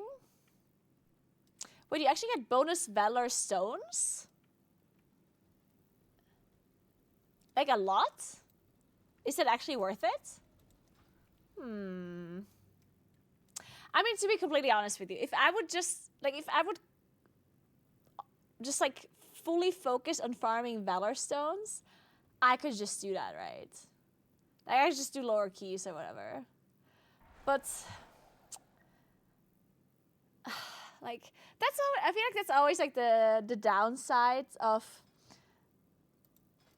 high and plus keys, because I like high and plus because it's fun to me. Like I enjoy doing high keys. Like I enjoy the challenge behind it.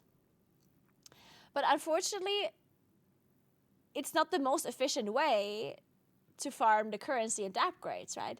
If you want to farm items and you want to farm currency and you want to farm like crests and valor stones or whatever, then doing lower keys is almost always better. First of all, they're faster than a high key. Second of all, they're more likely to be finished, so people don't leave.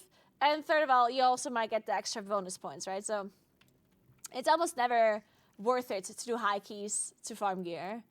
But I want to do something that's actually fun.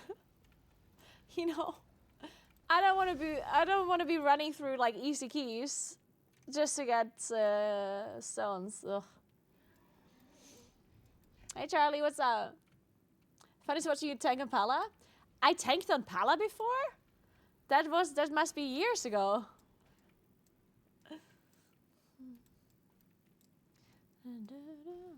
2018, yeah.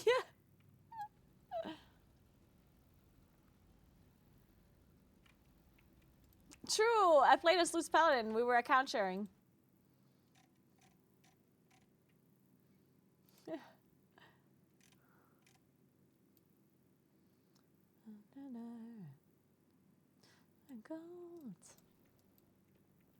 So,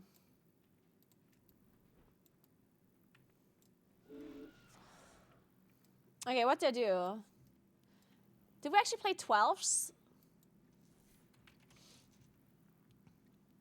I mean, I guess I could if I get invited.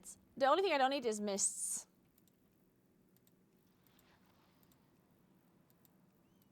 Let's remove that then.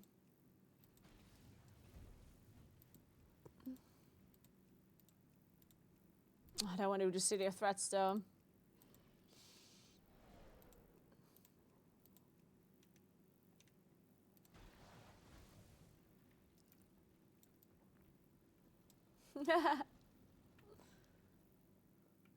Having to play the game to get good gear is so dumb, I agree. I mean, like you're obviously, like the way you're saying it sounds dumb, but it's not playing the game to get gear, it's playing the game on a lower level than what you could to get gear that is dumb, yeah?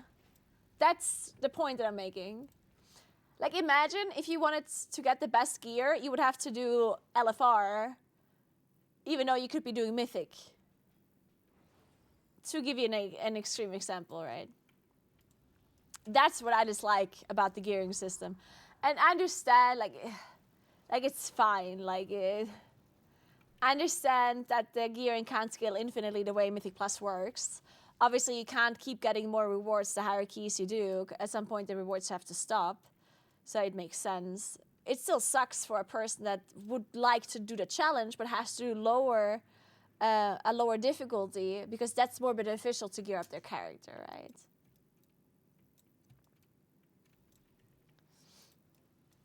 And the reason why it is this way is because, of course, M Plus scales infinitely, and they cannot give you infinite rewards, because at some point it would be stupid if people have to do like plus 20 keys to get like the best gear, right?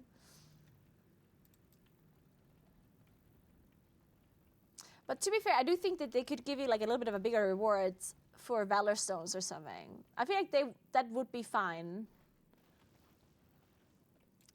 Like if higher keys would give you like exponentially more Valor Stones, I feel like that would make sense. Yeah, I agree, Scums, actually. Yeah, maybe getting more gear doesn't make sense, but getting more Valor Stones, I do think does make sense, right? Because even if you can't do a plus 14 or whatever, that's fine, because you're not gated out of the Valor Stones. You can still get Valor Stones on lower keys. You just got rewarded for doing the higher keys by getting more Valor Stones, right? I feel like that would be fine. Yeah, I feel like Blizzard should change that, honestly. To just give you like more currency rewards for doing higher keys. Just to not have the situation that I just explained, you know? Just so people that can do high keys actually don't feel like it's a downside to do the high keys.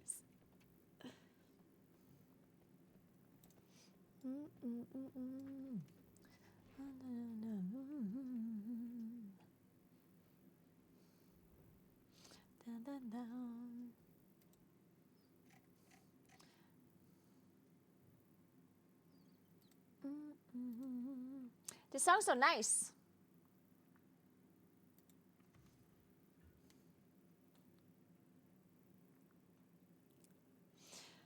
I mean, that's the thing. I'm personally not even getting wealth by Crest. I'm getting wealth by Valor Stones.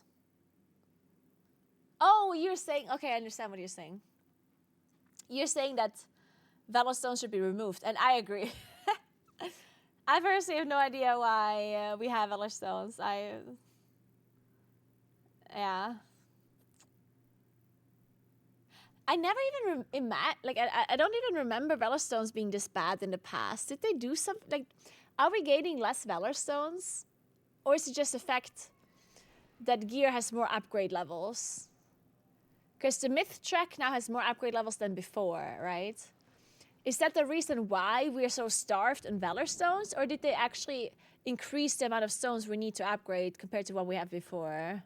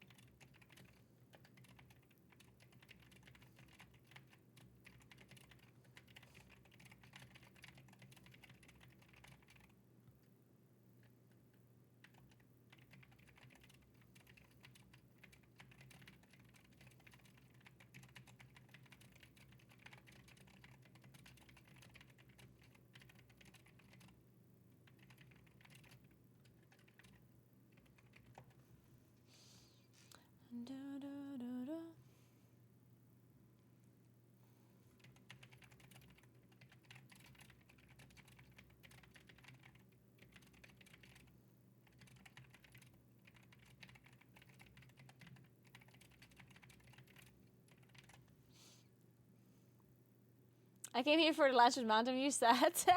Hardy, what's up? I mean, I see the mountains. I see them right here.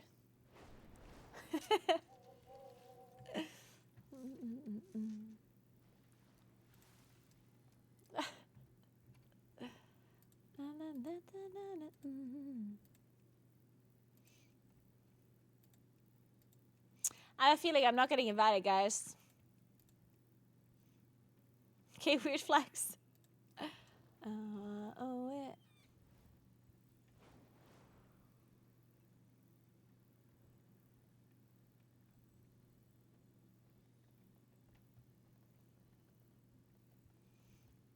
No, no, no, no.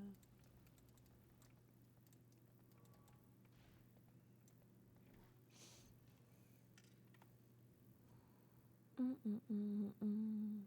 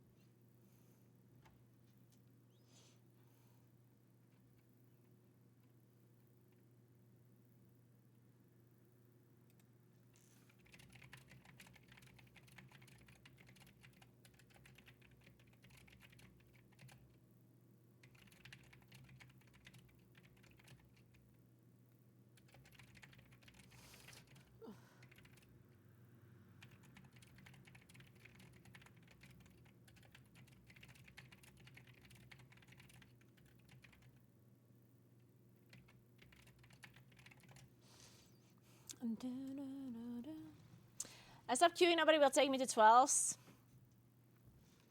I mean, maybe I should queue for lower keys as well, because I feel like I'm not getting invited for anything either. I did find my phone. It was literally in my car. I just forgot where I left it. I honestly, I should just be attaching my phone somehow to like my clothing pieces that I'm wearing. Like I should just have a belt where I just constantly have my phone on or something. Just like a holster, like a gun, you know? Or use your key to make a group. I don't want to. Honestly, I don't even know what my key is. It's probably not 12 though. Actually, it could be 12. Do I even have a key?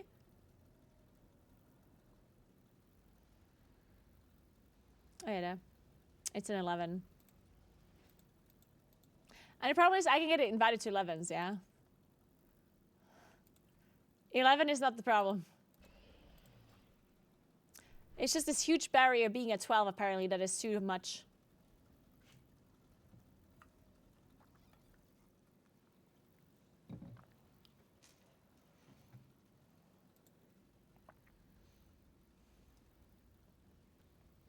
Man, please holster the iPhone.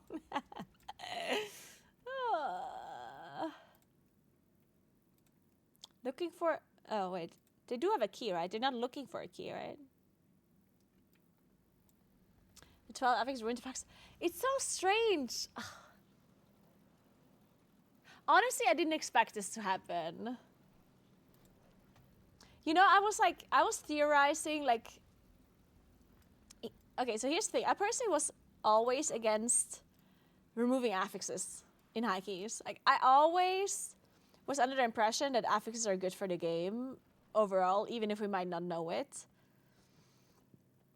But then when Blizzard announced that they're removing the affixes for higher keys but not for lower keys, I was like, oh, interesting. They're separating the high key community from the low key community, and I thought it was a good thing. But somehow, like, I did not expect this to happen. Like, the fact that high keys somehow are this, like, super gated area that, like, all of a sudden you do a 12 key and people think that you need to invite rank 1 players only.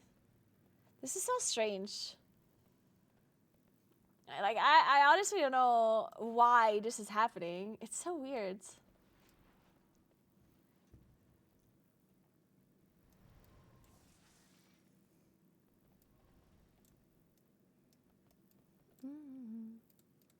It's very, very strange. I don't know. To be fair, I mean, I do have to say that my gear and everything is not great, right? Like, I'm 625 and I'm 2.7k, like... But then I see some of these teams and they don't have, like, super high score themselves, right?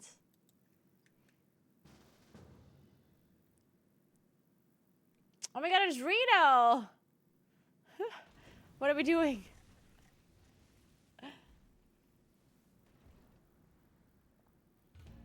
How did you like the filming of your dance? From Sophie. Honestly, Sophie did an acceptable job. Could it have been better? Sure. But you know what? Sophie just had other things to do, you know? She's not a camera woman.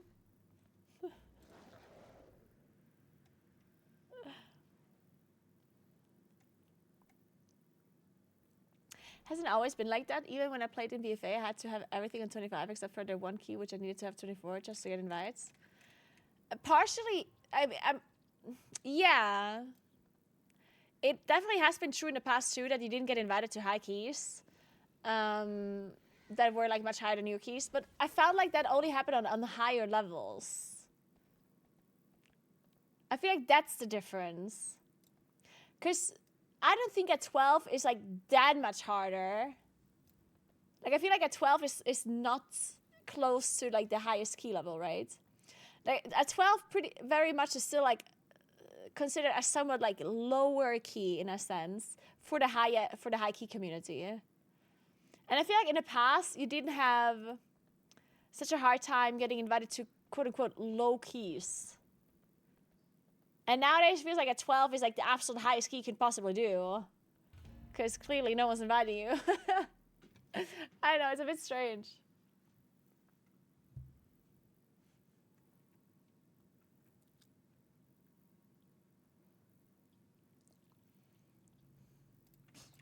Many farewells. Oh well. It is what it is though. It is what it is. I'm pretty excited for the MDI, I do have to say. We didn't have MDI in a while, and I'm excited to cast with my MDI friends again. I'm not too excited about having to work on a weekend though. Because, you know, my weekend. Also this weekend there's Stag in Mast, so maybe I do a real life stream there. But I don't know if it's also like not on a weekend, because technically I would like to go on a day that isn't a weekend. But on Saturday, David might be somewhere else anyway, like on someone's birthday party. So maybe I just take Saturday to stream there. But then at the same time, my brother wanted to check out the apartment on Saturday. I'll think about it.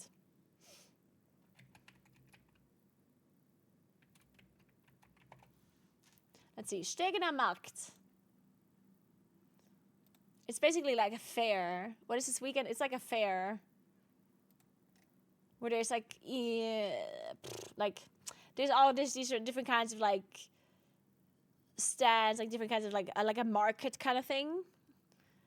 And on top of that, there's different kinds of foods you can get. And then there's like a small little like amusement park, you know, stuff like that. It's on the 26th to the 28th. Okay, so technically it's still on Monday. So I could technically stream it on Monday.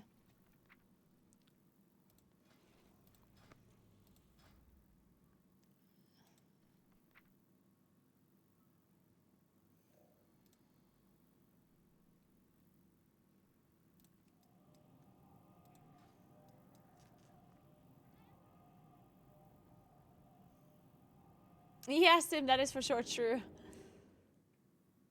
I hate this in plus season so much. Yeah, I don't know. It's so strange. I don't know. I'm personally a little bit torn on if I like this new approach to M+ or not. I feel like there were so many changes at the same time, it's hard to tell which change is really like the bad one. You know what I mean? It's so weird.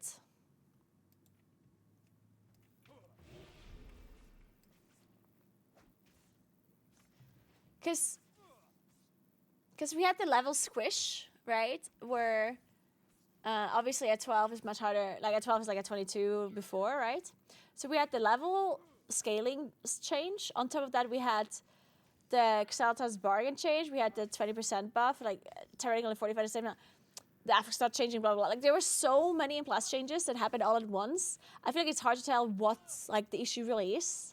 If there's any issue at all. Like maybe it's just the same as it always has been and people don't remember it and just are blaming the changes. That could also be the case, right?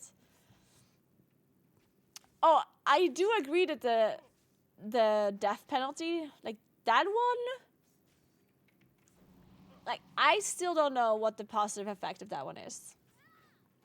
I have no idea. It is super strange to me. I don't get it.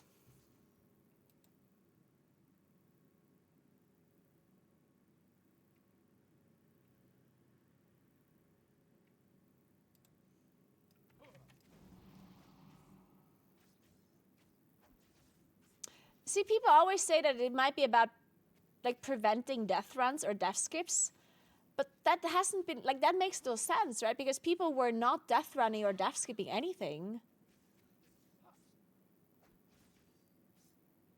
Because that would make sense. If people would constantly be death skipping trash or constantly be death running stuff, then it would make sense to punish deaths more, right? But that just was not true, right? No one did death runs or death skips. That was not a strategy people did. That's just not a thing, right? So why punish deaths more when nobody even was abusing the deaths at all, right? There was absolutely zero high-key strategy that involved a death skip. None.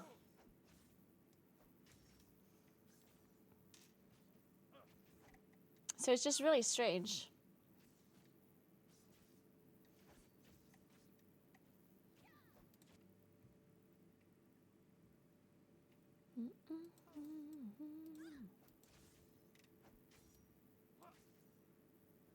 Okay, let me start walking a little bit. What did I do today? So, oh my god, it's only 2:30 p.m. I've already been streaming for 4.5 hours. Jesus Christ.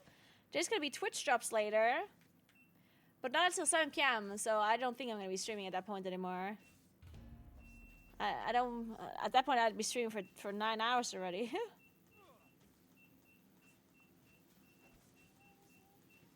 Also, the servers are not gonna come up forever. For an A. Are there servers down already? NA servers?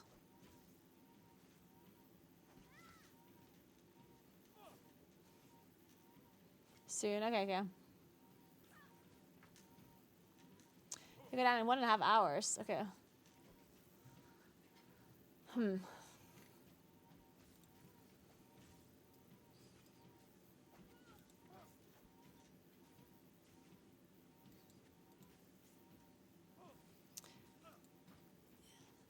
Yeah, I do all, like, I mean, that's definitely true. I do definitely think that people also leave keys, even though it could still very much be timeable. I'm not sure if it's just the thought of losing so much time from the death penalty, from the extra affix. Maybe that's what makes people believe that you can't time it. But you certainly can die a lot and still time an 11 key, yeah? In my experience, at least.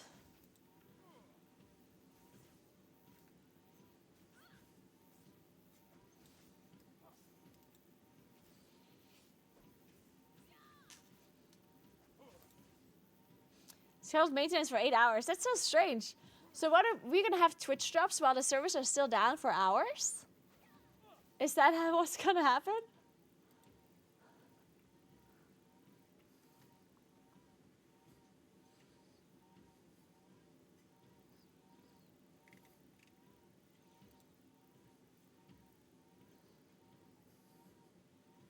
Wait, I need some flasks.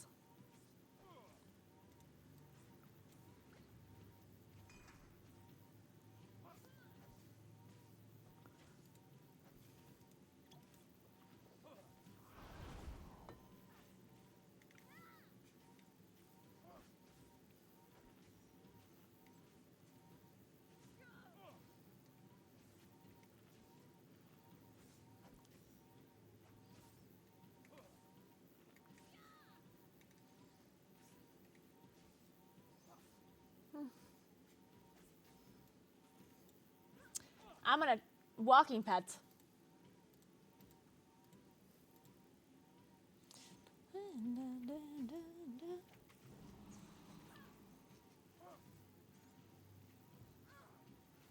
I want to turn in wax for Valor Stones. I thought they changed that. Wait, yeah, I have 88 wax. I get like 10 Valor Stones or something, right? Like very little. And heroes, we'll secure the docks while you push further into the district. With any luck, we'll drive this scum from Oh, the so I get city before her 88 time. Valor Stones for my 88 wax.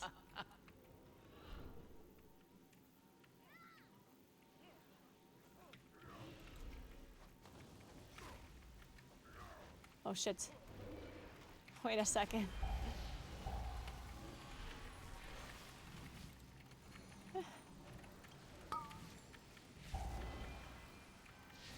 Ah.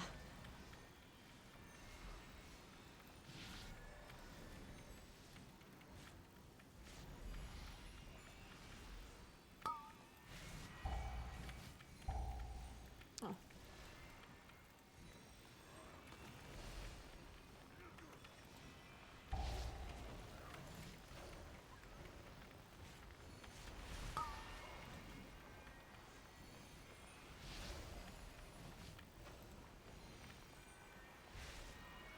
Today's kind of a chill day.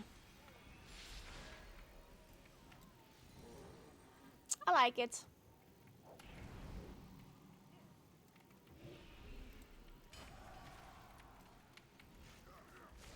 Tomorrow I'm gonna have to leave a little bit earlier. But I also might stream early, yeah, because today... I guess I stopped streaming at around... Technically, if I stop streaming early enough, I could go to the gym before the after work people go there.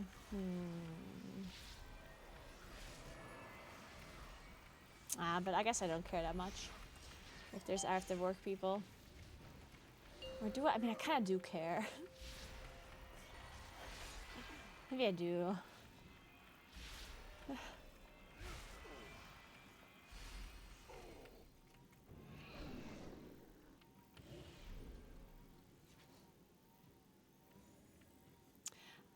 I can work out in the morning. In fact, most of the time I go in the morning. But recently, like when I was in Cologne for the race first, I did a lot of workouts in the evening just because of the way my schedule, like casting schedule and stuff, worked out. And I liked it so much to work out in the evening, for it to be like this thing I do.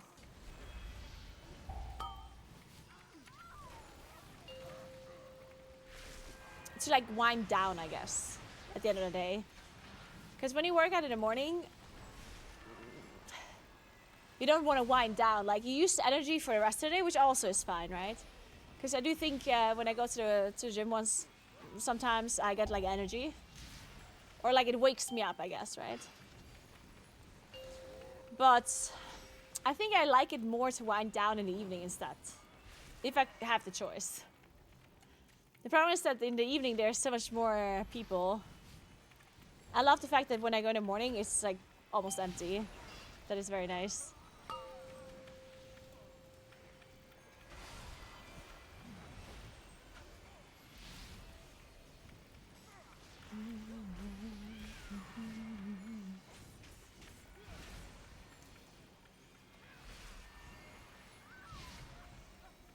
hate morning workouts. Yeah, no, I've always done that, like the morning workouts.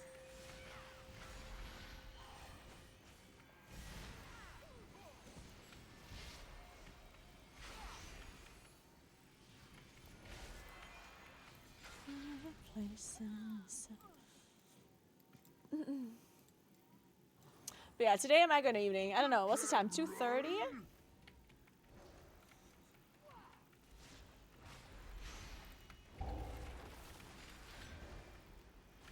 So if I want to go to the gym before the after work people go, then I would have to go to the gym at around 4:30. So like 2 hours each. But that's so early, like. Or you know what? I could also just go later. So I skip the after work people. If I go at 7, between 7 and 8, then I would be skipping the after work people. Because most of them just go like 5:30 to 7 or so.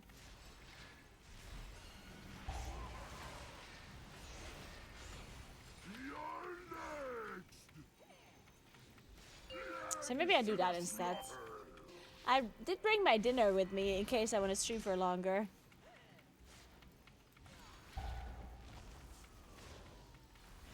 So I can just stream until 6 or so and then go to the gym.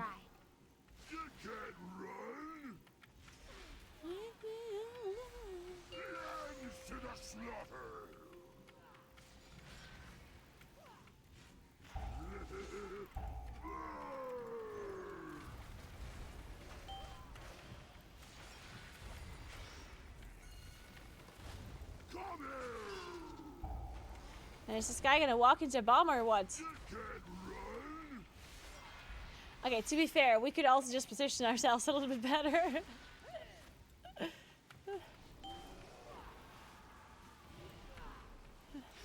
Okay, just kidding, the boss is dead anyway, I guess. Oh. No! I say that?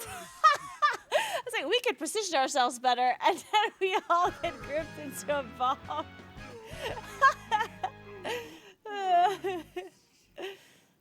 You can just release here, right?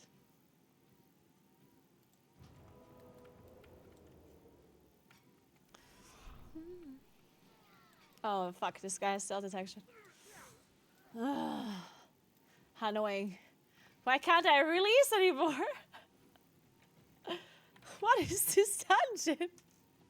Hello?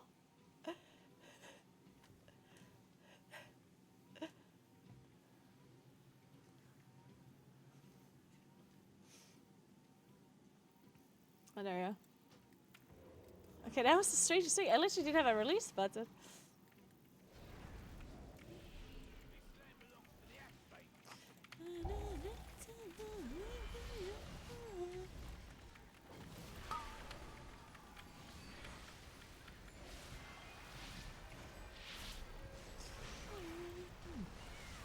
I'm glad these dungeons are still working as intended. Just no bugs to be seen.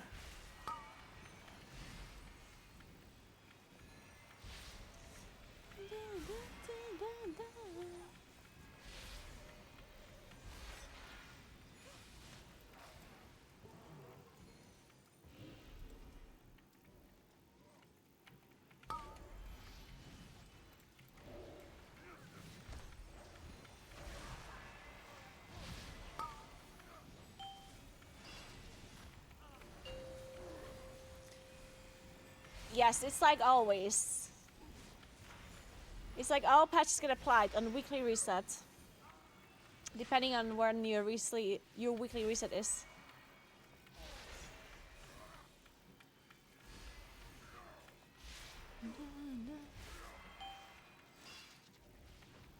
How's our car doing? Our car is doing just fine. In fact, I wanted to go and change the winter tires. But unfortunately, they didn't have time to change it. So I made an appointment. We have to change the tires in our car next Wednesday, guys. Next Wednesday. Write it in your calendars. Next Wednesday we have to change our car tires.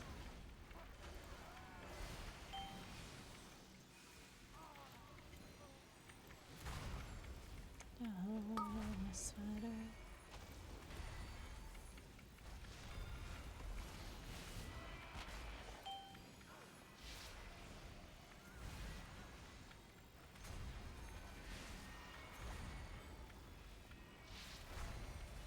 But you guys already have to change it? Here where I live, it's November, right? 1st of November. Where you need to have your winter tires on.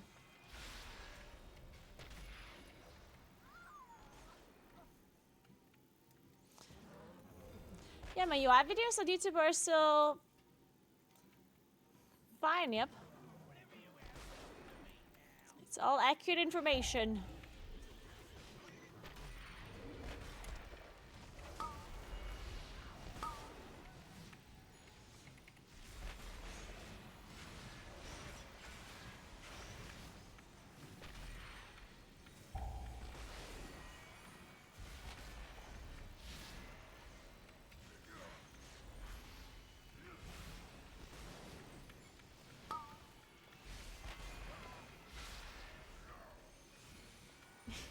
Yeah, it's funny.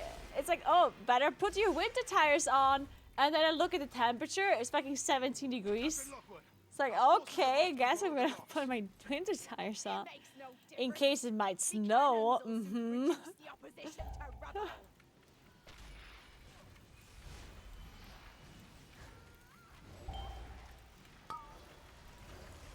In case you're gonna drive to a 4,000 meter elevation mountain, guys.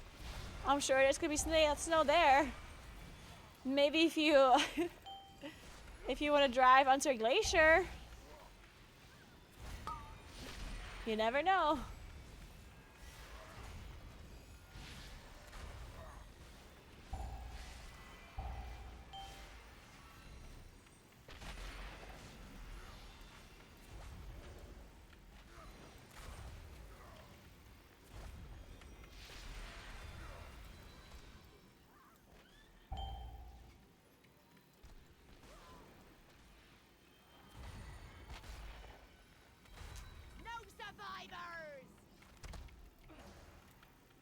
This song's very cute.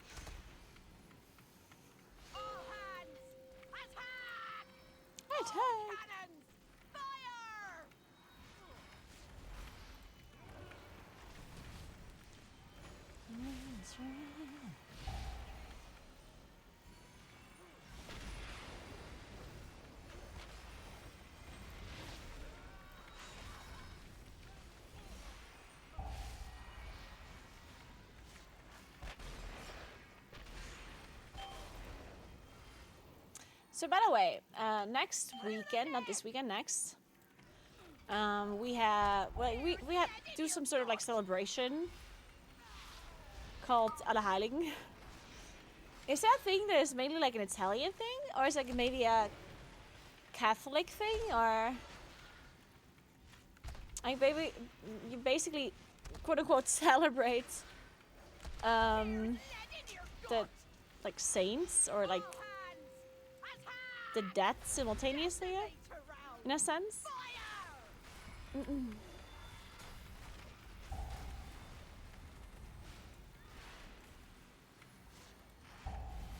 And for some reason, I don't know why, but when you're the godmother or the godparent of somebody, then it's tradition to gift something to the kid that you're a godparent to. for that holiday. And I honestly don't know why, because it's kind of strange because you're like celebrating the saints and like the dead. So it's like, why are you celebrating things to, you know? Like, I don't know. It's Easter and this like All Saints holiday.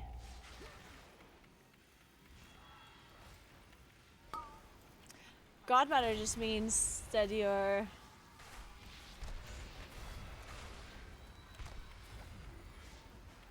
it basically means that like in some like the parents choose a person that would theoretically take over to care for their child if they die or are unable to care for the child anymore.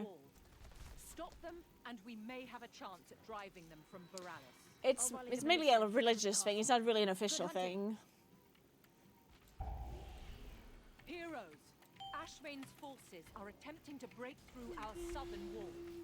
Stop them, and we may have a chance at driving them from Boralis.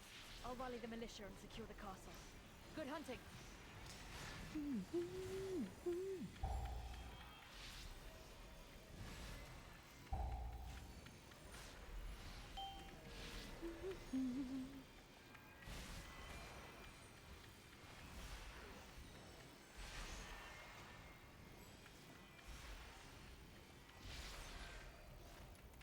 Yeah, it happens during baptism, yeah.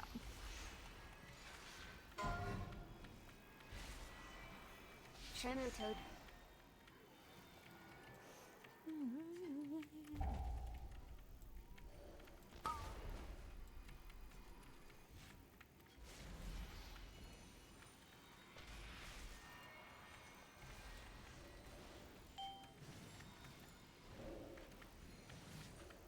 Ow! Jesus.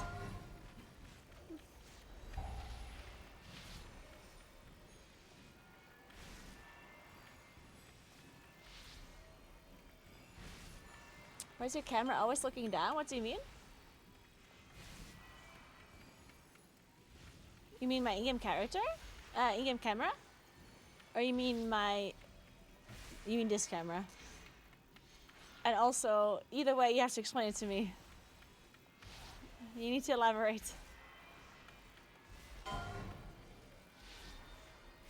In-game character? I mean, I'm not really looking down. I'm just looking at my character.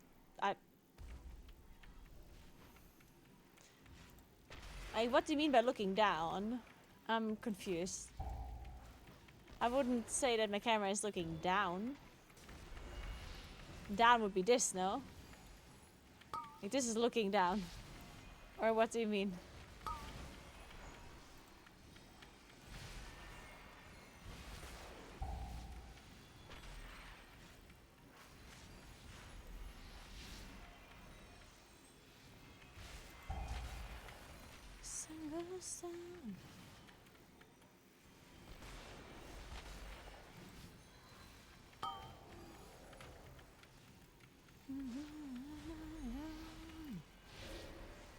Hey Anders, I'm good. How are you doing? Shamu Toad.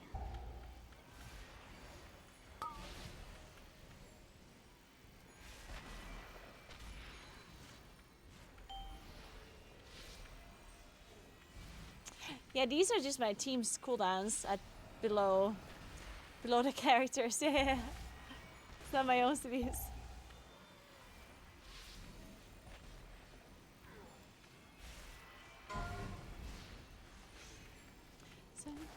I mean, the reason why I have my camera angle like this is like, if I look like this, I don't see anything that happens below my character, right? Like if I would play the game like this,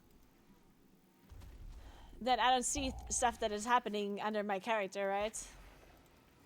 And that's why I have to angle it a little bit upwards.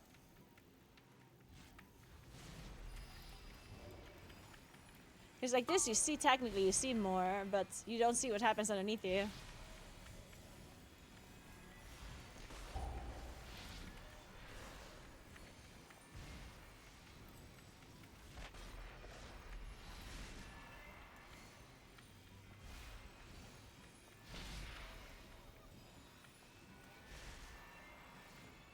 Yeah, especially the bananas are hard to see then.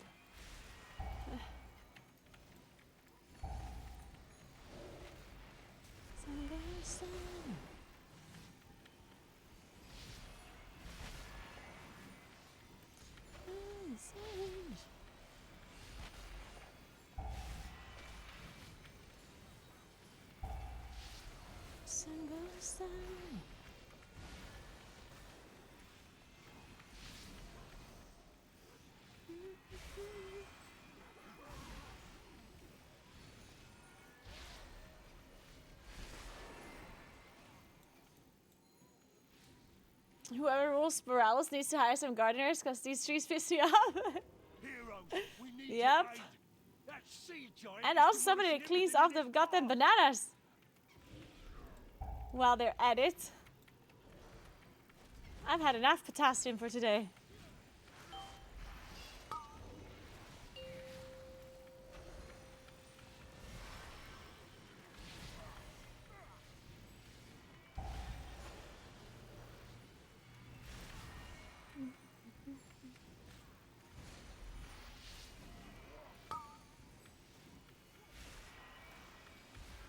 So if you struggle to survive as a moonkin, first of all, moonkin is just really squishy. But then there's no tips that I can give you that will be moonkin related. It's just you need to understand, like you need to learn the dungeons better. You know what I mean? Because obviously I can tell you, oh, just go bear form. But duh, you know, like it's people know that you have to go bear form. It's just. If you don't know the dungeon that well, then you don't know which abilities can kill you. And then you don't know that you have to go bear form, right? So the only way to survive more as a moonkin is to learn the dungeons better. And play the dungeons more. And play them actively. Like, honestly, one of the best advice I can give, which I don't follow myself, by the way. But if you're actually serious about getting better in dungeons and you want to improve in dungeons, then just playing dungeons actively is already going to help you so much. Like the amount of playing people do, myself included, without actively playing or actively paying attention. Like I can play a dungeon and be like half brain AFK, you know? Like I'm just pressing my buttons, you know, and pressing my rotation, looking at the damage meter, you know, looking at the big numbers, looking at my CDs, being happy about doing damage, like yes, I'm doing damage, look at that, you know, blah blah blah. But I'm not paying attention to the dungeon, you know, to the mobs, to the dungeon, to see what's happening. Hey Todd Bringley, thank you so much for the prize, I appreciate that, welcome. And honestly, if you start paying attention to the dungeon properly, you learn so much more. Like pay attention what the mobs are doing, what they're casting, which ones, which casts are important, which ones do unavoidable AoE. That you would have to like go bear form for, stuff like that. And if you die to something, then also look at what you died to after the dungeon. Like the amount of times people die, but maybe don't know why they died, and then they also don't look afterwards, you know? So you died, and then you're like, oh my god, what did I die to? And then afterwards you don't look what you died to, so it will just stay a mystery forever. Then of course you will not learn anything from your death. And then it's sad that you can't look during a dungeon, because sometimes during the dungeon you die and you have to immediately release and keep going, of course, right? But then you should look after.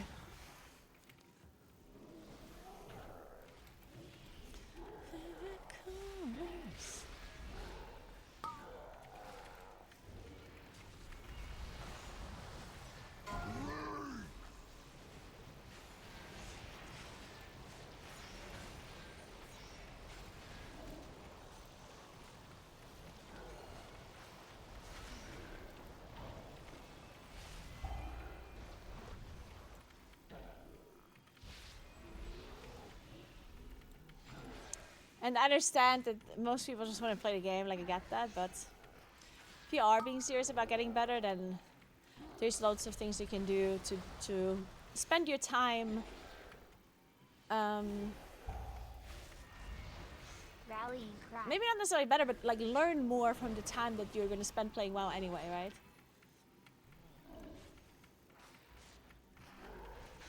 Because I can play a dungeon, or I can actually play the dungeon and learn a thing or two afterwards, right? Or just mindlessly play it. I personally almost always just mindlessly play it.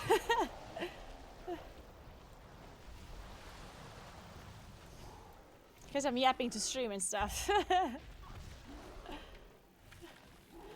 But if I would want to actively like learn and get better, I would have to pay a lot more attention than what I do right now.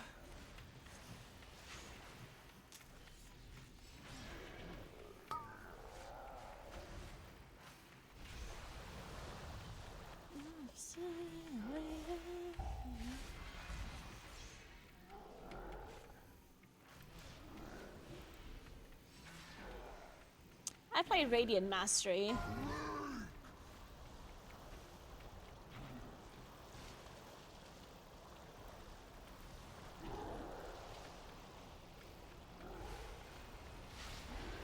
Man, there's like 2 really big trees in front of my office, and they lose a lot of leaves now, obviously.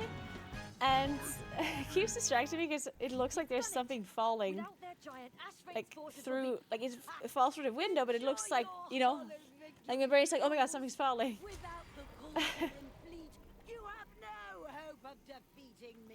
Hey Juventus, what's up? How are you doing? My gaze, I know, right? Breach the city and slay all who oppose me.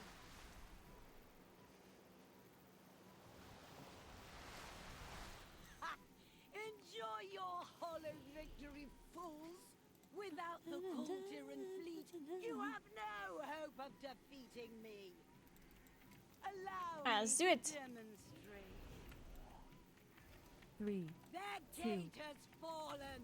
Breach the city and slay all who oppose Oh my god.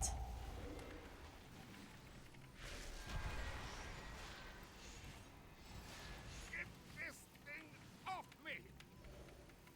5, 4, 3, 2, 1. Don't let this beast eat me!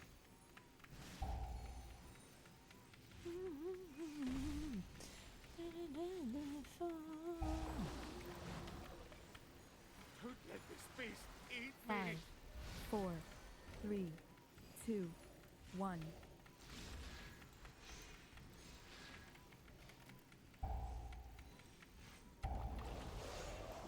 Oh my. Help!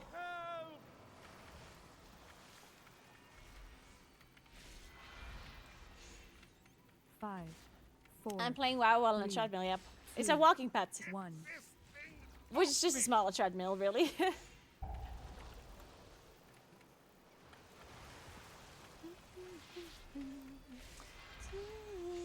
You have my thanks. Now I'll get this. Thank you so much for cannon raid, back Alex. for some Appreciate Five, that. Thank you so much. 4, I am 3, doing well. 2, 1. I hope you're too. I hope you had a nice stream. Dragon, back to the depths.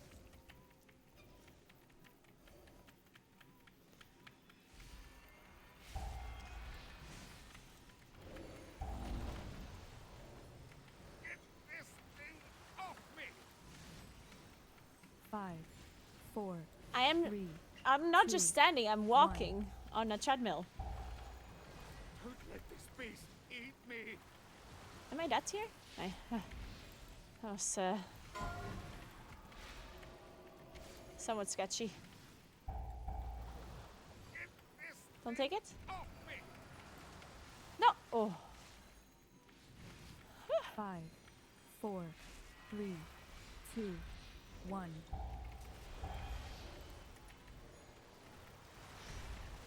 Don't let this beast eat me!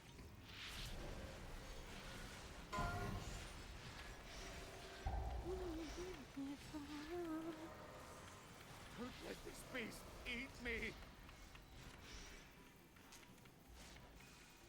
Hey, Canlet. 4. That was sketchy? No, that was all calculated. 1. You have my thanks. Now I'll get this cannon prepped for some payback. What's the reason you decided to walk during stream? Because it's healthy. Just getting some more steps in, you know? It's better than sitting. 4, 3, 2, 1. I'm a little bit scared. Wait, did we not get the rest through? I thought we had rest. Back. Should we go back? 5, 4, 3, 2, 1.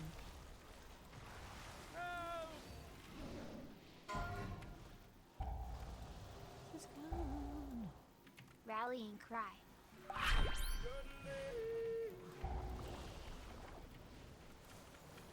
Got him. 5, Hey, Arhar, thank 4, you so much for the 3 3, months. 2, Appreciate that. Thank you 1. very, very much.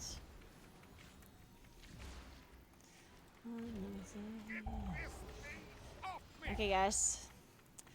I feel like we're not timing this key. What do you think? I have a feeling we're not timing this. 5, 4. It was close enough, though. 2, 1.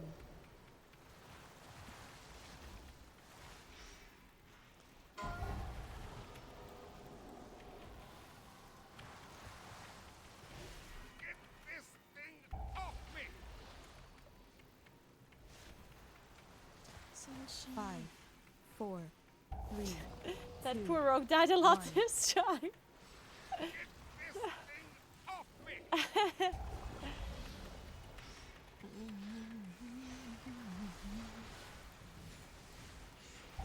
have my thanks. Now I'll get this cannon prepped for some The payback. cabaret lady's back in WoW. Yeah. 3, 2, 1. How did you enjoy the cabaret? I had a good time. You dare scar my beautiful pet? I tire of this game. I'll reduce Borealis to Yeah, we actually played this game because of 15 seconds affix, so you're not wrong. You've done well. It's heroes, true. But Borealis is not. We out would have of timed danger this yet. without. Speak with Dude, me this when you're 15 ready second to put death an penalty. end to Ashvane's Are they gonna fate. remove? Did they say something about it? Like, are they gonna remove it? Like, ever? Or.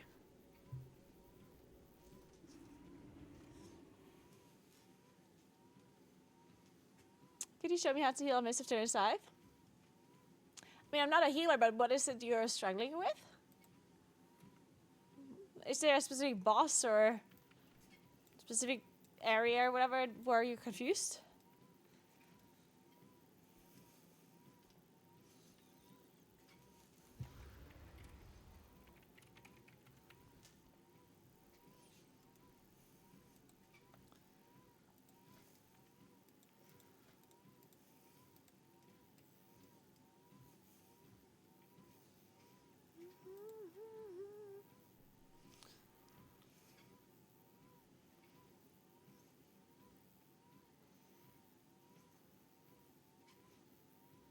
Did you manage to eat after the parade? I did!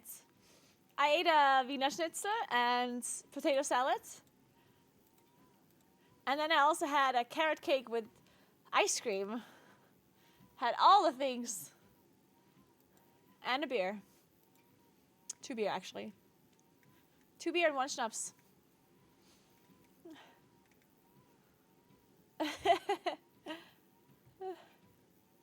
Never forget the beer. Oh, yeah. Guys, I think we're doing 12s after all. This whole 11 thing, it seems very annoying. Fuck it.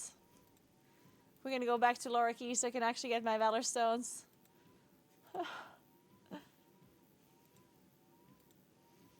Our car is so annoying though. I don't like that dungeon. 5 beers and 7 shots is what I heard. Yeah, something like that.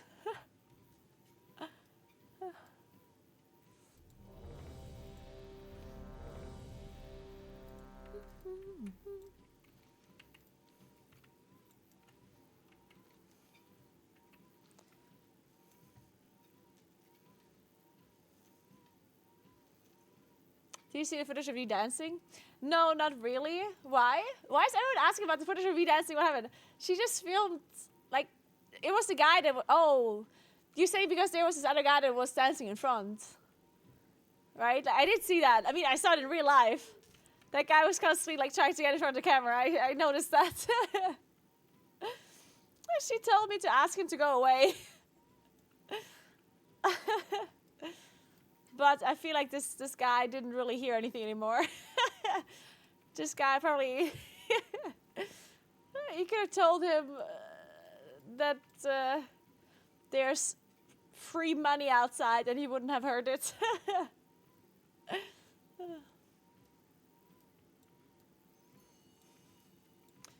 Luckily, a taxi brought you back home. Yeah, my bike, also known as my taxi.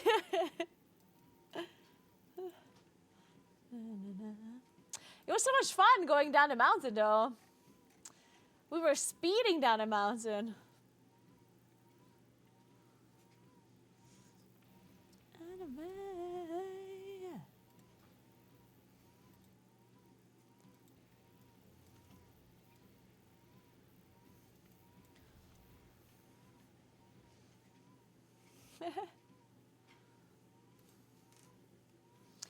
Kuros, is this actually, like, is the thing actually properly open on Monday too?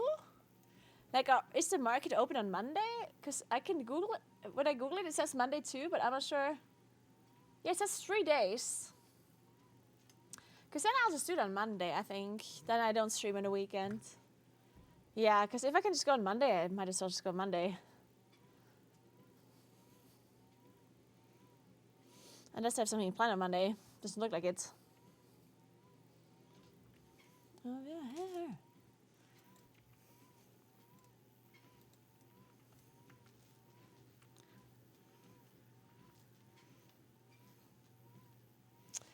I wasn't actually drunk, yeah. I did drink 2 or 3 beer and 1 schnapps, but that's not enough to get drunk, okay, guys? Come on now. Over the course of like 5 hours. 3, 2, Last barrier. And now you learn the true. I probably would still have been able to drive a car without being over the limit, yeah. Not that I would have tried, but...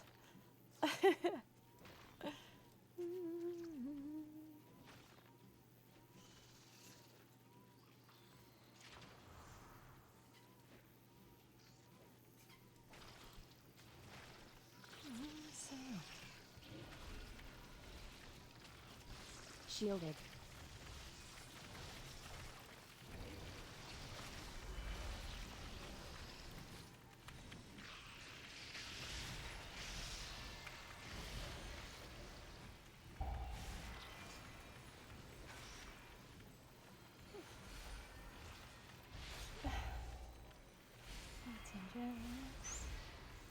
Come on, no.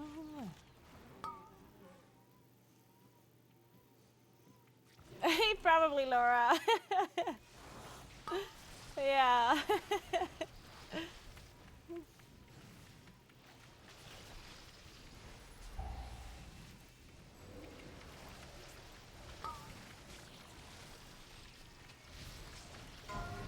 Do you see it?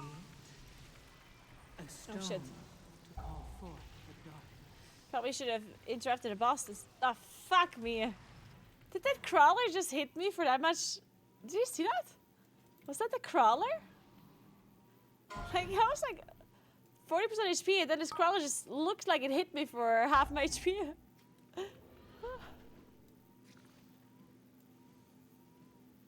The stream is lagging. It's not lagging for me. That's your internet or something. Maybe try to put the quality down on a lower setting.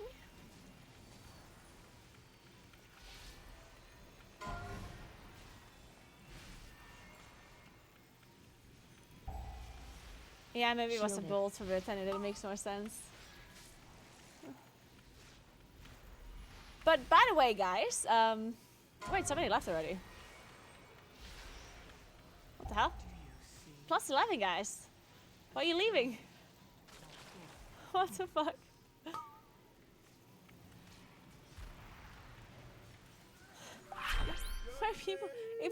wipe. It would literally.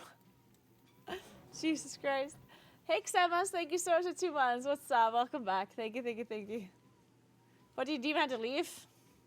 Who the hell knows, man? Who the hell knows?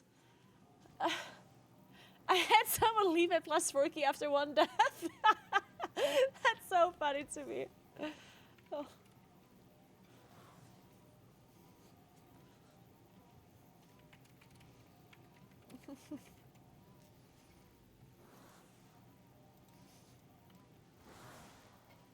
Okay, be right back 1 second. Before I leave, I think I'm doing another real life stream next Monday. So in case you're here expecting a real life stream and you're excited for a new one, then it's probably gonna happen next Monday. This week, I don't think I'm gonna do any more real life streams. This week, it's gonna be WoW today, tomorrow, and the day after. And then on Friday, I do a variety stream.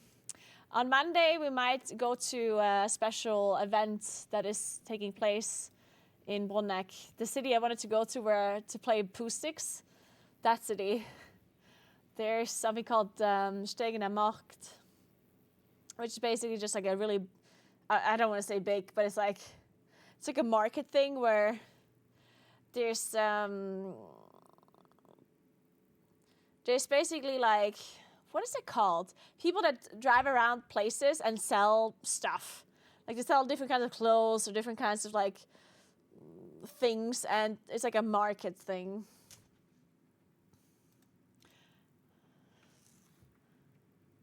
Vendors. It's not a flea market. A flea market is something else. Isn't a flea market where you resell things that you've already used before? Isn't that what a flea market is? Or maybe I'm wrong. What's the definition of a flea market? A flea market is a type of street market that provides space for vendors to sell previously owned. Yeah, secondhand goods. Yeah. It's not that. It's not secondhand things, but it's similar to a flea market. It's basically the same thing than a flea market, except it's not like secondhand goods that they're selling. They're just like selling whatever stuff. You know what? I'll just show you. And then usually there's a fair attached as well, like a small amusement park, I guess. Let's just swallow. It looks like this.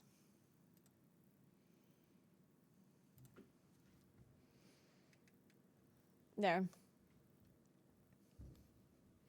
So you see this, like it's outside, and they have these like individual tents everywhere where they sell foods, but also like clothes, socks, whatever, different kinds of stuff. Then there's small restaurants, well, not restaurants, but like areas where you can eat. They even have like tractor stuff and slippers or whatever, and you can get roasted chestnuts.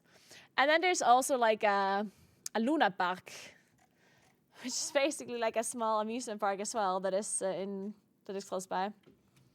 So yeah, I'll do that on Monday. I'm gonna be live streaming that on Monday. That's gonna be fun. Be right back 1 second.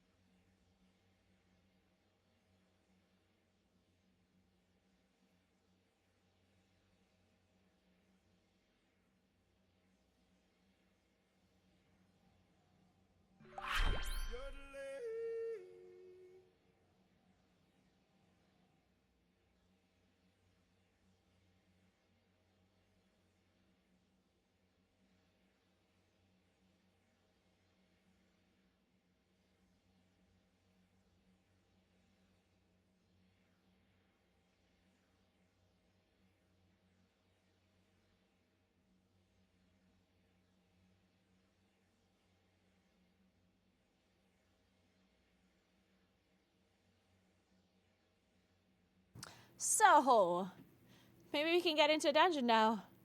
Well, I guess what I'm trying to say is maybe we can finish a dungeon now. Hey, little angel, thank you so much for converting your sub to a normal sub. Appreciate that. Thank you, thank you. Like a Polish town fair, stuff like that. Or we also, yeah, yeah, something like that.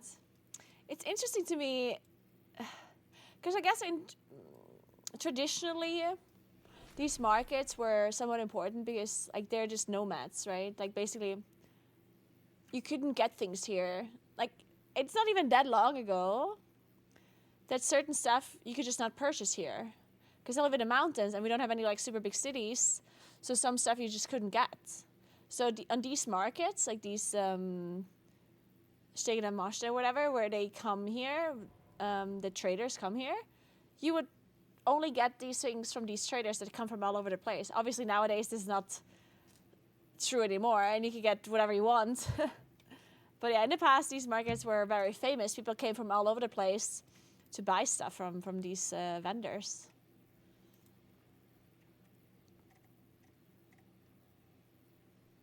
Hey, Auntie, we'll see you. I think the changes are going to be good for Moonkins, but we'll see. I made a video about it a long time ago if you want to watch it. It's on my YouTube channel.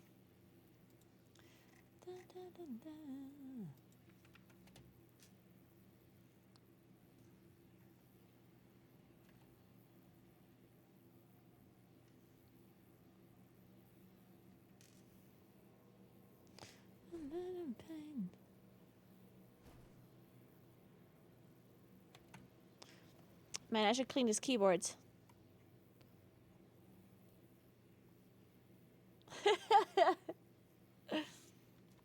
Somebody clean my keyboard for me, please. Thank you. Maybe I should just put it in the dishwasher again. I need to buy a backup keyboard so I can put my keyboards in the dishwasher once in a while.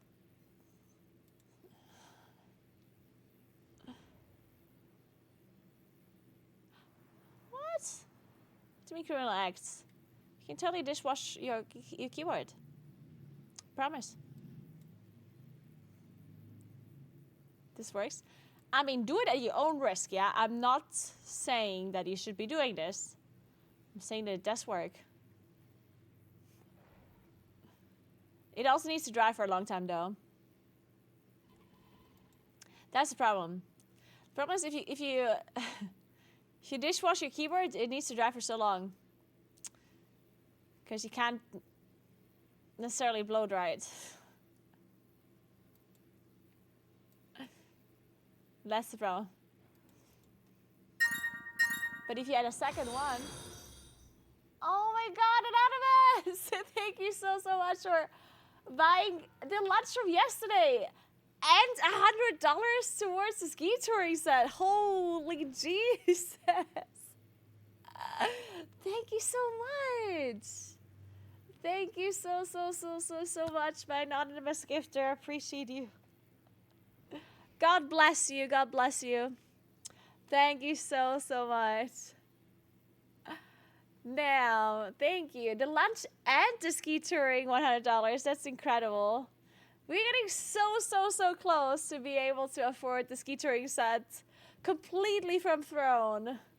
I was thinking that I'm just gonna like crowdfund some of it and then I'll buy the rest of it. But at this point, we're on our way to completely just crowdfund the whole thing. That's crazy. Thank you so much, Anonymous. I appreciate that so much. We're now up to 68%. We're so fucking close to get this ski touring set. It's going to be amazing. Thank you very much. And thanks for buying the lunch. The lunch was delicious. And of course, the view was amazing as well. So thank you so much. I appreciate that. Now, finally, the stream was worth it. I almost, lost money doing this IRL stream. But now that he paid the lunch, it's all positive again. I'm just kidding. I enjoyed the real life stream no matter what. When we'll see the deterrent punishments for key levers, it has become more annoying than ever. It is true. Key levers are getting more annoying. So here's the thing. I personally think solo queue would solve this issue. I honestly think Blizzard should, at this point, just try solo queue. Fuck it. No? What do you think?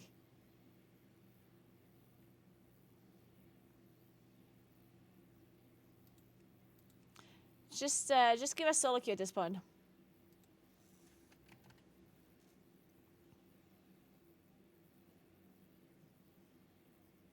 Well, that as well as mine. I think that's of course also true.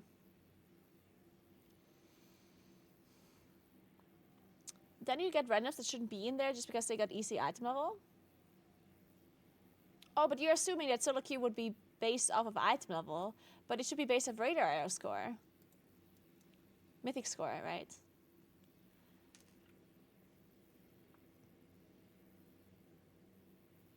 Right? Like, if there would be something like a solo queue, then you should be matched with people that have similar score to you. That would make sense. Not your item level. Like, your item level is irrelevant. They will always base it off of item level? Why? Why would they base it off of item level? That makes no sense. I doubt that, right? We have a score that measures your experience in plus.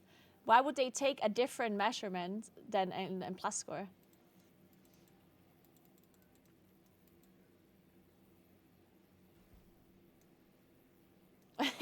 Murasaki, I see your point.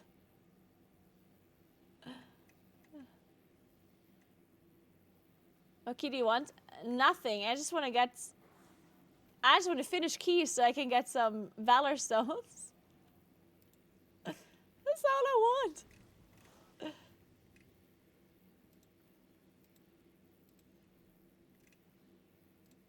Is it too much to ask?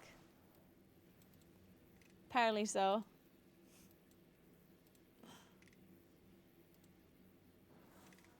Is it too much to ask? Yes.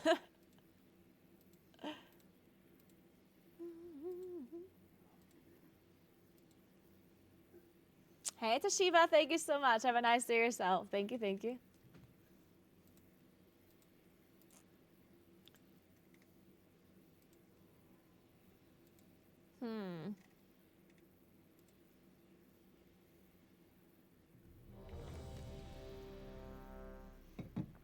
Okay, we got invited to 11 key. Let's go. Success. Yeah, the patches always get released on weekly reset, guys. Everything always gets released on weekly reset. There's no such thing as like a global release for anything in retail. Everything that gets released in the game is weekly reset. The only exception is the expansion launch. Expansion launch is almost always global. But everything else always like weekly reset stuff. Or daily reset. Can we see the upcoming reps in the BRD rate? Probably on WoW Hat, if I would have to guess.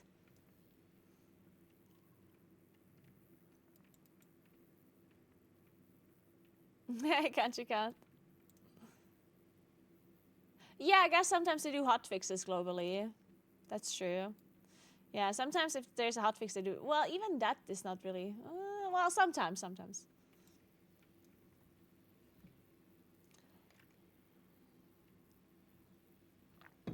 You're right, you're right.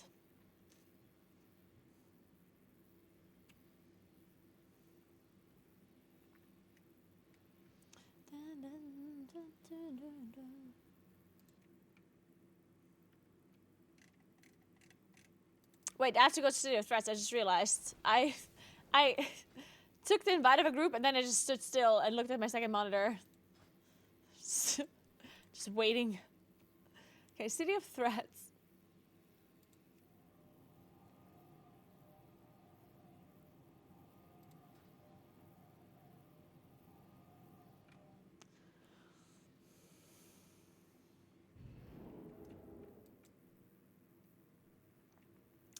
The patch after name, yeah, yes, stricken, yeah. Someday I will have global release for everything. One day, guys, one day we'll get global release.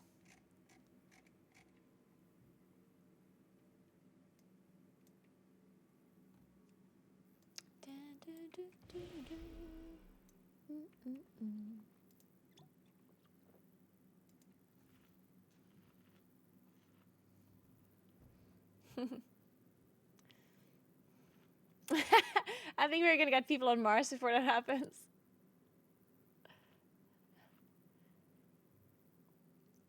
If we follow titles, we're gonna play Erlun's Chosen 9 Plus. Well, we'll see about that.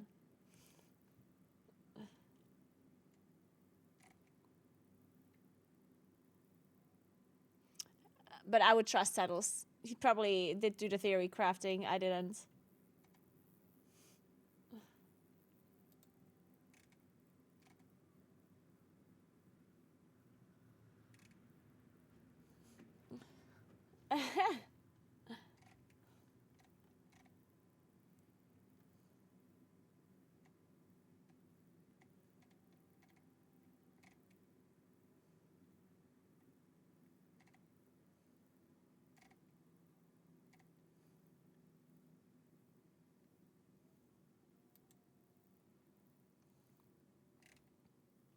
No. Jundara thinks you still play Keeper. Are you sure, Tails, that you're playing EC? Like, I just scroll through the TC channel and they think that you still play Keeper.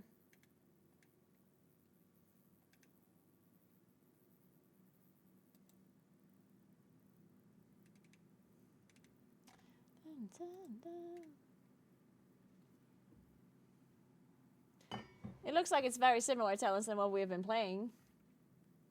Wait, is it not just the exact same? It's basically the exact same. Oh, with mushrooms. You want me to be. Yeah, basically the same thing. Hey, VODs, what's up? Thank you so much for 2 months. Welcome back.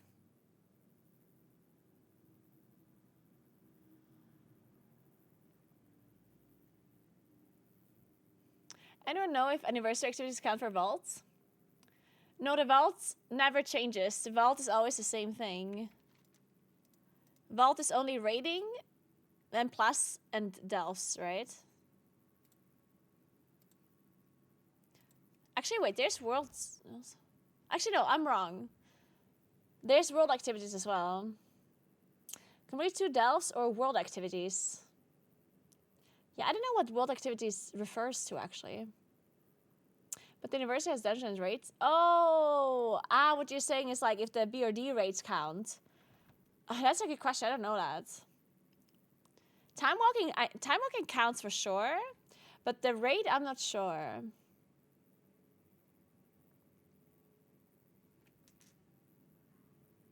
Hey, Justy. Are all cats back in wherever they're supposed to be? Probably. They are safe and sound back down in the valley now. We even checked out some deer yesterday in a different area. Another IRL stream yesterday. Imagine if IRL world activities would work. Your vault would be stacked. Dude, my vault would be stacked. Honestly, I do think Blizzard should change this. If I cycle up a mountain, then I should get a better vault.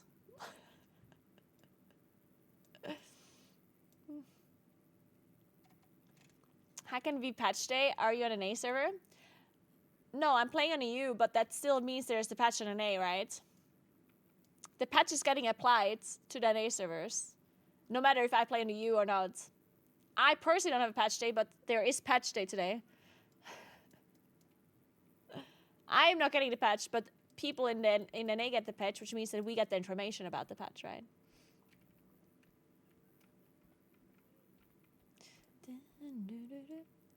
The NA players are leaking all of the information for us, so we can see what's going on, even if we can't play it.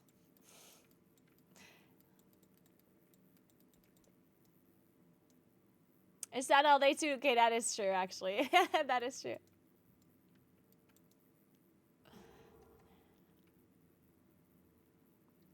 If IRL would count, I'd be getting Wrath, normal dungeon, item level loot. Address.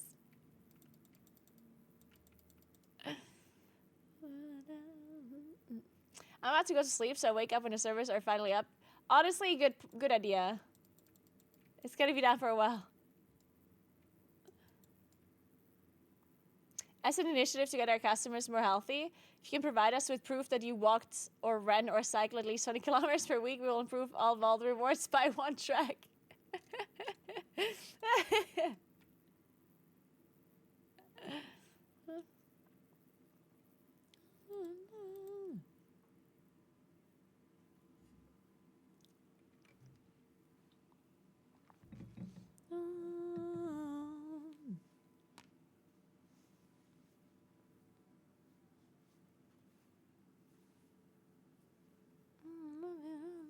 So.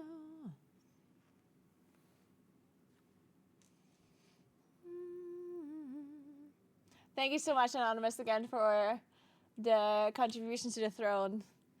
You're incredible. Thank you very much.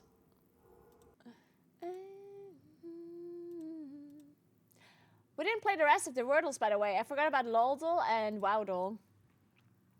So while we wait for these players to arrive here, let's play some Wowdle.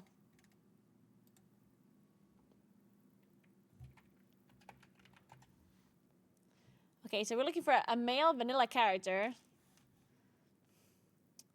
Male vanilla character. What about...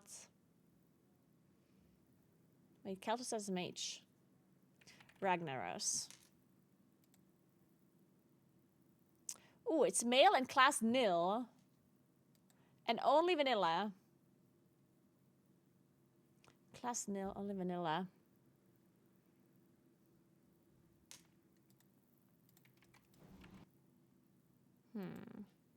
Wait, let me continue walking, by the way.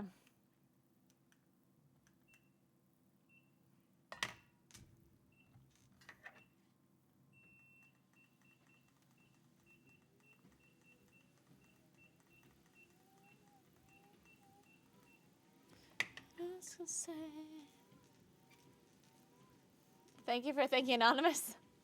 Oh shit, we started the key. Okay, fine.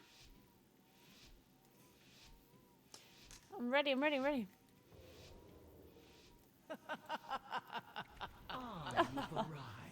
Illidan is not from vanilla.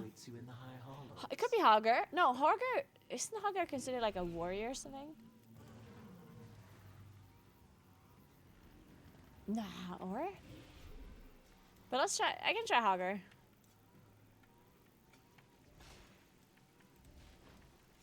Dude, I had to sunfire these guys 4 times, like each individual sunfire. What the fuck?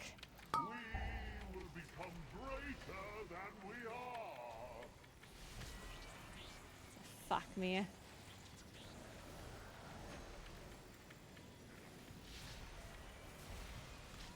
you kidding? Fine.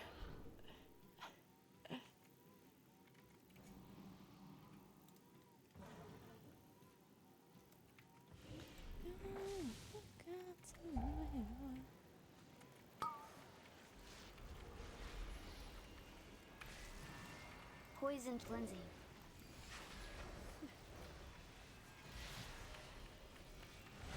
Yeah, we're looking for a vanilla character that is male and does not have a class. Hey Hammer, thank you so much for the 15 months. What's up? Thank you, thank you, thank you. A stone to call forth the darkness.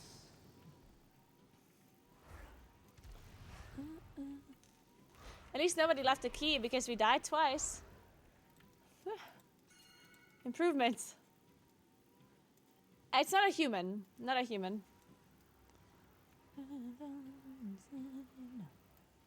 Also, I'm pretty sure Andrew would be that paladin, no? Class nil, no human.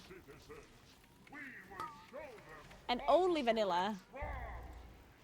As well.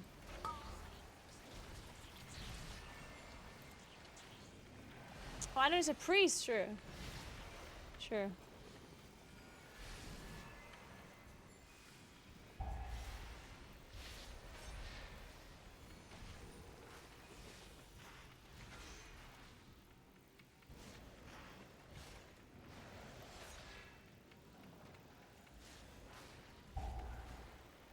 gives you a it's not standing near the statue, it's somebody can activate the statue. It gives you a buff. If you a priest can activate it, or a rogue, or an engineer.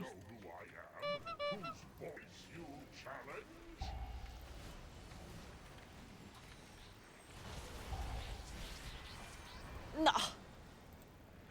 Do you see I get hit by the swarm guard. a stone to call forth Like- the darkness? I was. How? I was so upset.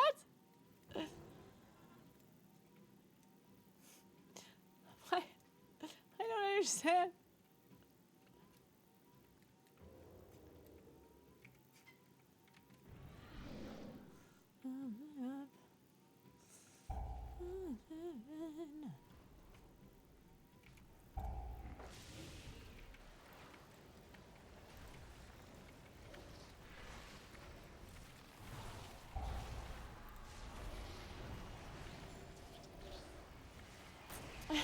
Dressy.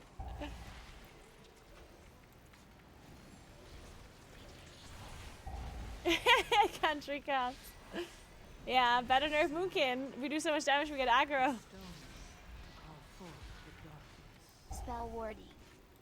Yeah, if I have spell warding, I'm stunning in this.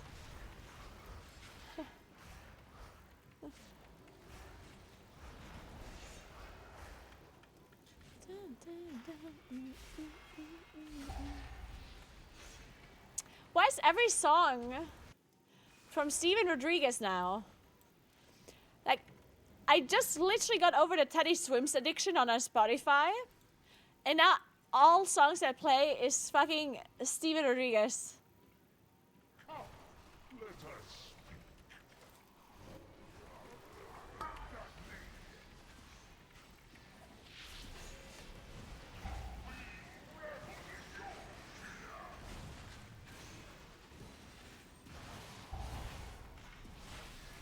No! Oh my god! Oh my god. Holy fuck. My heart hurts.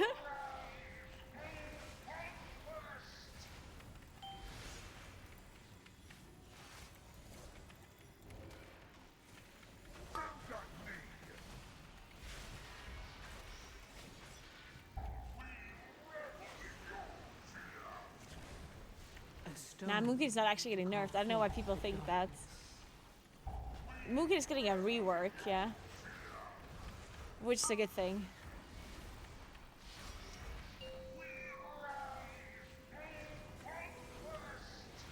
Like, we literally get talent changes and stuff, yeah?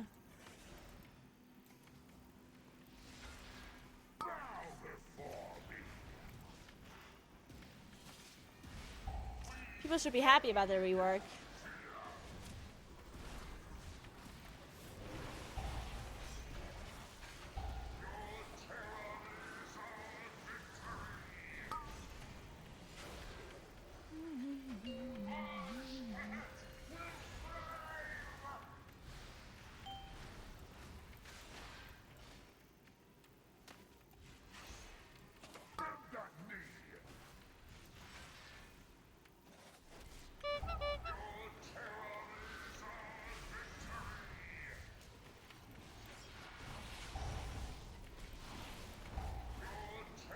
Oh my god. Jesus.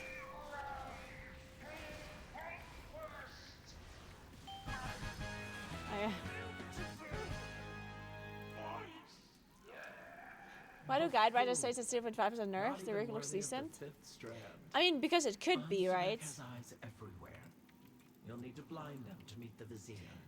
Like, it just makes no sense to look at the number difference if you get a whole rework. I mean, not to say that it doesn't make any sense, but if you get a class rework, then you should be focusing on the actual rework and not on the numbers, because they can be changed later. To call forth the dark. Right? Like, it's easy to buff or nerf a class percentage-wise. It's easy to say, hey, your Star Surge does 5% more damage, or your Starfall does 10% more damage, or your Dot or whatever does 5% more damage. You know, like, it's easy to make aura changes like that. The changes that Moonkin is getting this patch is not about our damage. It's about our rotation, our talents. So whenever you're looking at these lists that are saying like, oh, percentage nerf, percentage buff, like that's not something they should really care about. It's about how the class plays. Because right now, I think we mostly can agree that our class plays like shit. It's like we do nothing. You press like, I don't know, like the class, the gameplay of Moonkin is, in my opinion, incredibly boring. So the class changes are there to address that issue.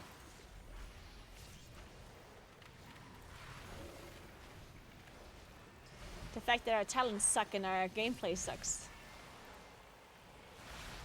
Once the changes have been applied to the game, we can then test the changes and then we will see if the numbers are fine or not, right? Maybe they have to, maybe they want to nerf some numbers or buff some numbers afterwards, or maybe they leave it the way it is. A stone We'll see. to call forth the darkness.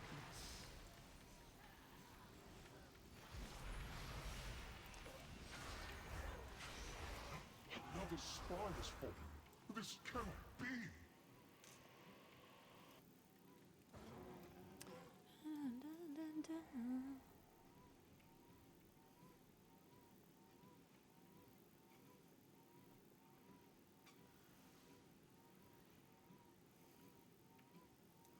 Man, this dungeon is, every time I play this dungeon, it surprises me. Of just how bad the spy game is. It just doesn't get better.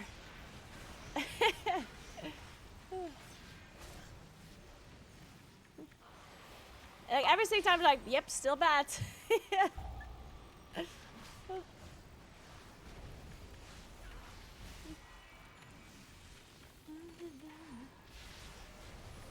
Oh, I also think they should change the Druid class tree. The Druid class tree is something for sure. It is something. It's hard to get used to walking and playing.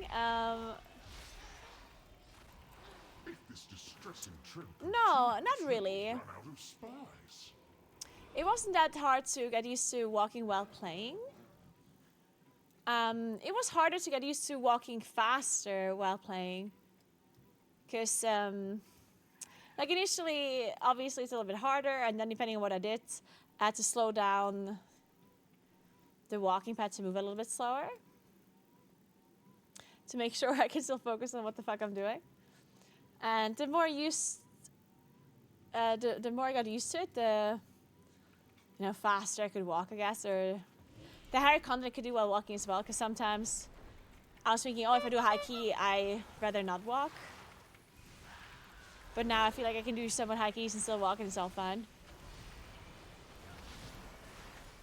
Step counter is off. Oh no, that seems accurate to me. A stone to call forth the darkness. You can see the distance that I'm walking.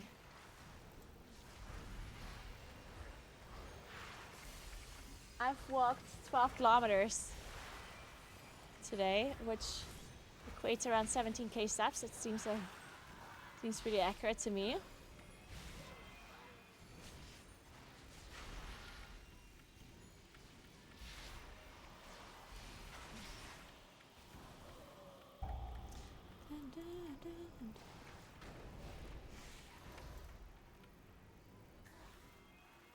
Much better. Come to me and I will help you as agreed. I only just realized she's walking.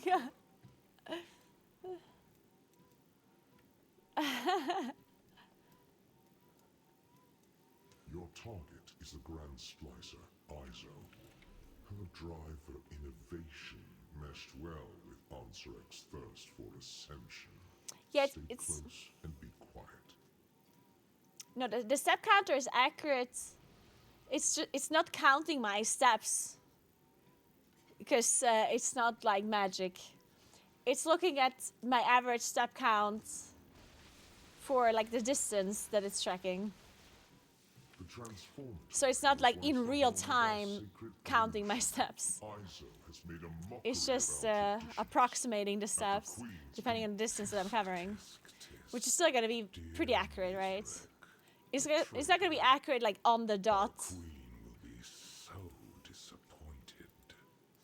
The distance is accurate, and the steps are just approximated off of the distance, right? Which is as accurate as it can be. Well, I mean, it could be more accurate, but you know what I mean. Like, it's not completely off. That's what I'm trying to say.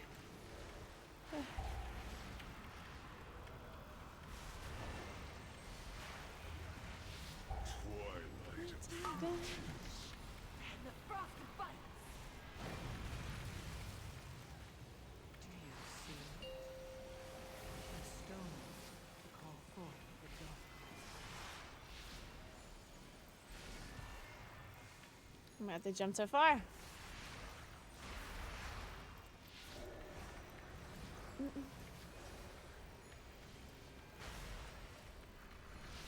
You had to get a glyph for that. Where are you going? I don't know. I'm just walking. Where are you going?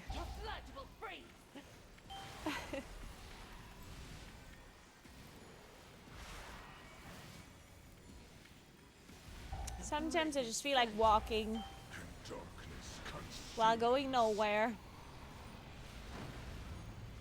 Today would be a nice day to walk outside. But unfortunately, I can't bring my PC with me. I mean, I could, but it would just be very difficult.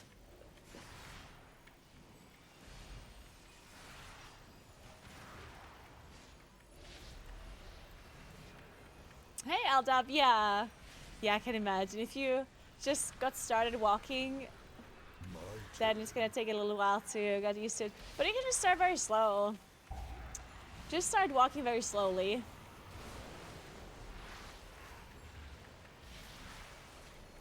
I have no idea how many steps I took in total, but you can see how much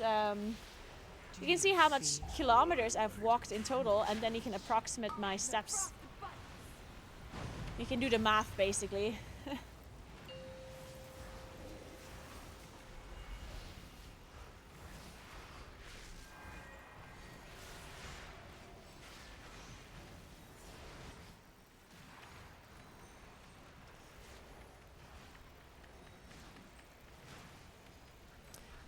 Yeah, walking like this burns a lot of calories, yeah.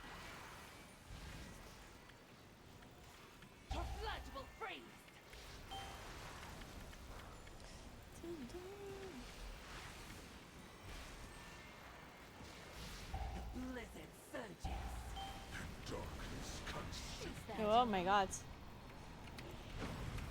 No! Oh. Jesus Christ. Would that I could do more to repay you, but this is as far as I go.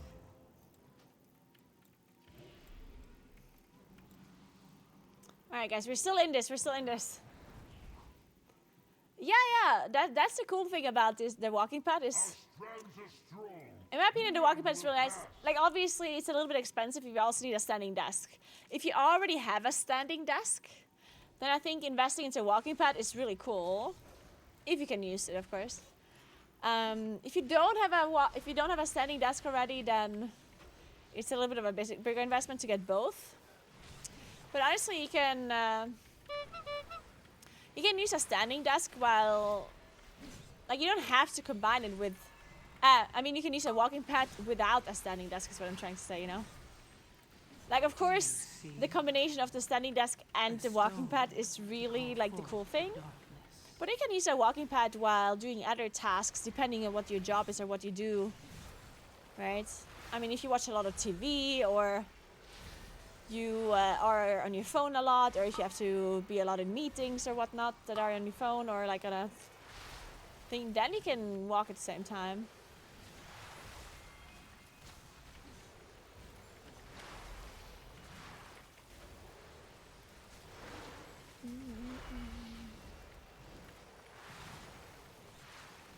But yeah, obviously it's nice to have the combo of the standing desk and the Walking pad, because then you can combine it with something you do on your PC. Hey Spider Tattoo, what's up? How you doing?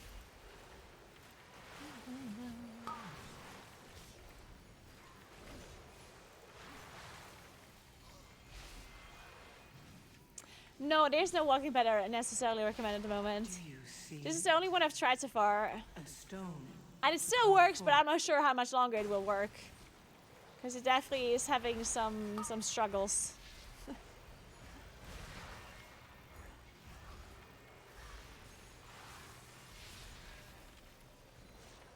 Hey Pika, what's up? I'm good, how are you doing? How was your weekend? Does walking make you fat finger stuff? No. I mean, are the chances higher for you to fat finger stuff when you're walking? Yeah. Of course, right? Yeah, you're moving your upper body when you're walking, so.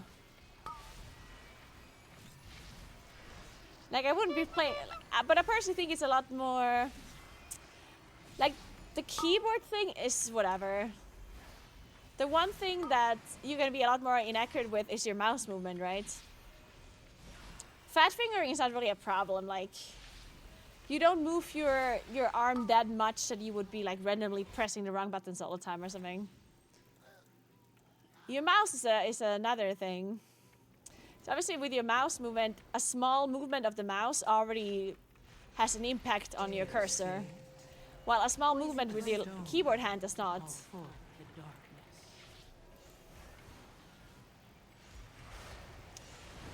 So any kind of games where, or any activity where you have to be accurate with your mouse hand, that's where the problem lies in this setup. Like, you would never be able to play Counter-Strike properly, obviously, right?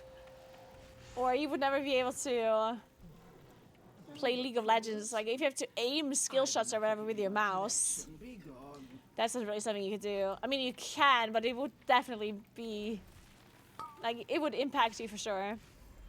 But then obviously in WoW, your mouse movement is not going to be that important.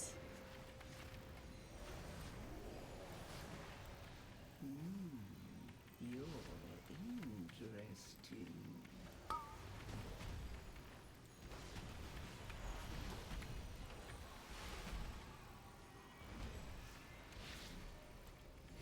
Your whole table shakes while you're in the walking path? I feel like that might be an issue with your table then, or with your adjustable like desk base. A stone to call forth the darkness. Because I mean, my table does move if I move my arms a lot on it. Like if I touch the table and I move it around, then I can move it. But it doesn't move if I just have my arms on it.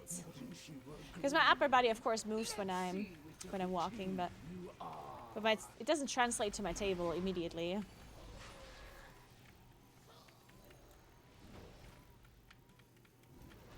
do you feel about the class challenge changes? The class balance changes? We'll see. I don't have any major opinions in it. I also feel like I don't have to have major opinions in it. Just like I just want to wait and see, right?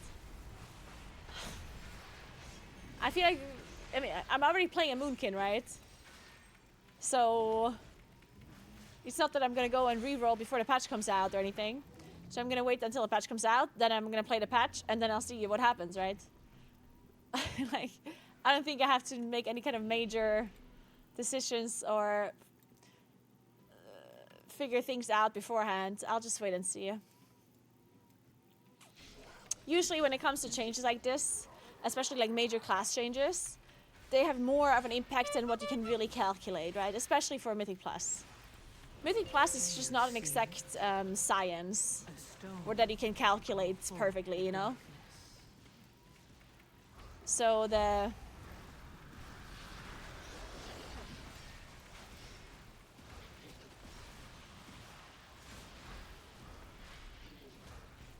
So whatever the class changes are going to do to Plus, we're going to have to see it. So we don't really know for sure.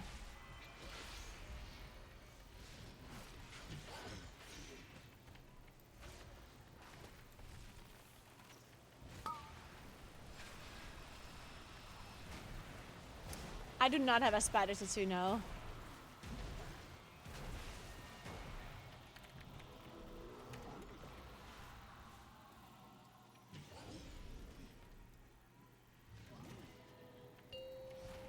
I will get a spider tattoo though, at some point. Fuck. Oh man, we almost recovered.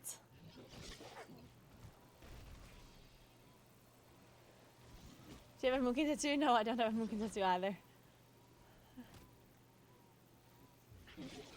Do you see it? A stone to call forth the darkness.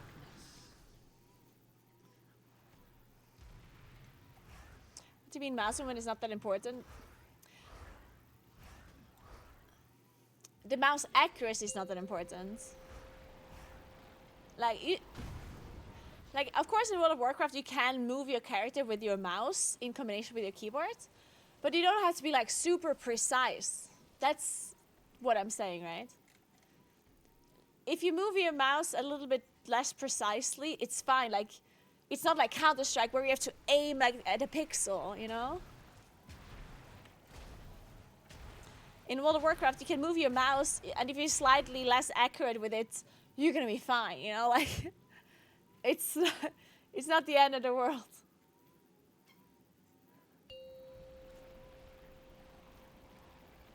Any brands for a standing desk? Get a walk pad and use it for work meetings / rates. Oh, nice. When there's gaps and pulls, would be keen to use it for a general workday / while playing too. Right, so I personally can recommend the desk that I'm using. It's the thing though is that I have to tell you is that I have not had any other standing desk before. This is my first standing desk. Actually, I did use another standing desk when I was in Cologne, and I liked that one too, actually. But that one I didn't test while walking. This is the only standing desk I tested while walking as well. And I also, like, basically David bought one as well because I liked it so much. I'm not sponsored or anything by this, unfortunately. If they want to give me money, then hit me up. But the standing desk that I have is from Desktronic. I only have the base. I don't have the tabletop. The tabletop is a massive wooden plate that I have from a local carpenter. But yeah, I can recommend it because it does what it's supposed to do without any issues. Like I never had any issues with this. It's holding up my table just fine, and it's not super expensive at all. It's actually on the cheap side, which is really impressive, considering that it's holding up so much weight. Like, I have 3 monitors that are on monitor arms. I have my PC on the table. I have all of these peripherals on the table as well, plus my camera and my, like all of the tripods as well. And my like audio setup, like my microphone arm, like the amount of stuff on this table is incredible. And these, like this adjustable desk base is holding it up just fine. As I said, if I'm like touching the table like this and I move it like this, then it does move. But why would I do that? Like, as long as it doesn't move when I'm like walking with my arms in it, then it's fine, right? But yeah, you should take a look.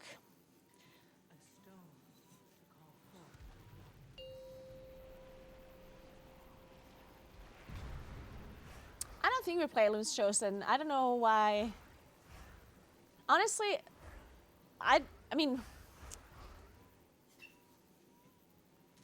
whenever we get major changes like this to a class tree, you should just wait and see, in my opinion. Like, there's no reason to now decide what you're gonna be playing. The answer is we don't know exactly what we're playing in Plus. Because in Plus it's just a little bit more of a complicated thing. It's not a simple calculation that you do in raid bots, right? Or in Simcraft.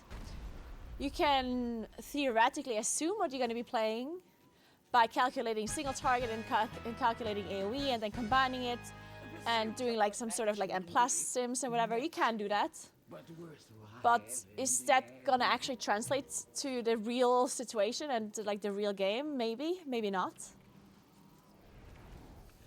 So just don't look at a talent tree right now that someone put up and play it for the rest of the patch. Just wait and see, you know? Just wait for the patch to come out. Try a build. See if you like it. Try another build. See if you like that. And go from there, you know? And in a couple of weeks, or in some time, you can check what the other people are doing, what the high and plus players are doing, and then maybe you go from there. Maybe you copy what they do then. Just no reason to make a decision right this moment. Because we don't know, unfortunately. If we would know for sure, I would tell you. I would not be withholding information from you guys, I swear. Or would I?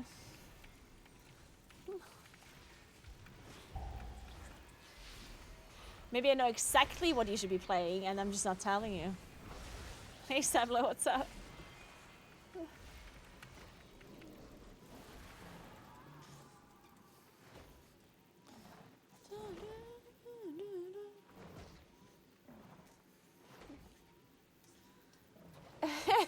You can't fool us. We know you're shifty and deceitful. That's me. I have a feeling we shouldn't have pulled both. You did not just leave. No fucking way you just left. We are the last boss. There's just no shot you just did that. Michelito! We need a +11 key! What did you do this for fucking a plus score or what? What? I cannot with these people! I was in here for 34 minutes! I actually am... This is unreal. We had a +11 key. Who does +11 for a score? For a score! 34 minutes! I hate WoW players. Oh my god. Fucking Michelito. I can't believe it. This is insanity. Unbelievable, man. This is crazy. Too late.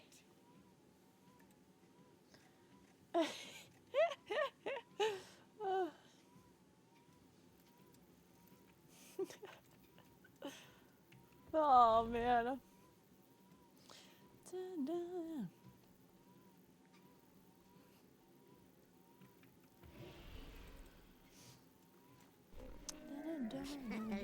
Many deals for a friend of the ground. Oh, I guess we're queuing up for another dungeon. Thanks for nothing, Michelito. Thanks for fucking nothing. I queued up the caps lock, guys.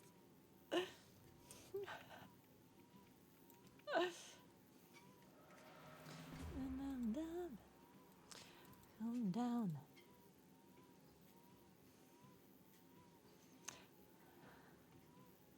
How far Naguura Palace is mythic in Mist? Well, they're in Ansarek.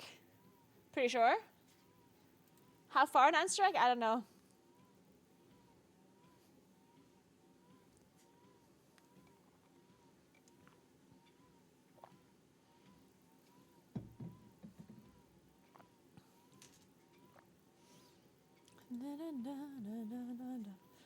Plus 12 protest. Nerf Red Pala disgusting spec made for a drip. What the fuck? Red Pala? Really? Is Red Pala that broken? It's not actually that broken, right? Or is it?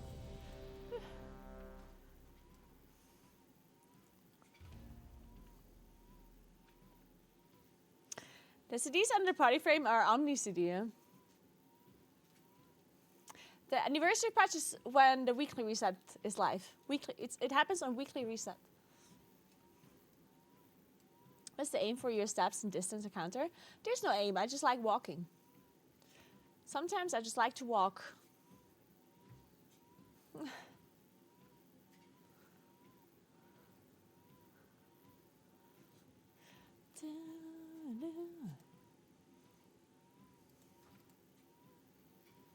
I gotta walk to dissipate the stress, exactly.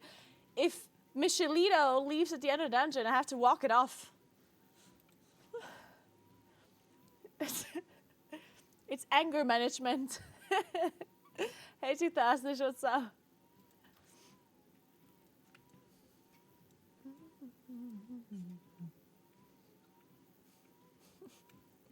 Sorry, where are we going again? This was Stone Vault.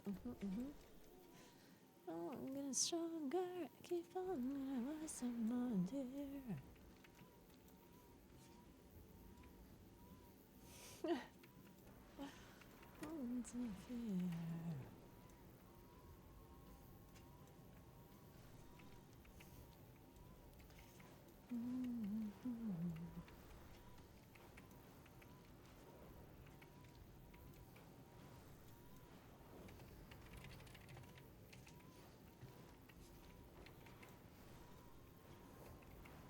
I'd log out.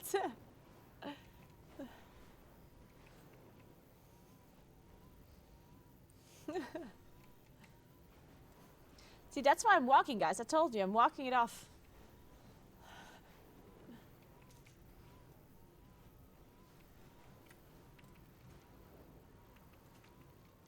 Someone dear. Anders. Yeah, yesterday we had the nicest weather, nice views. We were eating roasted chestnuts while drinking a glass of wine.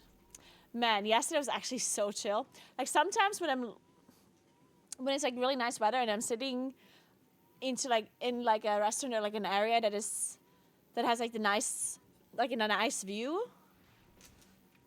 it's just this eternal peace washes over me, you know. Like I know how to describe it. You just sit there and it just seems like this perfect moment. This like thing that only happens in fairy tales, where you just sit and you look out at this like beautiful landscape and you're just content, you know? I had that yesterday for a moment while I was drinking my wine. It was beautiful.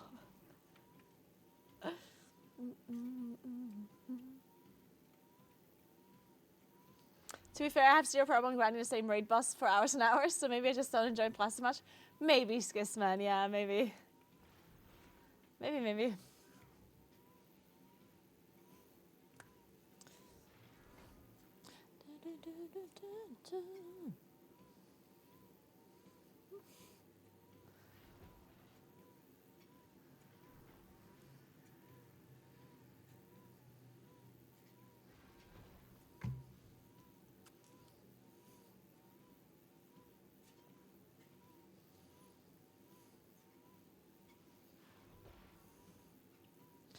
And then she looked back down at Twitch chat and was hit with reality. No, I feel like the fact that I was real life streaming and that you guys were there as well, added to the contentness, if that's a word. I think so.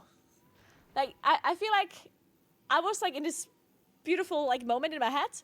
Plus, in addition, I was really happy about the fact that real life streaming is working out for me, right?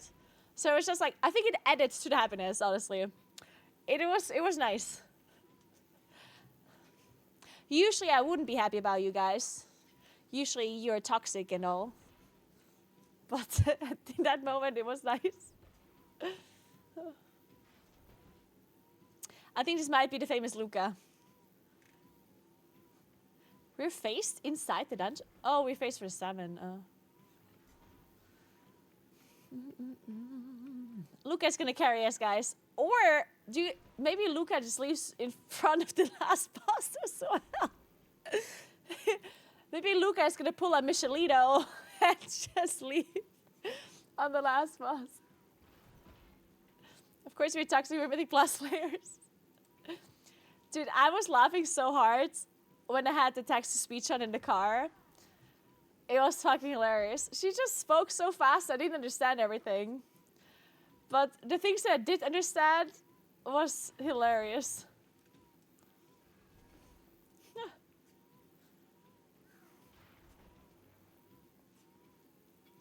Oh, you're from Uruguay. Nice. Hey, Pablo, what's up? I have a standing desk and a walking pad. The standing desk is from Desktronic, and the walking pad, I don't want to tell you because I don't recommend it. You should do your own research. It's just a cheap one. There's loads of them out there. You can just check them out and find one that maybe works for you. What happens if you start walking? Do you fall off? The walking pad is moving, yes. It is moving.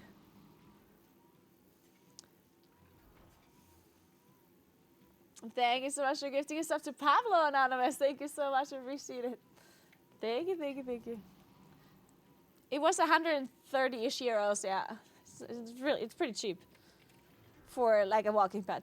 Now, obviously, this is not like a treadmill where you can run. Like, this is literally just made for walking, yeah. That's why it's on the cheaper side.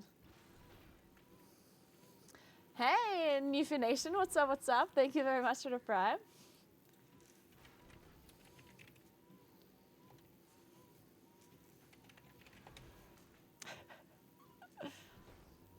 I'm giving Luca in-game emote signs.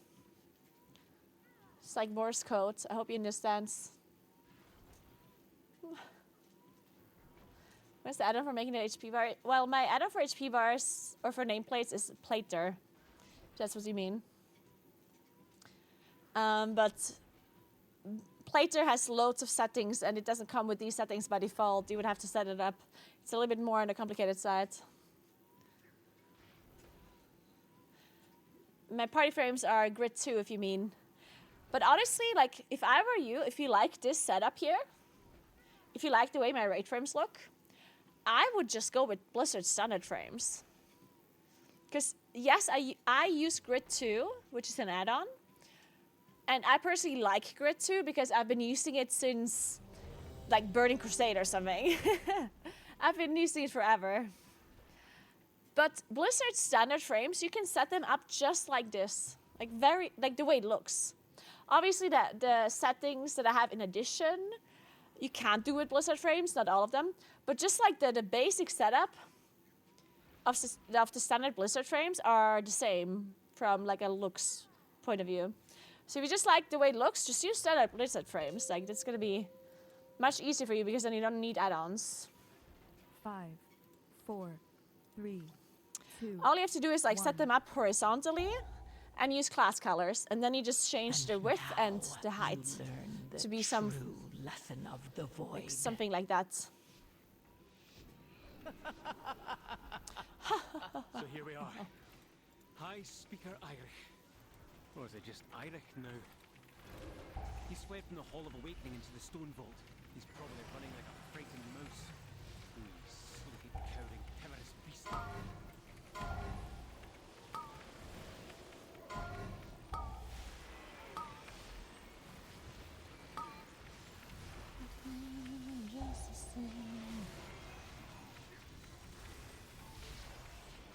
That breath was a bit late.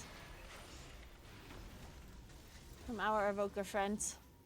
My damage is already gone.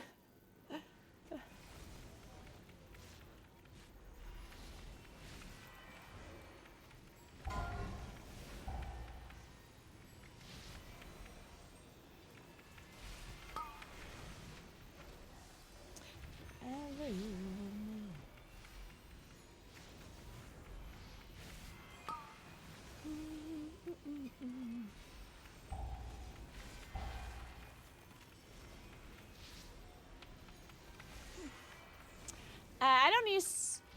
I use standard unit frames. And yeah, I use Plater instead of KUI nameplates because KUI nameplates, like... There is something weird with it. Like, it's... I don't remember. Like one of the settings that I wanted didn't work with them. So I changed my whole setup and like, or not my whole setup. I just applied the settings that I had with KUI and added it to Plater basically. This dungeon is yeah. That's actually a good point. Yeah, Edna has spiky damage and then the Skarmorak as well. And Eirik too, I guess, with the debuff. Yeah, me too. I actually also really like KUI. I think the cool thing about KUI nameplates was basically, it was kind of like Plater, except with like less settings. It was like an easier version of Plater. And I kind of like stuff like that because Is that Golem fused with something it's like, Titanic earthen technology enhanced with magical don't get me wrong, opulence? I like the fact that I can personalize my UI, but I do think like the amount of settings that we have available to us is sometimes a little bit overwhelming, and it gets to a point where it's annoying. Because it's annoying that you have to like set up all of these add-ons. And it sounds kind of dumb because at the same time, like, I'm somebody that really personalizes everything. And if something is like slightly off, I hate it.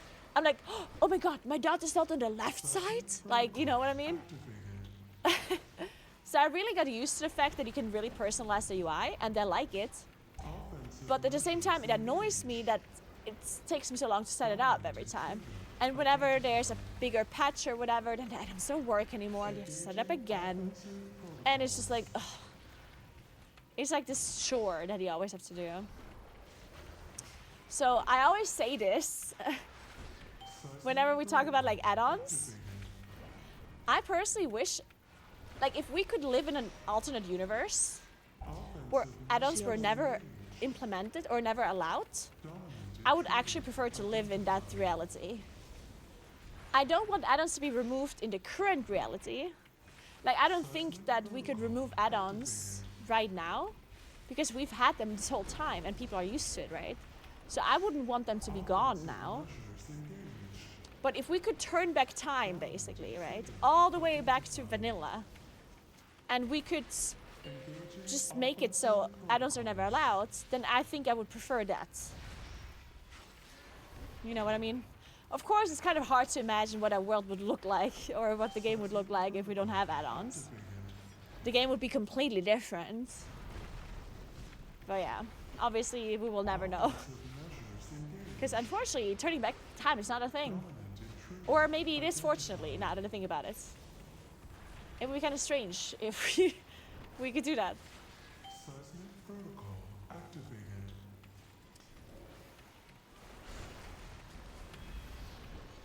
So we have a lot of pillars. What are we going to do with those? Maybe not trigger all of them? Good luck, Luca.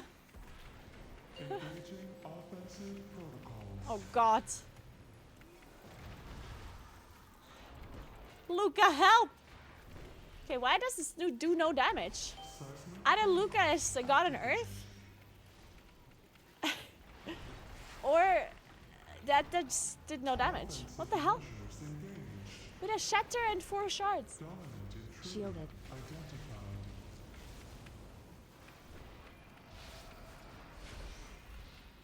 Seismic protocol activated. All systems shutting down. The game will die to do this. That's why I said, like, I'm not saying they should remove add-ons. I'm saying I would prefer living in an alternate reality where add-ons never existed. There's a difference.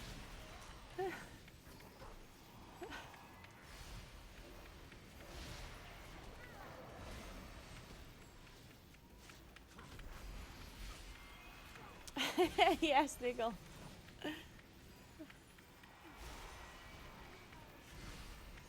Do you see it? A stone. Boss buff at 200% tomorrow because I said it's too easy.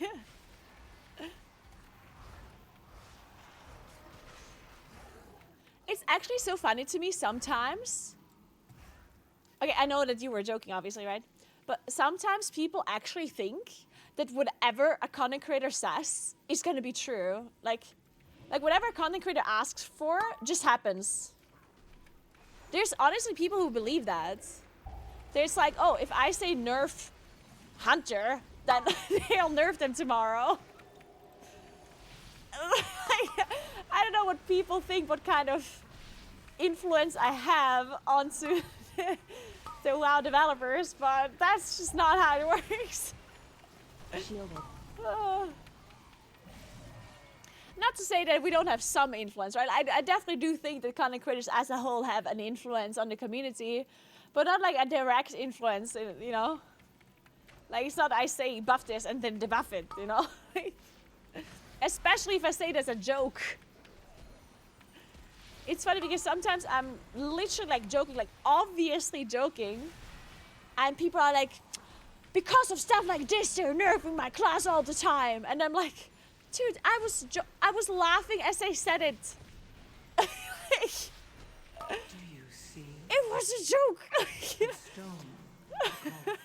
I don't think John Blizzard is watching my stream. And when I jokingly say that they should nerf Feral Druid, that they will nerf it. Actually, John, if you're watching right now, I could need another Moonkin buff, please, thank you. Also, maybe nerf, in fact, just delete Og Evoker. Thanks.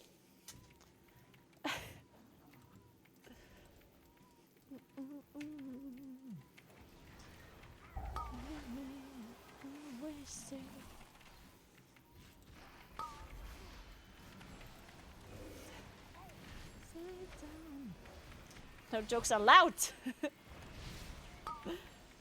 Calandra, what's up? I like when people come into AWC and MDI chat and ask me a mod to nerf or buff. Yes.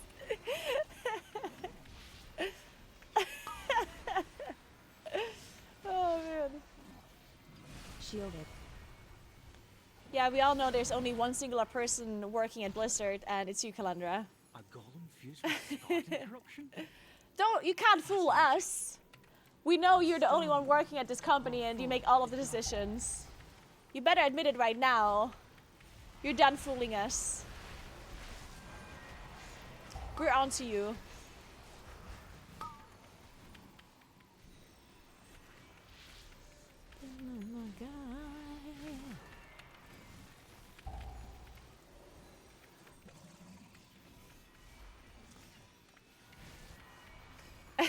Alex. Cheated myself. Okay, no.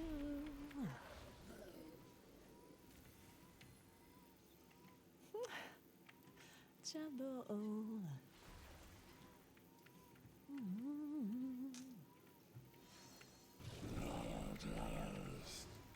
Yes, I'm not actually German. I'm in fact Italian.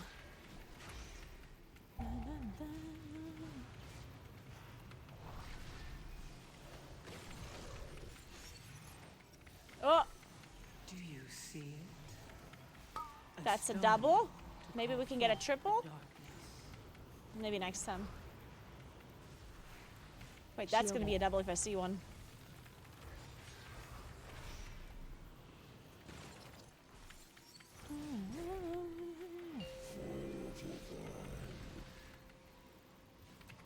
Oh! Like I knew I would.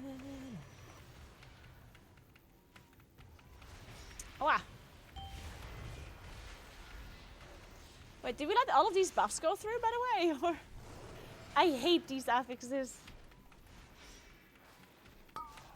Look at her hand motion, obviously Italian.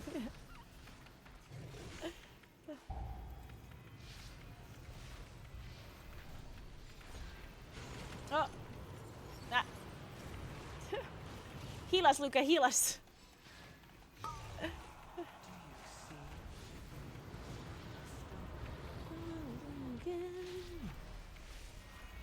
Oh.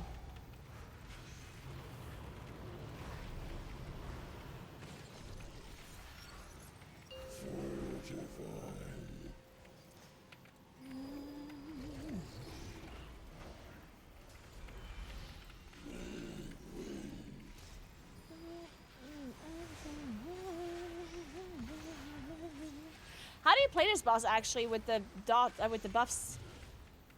How do these orbs even work? Do they not do damage to you anymore? Did they change this at some point? Like the blue orbs that you can collect. In the past, they would give you a buff to the shield or a healing buff. And it would also give you a dot. Did they change this?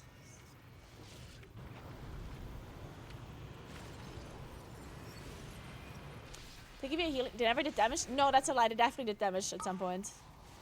Do you see? I'm certain. They 100% give you a dot at some point. Call forth the darkness. It might be a long time ago, but it did happen. Thanks for 5 months, Boston. What's up, what's up? Welcome back. So they don't give you... Wait, but I don't have a healing absorb. No, it gives you a dot. It's right here. What the fuck? Why are you lying to me like that? I have the dot right here.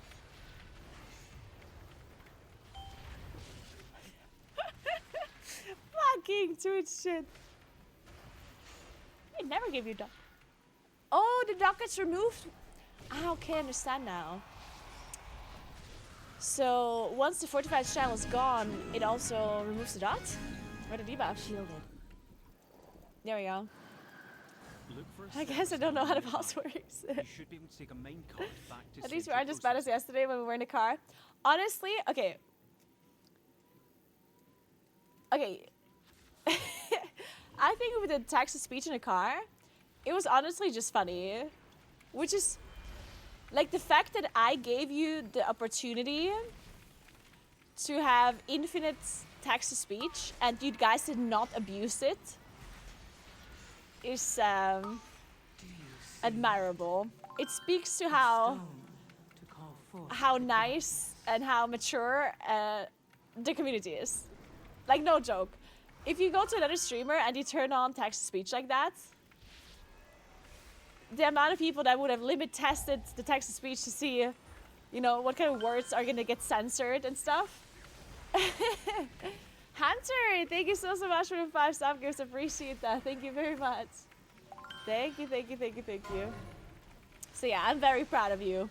The fact that you guys did not spam, you know, any kind of questionable words and stuff. I mean, there is a filter on it anyway, and you wouldn't be reading that stuff out loud. There's certainly like a filter on it, but none of you even tried it, so good job.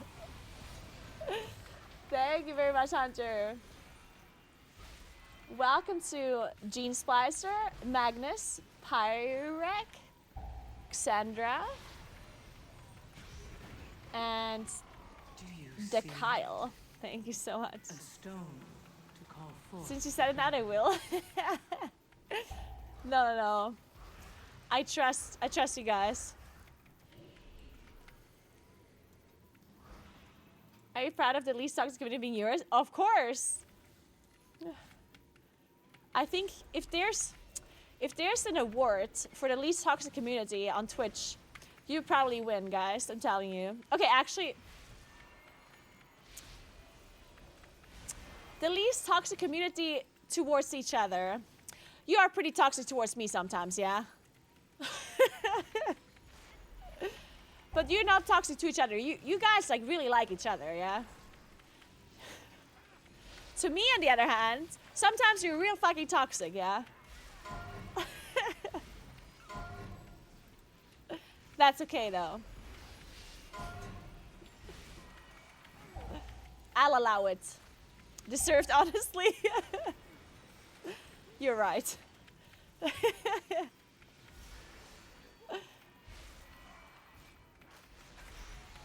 We're here for the chat, not for you. Let's admit it, guys. Yeah, I believe it. Do you see it? A stone. I got you.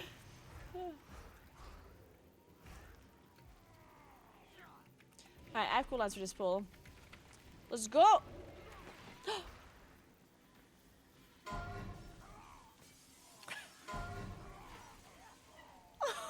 What's that?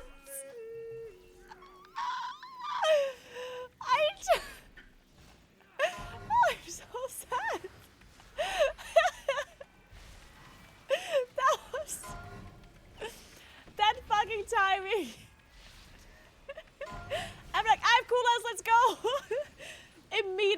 Guys.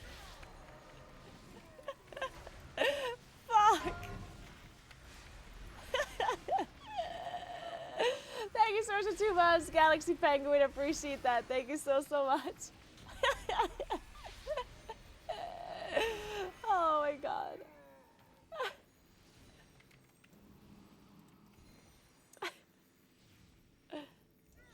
Wait.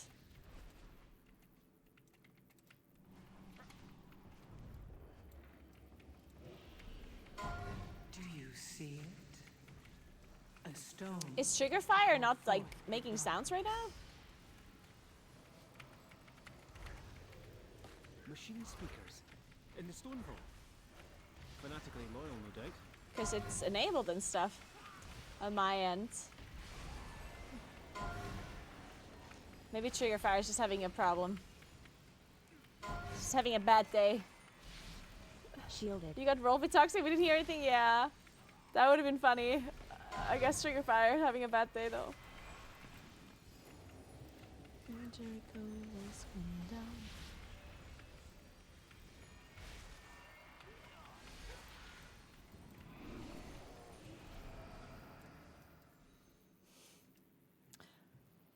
I already walked so much, but I kind of want to walk even more. I still feel like walking.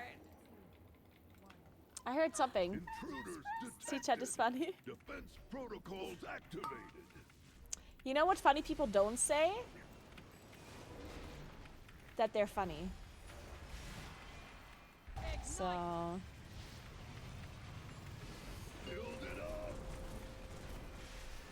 A stone to call forth the darkness.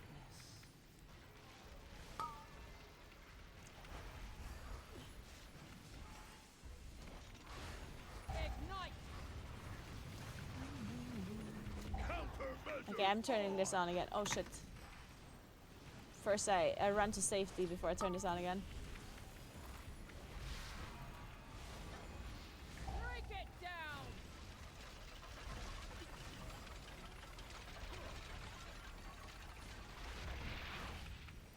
God, that's so slow. Oh my god. I'm walking at snail speed.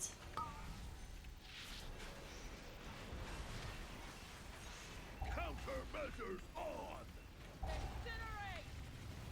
Because Moonkins are just stupid, you know? It's not their fault. Agreed.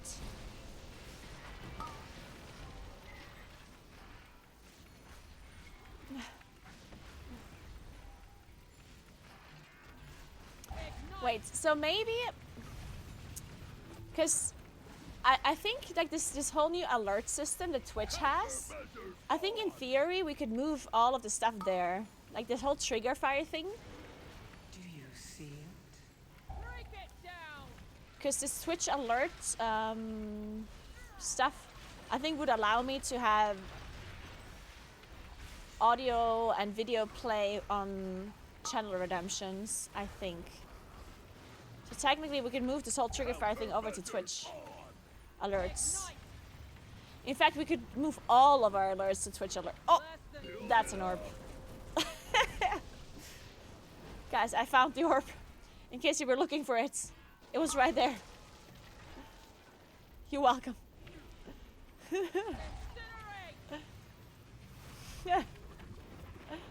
Orb alerts? I need some orb alerts, indeed. Countermeasures on.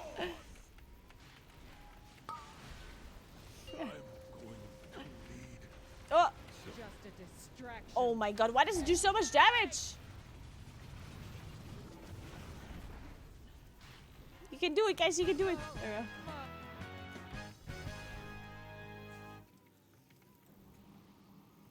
I would leave the dungeon. Oh my god, we're about the stage where Michelito left us.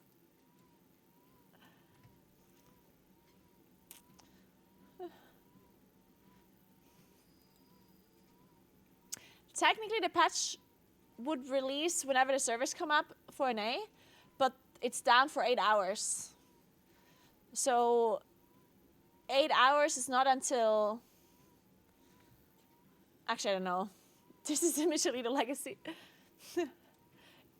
What time was it again for an A when the servers are supposed to come back up?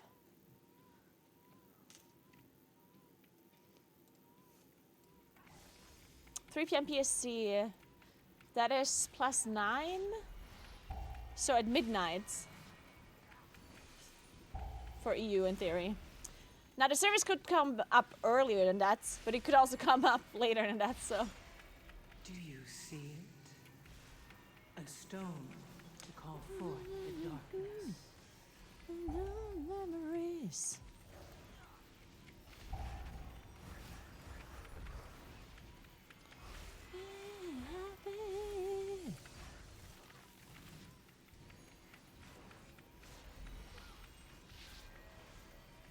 We here in NA are not familiar with the term early.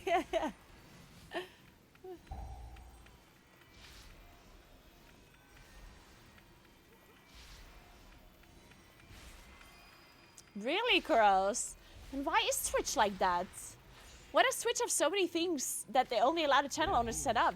Can we actually investigate this more? I feel like this doesn't make any sense. Like there's no shot. All of this stuff can only be set up by the person that owns the channel, right? Like what do all of the other streamers do? Like there's no way they set it all up themselves, no? The big streamers. There's no shot. Or do they just give their details to their mods and their team? Is that what they do? Do you see? But there's like the authenticator and everything that you need to log in. Which makes it very annoying to give it to another person.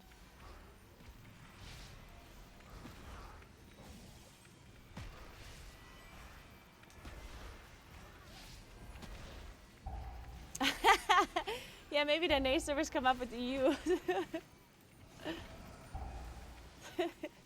Might actually be true.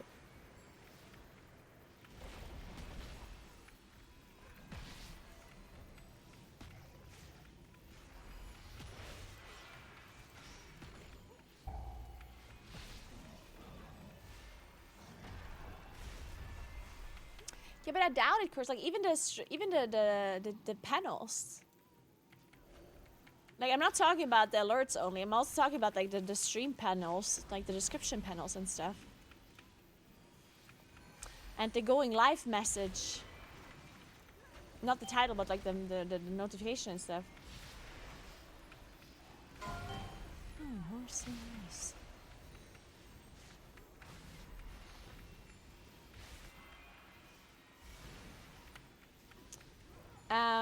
Oh yeah, actually let's take a... Yeah, there's a whole thing that's new. So for the main things for the anniversary that comes out is going to be some major class changes and class buffs, nerfs, whatever. Then there's going to be time walking. And at time walking raid, we're going to be able to play BRD as a 10-man raid.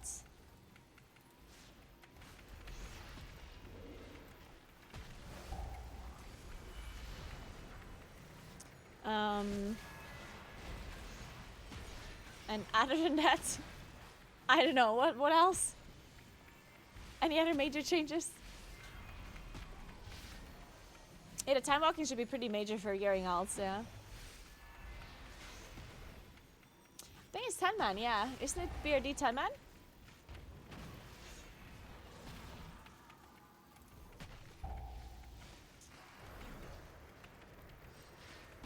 Oh, it's 10 to 15, okay.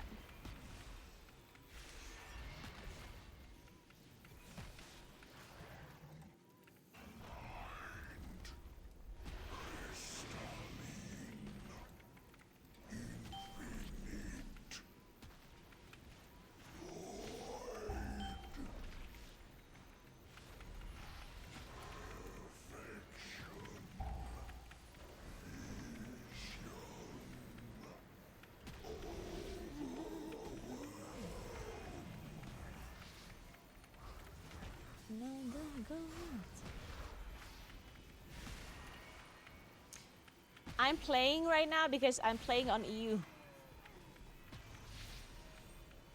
The only servers that are down are American servers.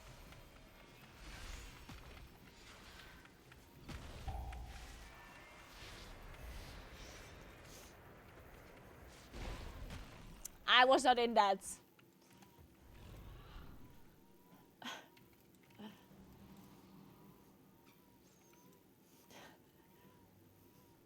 I would like to call my lawyer for this one.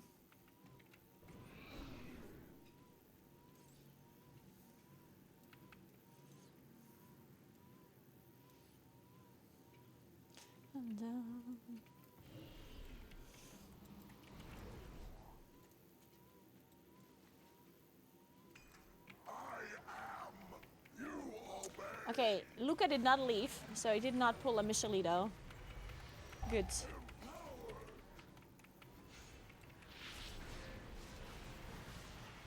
So far, so good.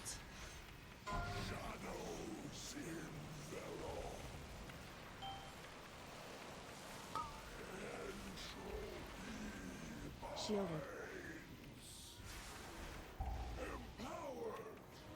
God, I hate this boss. There's just so much moving on this boss. Ugh.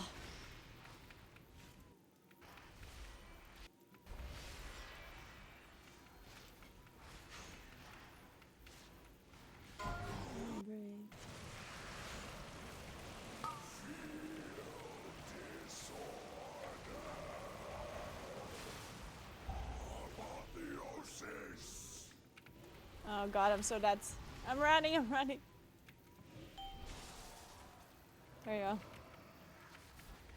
Comes around.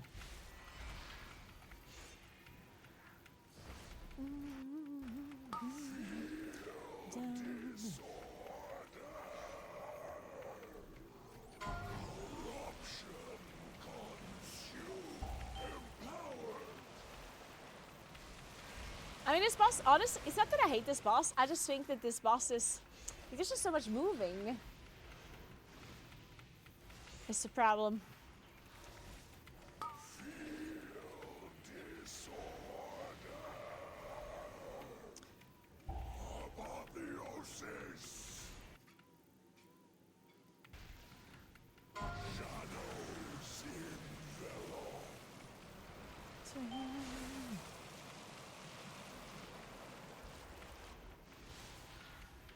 I'm not saying it's hard, it's just annoying. Shielded.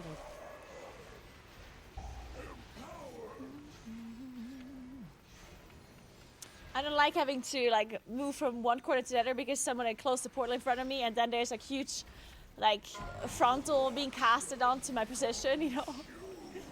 It's just very annoying.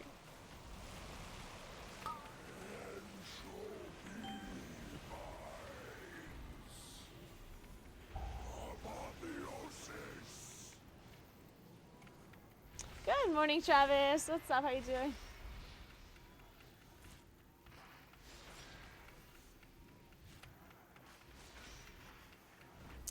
What would you compare an 11 key to now versus early Dragonflight before they made M+ changes? I mean, I can take a wild guess, but I don't necessarily remember exactly how the scaling used to be at the start of Dragonflight. Oh my god, that's a nice neck. Huge. Wait, I already had... No, I didn't. That's insane. Love it.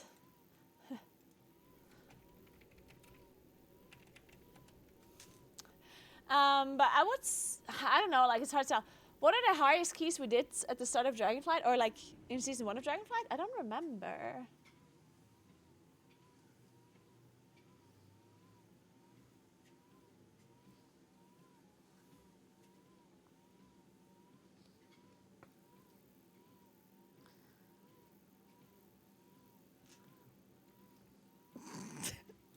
Dude, I swear to God, some of these companies are getting...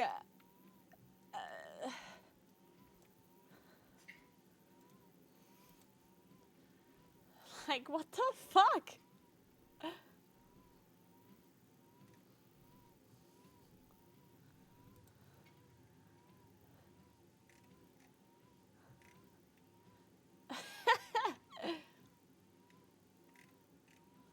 Okay, they are cute though.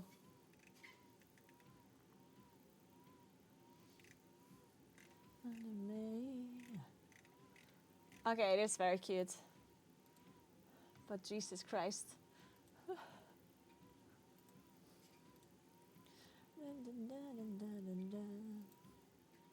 So, anyway. Let me upgrade this neck. If only I had Valor Stones, though. Can somebody trade me some Valor Stones?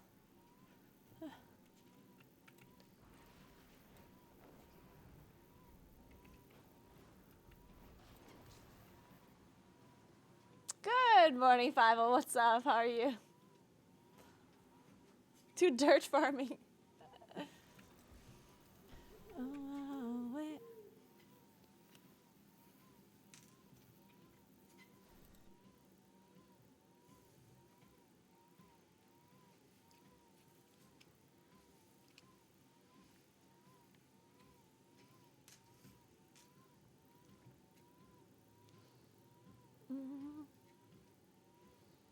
Yeah, I do remember the dungeons.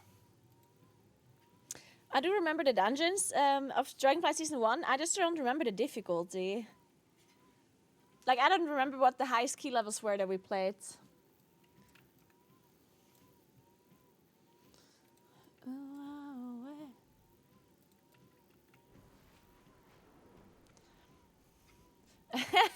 I fell out of your car yesterday on the way home, walked home in the dark. I'm sorry, Fievel. But it looks like you're still alive and you found your way back home, so all good.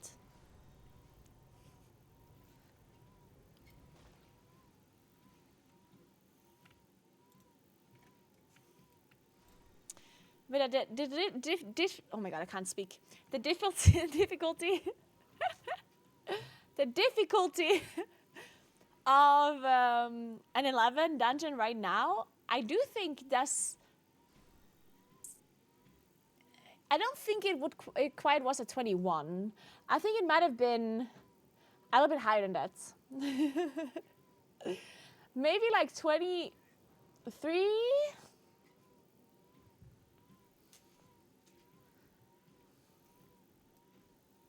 22, 23? Can you post a unicorn t-shirt on Axe? Unicorn t-shirt? Wait. Do I have a unicorn t-shirt? I don't think I do have a unicorn t-shirt. Do I? Oh, the cycling one! My duty. Oh. No, I'm not posting an X. I will not do that. You can check them out on their website if you want. BBUC is what they're called. I'm not gonna advertise for them randomly though. I'm not just randomly like advertising companies' products on Twitter. No, I'm not doing that. Photodex. What the hell? You can Google them if you want. Imagine. I'm not just posting all of the company's products that I'm wearing on my Twitter. Yes, Twitter. Yeah, I'm not doing it. What are you? Are you working for BBUC? What are you? Are you James BBUC or what? Are you coming in here trying to trick me into advertising for your products for free? Probably an employee trying to get a raise.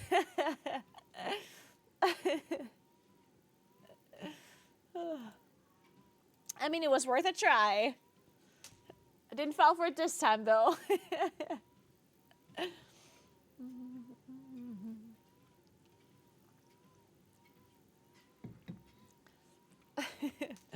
So.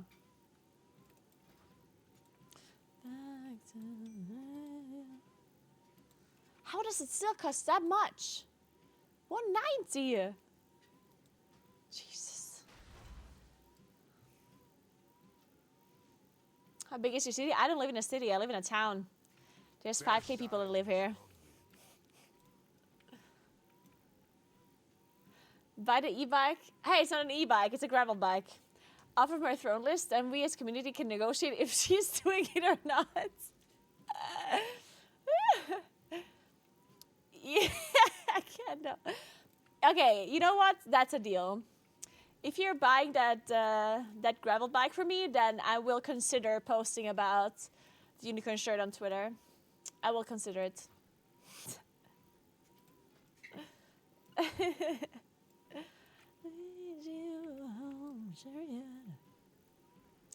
So I guess I'm gonna buy some sockets for this one here because it is a pretty good neck. So let's start socketing things. Do I not have a better ring?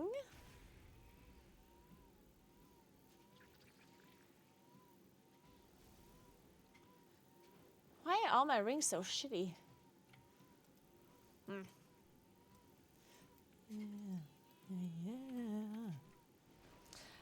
What is the gem thing called again for your neck? I have calibrated Does anyone my know? prices to be reasonable. Setting. It's just called like jeweler setting or something. This one?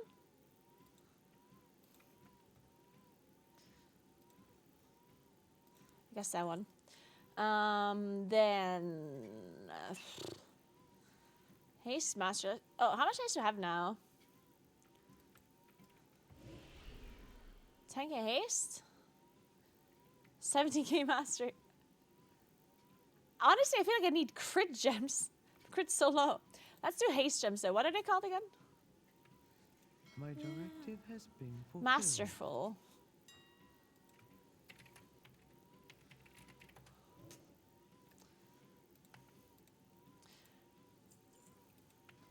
My thanks for your patronage.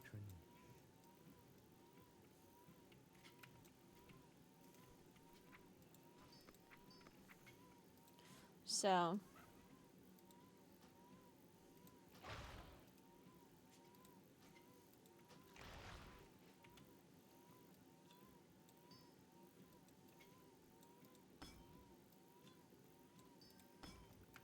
Oh yeah. Now let's continue. Soon I'm gonna be doing damage, guys. Very soon. Oh, look at them. Dude, Jimmy and Nagi actually playing this season or what? Actual real score. I do have a meta gem.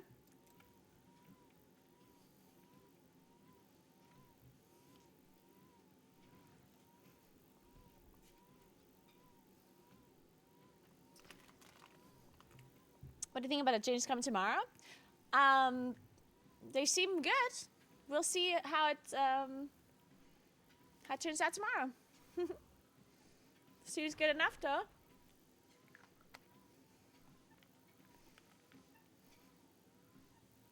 Clean your bags. You clean your own bags. You know what? Now, you know what I'll do? Fuck you. There you go. Uh-huh. So, that's what you get for speaking to me this way. That's what you fucking get. Yeah. There you go. You happy now?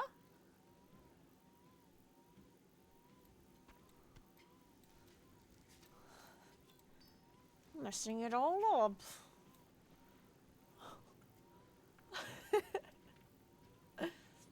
So, you know what else I'm going to show you? Since you were being all rude. Look at this. Look at this. I hope you're watching. Do you see the middle of my interface? You see that my weaker is not centered? Yeah.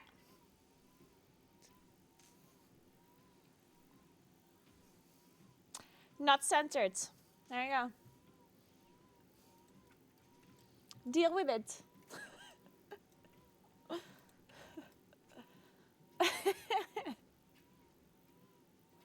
Joke's on you, I'm into messy bags.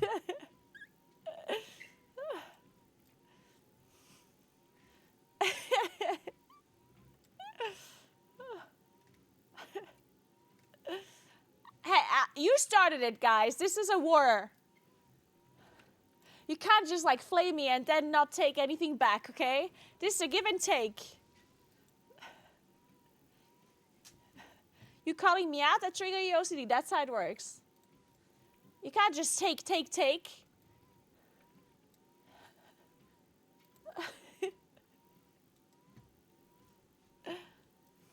Maybe rotate it by a couple of degrees. That'd be so BM, I would love it.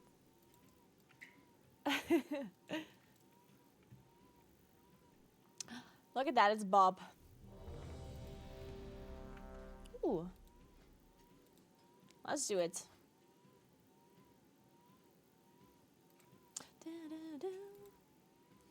Alright, let's...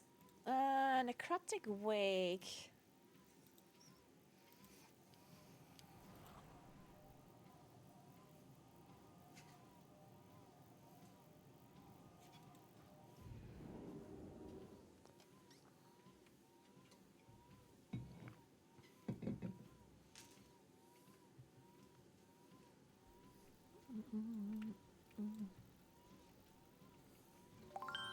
Hey, McCavity, thank you so much for Prime. What's up? Welcome, welcome.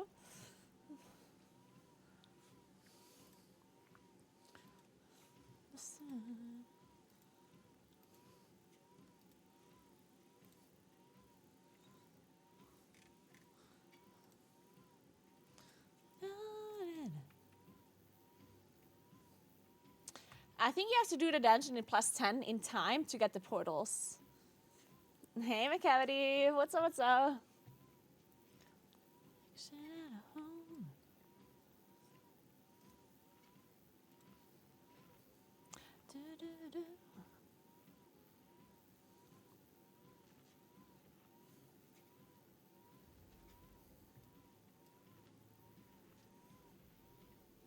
Yeah, exactly.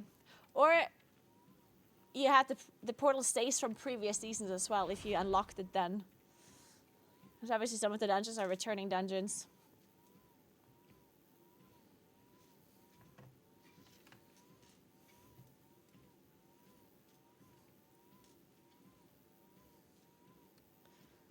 The mob stone is back, yeah.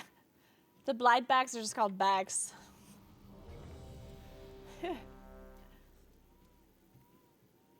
Fuck, it's already 5 p.m. now.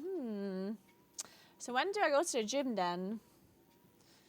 Maybe I do like 6:30-ish. If I go to the gym at 6:30, yeah, just eat something before. Yeah, that sounds like a plan. 6:30, 7. Yeah. I think at 6:30 most after work people should be gone already, maybe? I don't know. And now maybe. you learn the true I'll see you. lesson of the void. Otherwise, I'm just gonna go to the machine that I need, walk up to them, and like just look at them until they leave.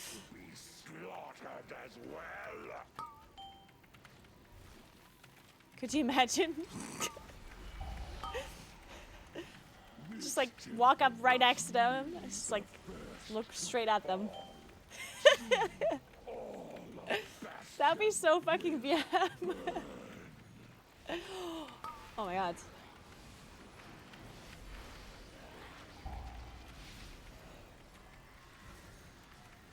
Rallying cry. Bob. That was unexpected.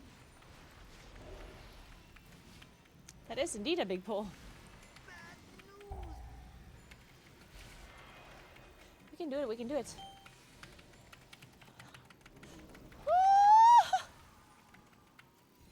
This gatekeeper has to die. Please don't leave, guys. This pull is still alive. Please do not leave. Whatever you do, don't leave. To call forth the darkness. This key's timed. Oh my god, everyone's still here. Okay, everyone might still be here, but I feel like, you know, if there's like a key lever switch in pack players' brains, I feel like they're really close to switching it. You know, we're edging closer to that switch for sure. We pulled the keeper. I think this might be the last straw, guys.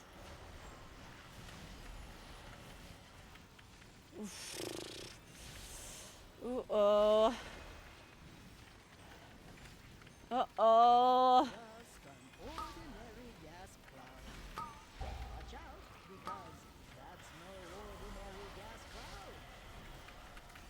Uh-oh. Okay, this is it.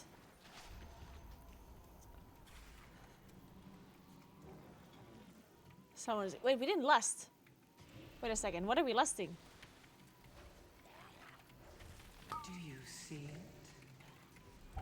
stone to call forth the darkness.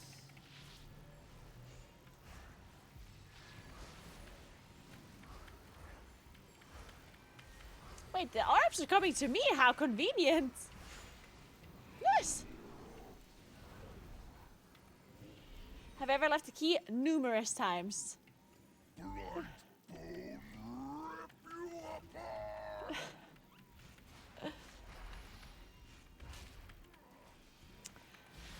We are getting a big patch, yeah. Well, yeah. That's why the maintenance is long. It's a 20-year anniversary patch. It's a 0.5 patch.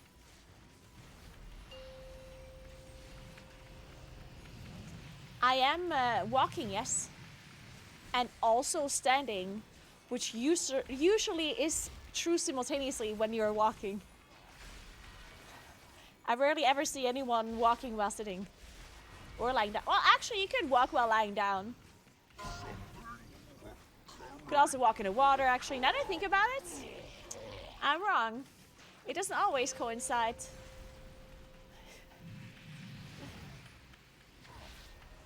It's good to be specific. And I'm just kidding, String Biscuits. I'm just messing with you.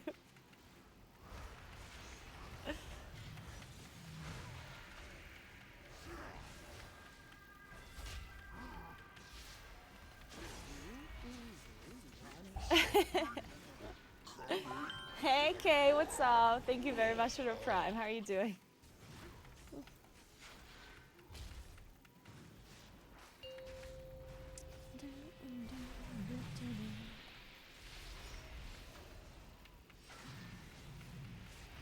Ah, Kumas, what if we pull a trash for my damage? Have you considered this?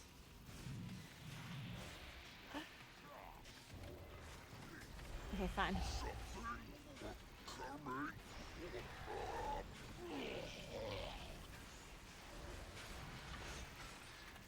Oh my god, the worm bit me, and I don't like it. Do you see it? A stone to call forth the darkness. When I play DK, we aren't too bright.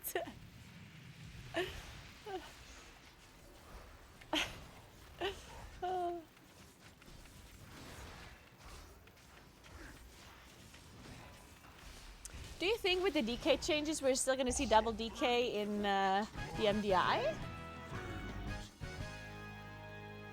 Yeah, 2000-ish. Oh no. It looks hilarious though when they're walking in that water. To know you destroyed his prize creation. No, I am sure he would gladly take your limbs as repayment.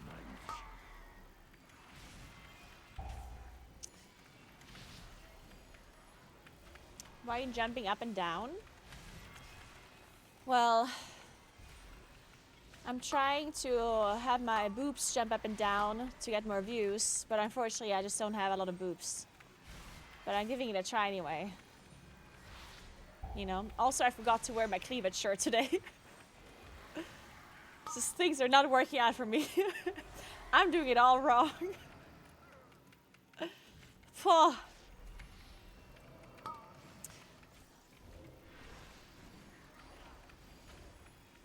Do you see it? A stone to call forth the darkness.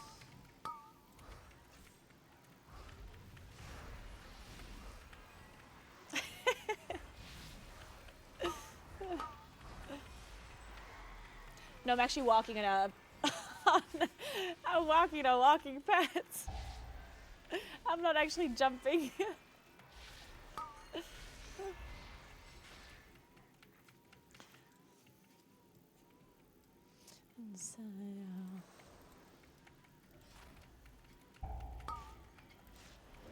Rallying cry.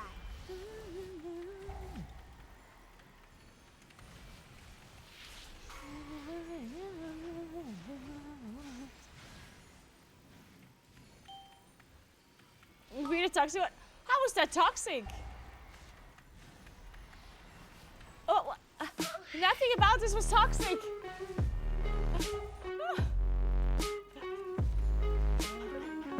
for the boob content, KEKW.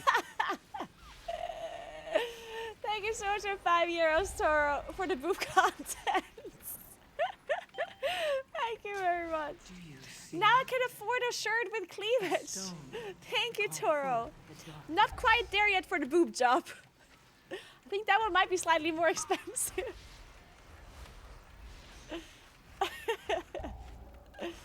Ooh, but maybe, what about fake boobs? They might be a bit cheaper.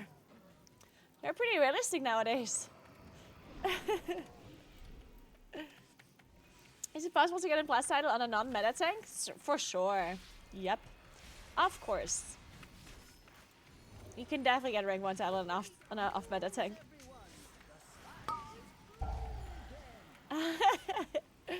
Face me, necromancer. Thanakos will be avenged. Are you so eager to share your underling's fate? Your vaunted courage will be your doom. Your temple lies in ruin. Your brethren are butchered. You have already lost.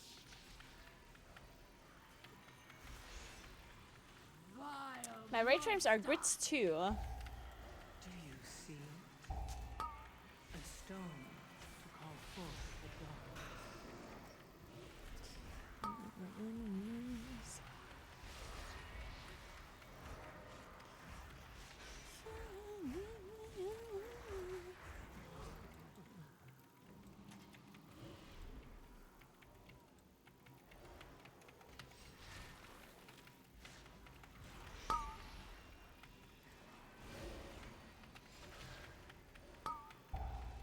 Yeah, Alex. You're welcome. I got you.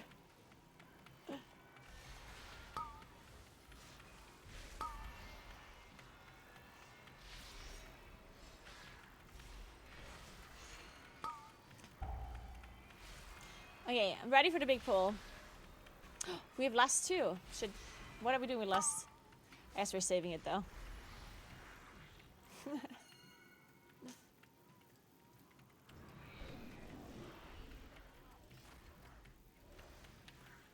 Do you see? Wait a second, is this all we do? A stone. Fuck. To call forth the darkness. Fuck.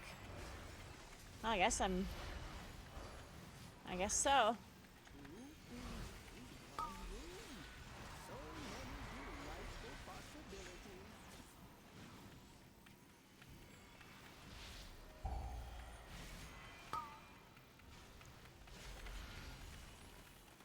Raid cooldown for it's grid 2 is what the raid room is called, grid 2. The cooldown things is from Omnicity.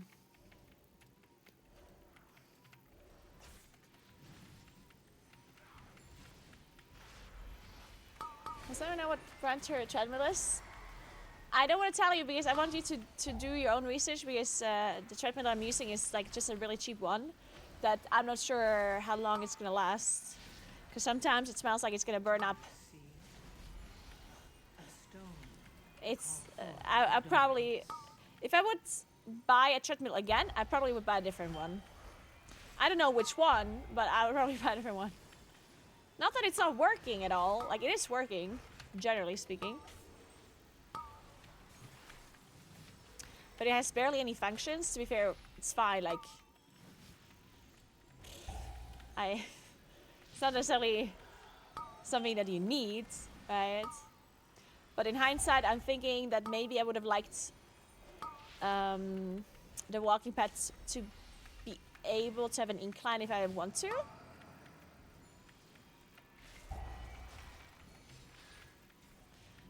I don't want it for running, but maybe an incline would have been nice. And maybe like an app or something would have been nice. Something so I can connect it to one of my like sport apps, you know, like fitness apps, like Garmin or whatever. That would have been nice if I had the functionality to do that. And I don't know how long it's gonna last still, because as I said, sometimes it smells like it's burning up. It hasn't happened anymore recently. I don't know if maybe the oiling actually did help. There is nothing you Because once in a while it would smell like it's actually like something's burning up. But then I oiled it again. I oiled it twice already. And now it's fine again. So maybe it really was the fact that maybe the first time I oiled it, I didn't, like maybe the oil didn't go everywhere, because it's kind of hard to oil this thing because you have to like go underneath the actual band. Like you have to lift it up and like apply it underneath, which it's not guaranteed to go everywhere, I guess. No matter. My step count is on the screen. Minions are It's here.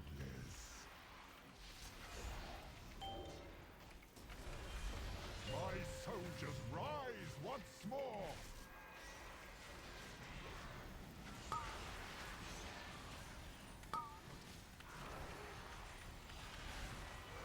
Oh my god.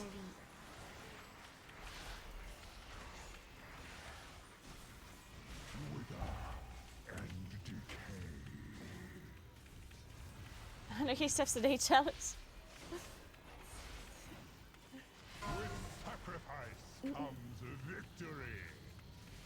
Do you see it? A stone to call forth the darkness. The fallen shall serve me again.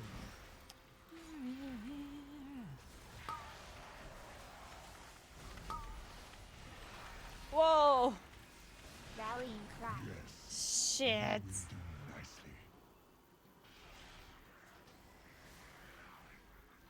No, it doesn't really distract me. I can focus just fine. Oh my god, dude. That frontal though. One final act of Hey, Ghostly Kodo, what's up? How you doing? I'm having a good day, Shadowcraft. What about yourself?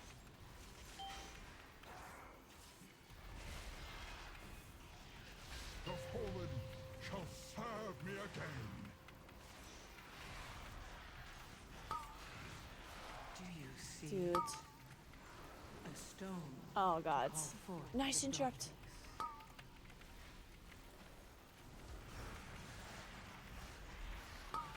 Bonefang will reduce Oh you god. to dust. I'm so dead.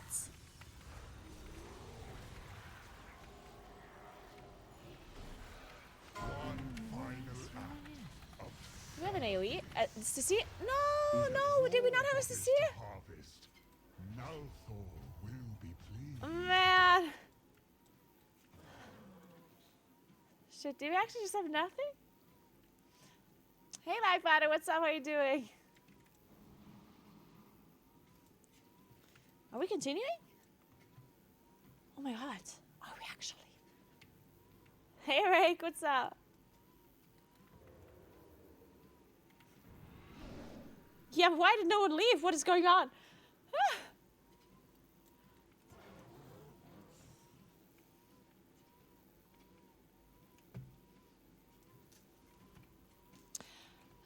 It still works like this, right? Just to make sure. Like, just double checking. When the boss casts the AoE and the skeletons are still alive, you can prevent the damage onto the group by just hard to seeing them, right?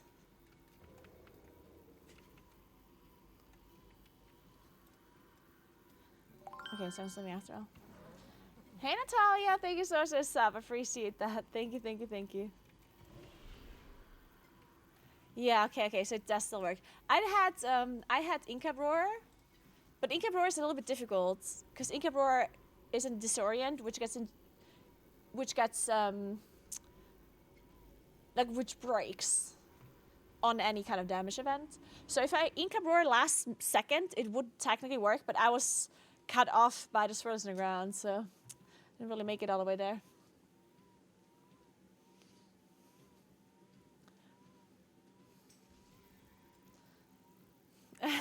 Can't check out.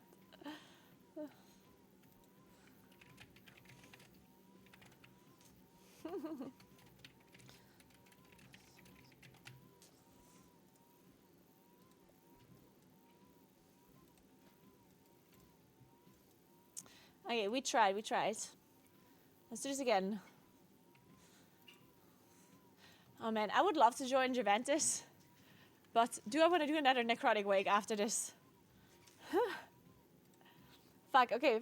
I mean, we didn't finish it. Maybe we should join another one.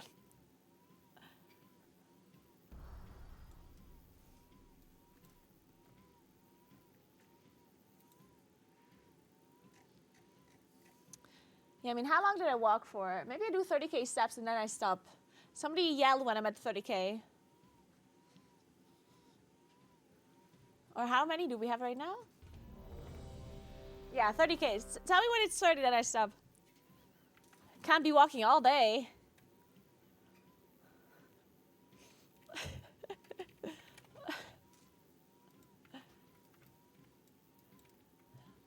Did you jinx yourself? People left. Yeah, I think they were considering if we can still time it. I think that's why they didn't immediately leave. Gravity.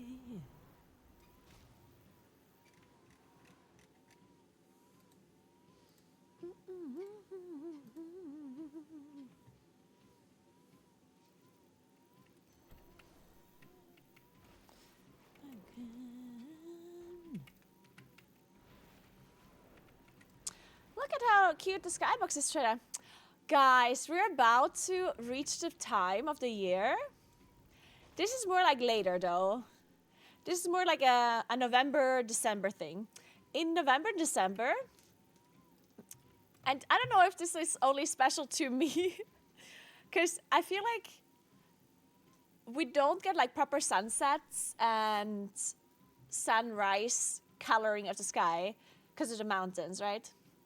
So here where I live, when the sun goes down, it goes from blue sky to like less blue, less blue, less blue, darkness, right?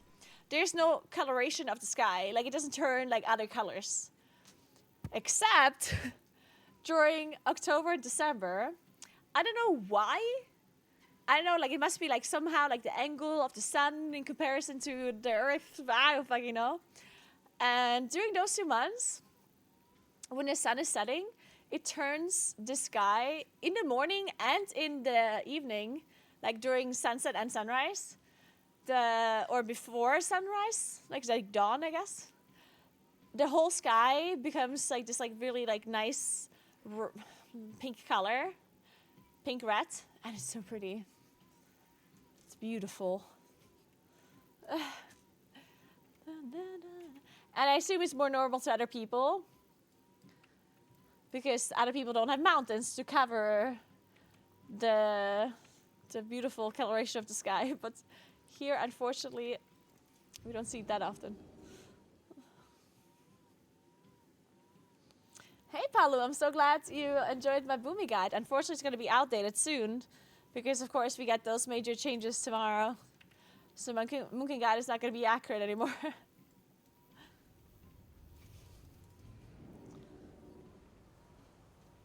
I'm looking forward to the changes. Yeah, it's going to be something new. Hopefully, we're going to like the changes.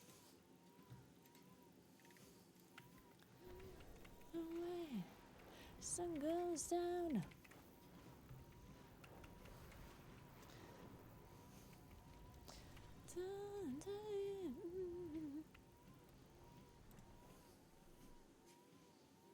Where I live is like that in summer? Okay, that's cool. That's interesting.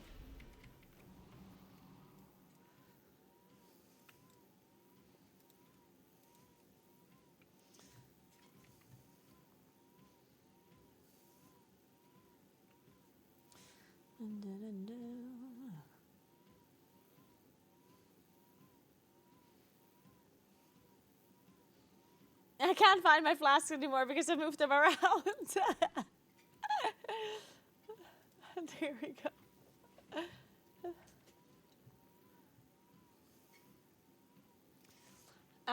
When do you move so the hook doesn't get you on the third boss? And when the cast finishes, so while the cast is going, it follows you around. And as soon as the cast finishes, you can move. That's when it locks in.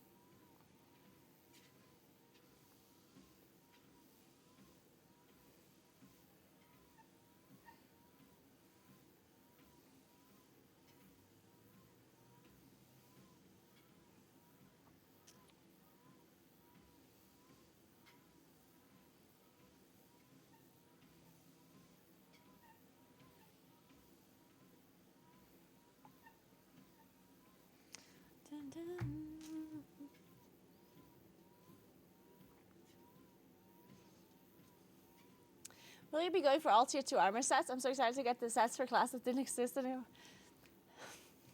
I will definitely not be farming all sets for sure. And I already have the paladin set because I still have it from like back then, from vanilla. The druid set, I don't like the way it looks. So I don't necessarily think I'm gonna go and farm it. I mean, maybe I'll just do it anyway for fun, but the druid set's like, eh. You don't like the rogue set? That's interesting. I like the rogue set.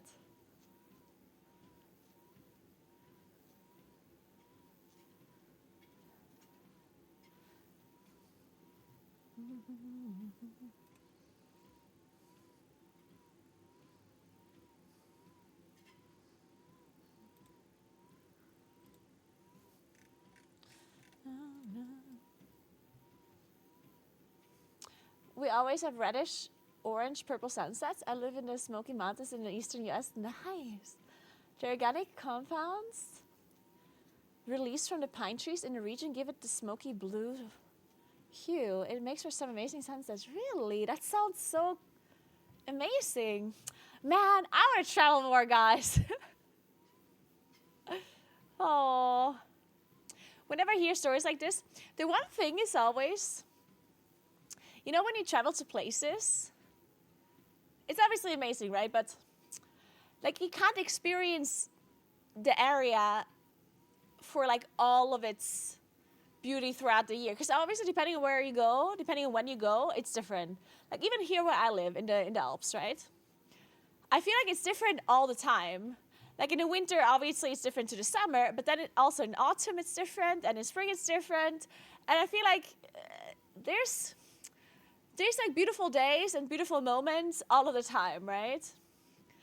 And they're spread out across the year.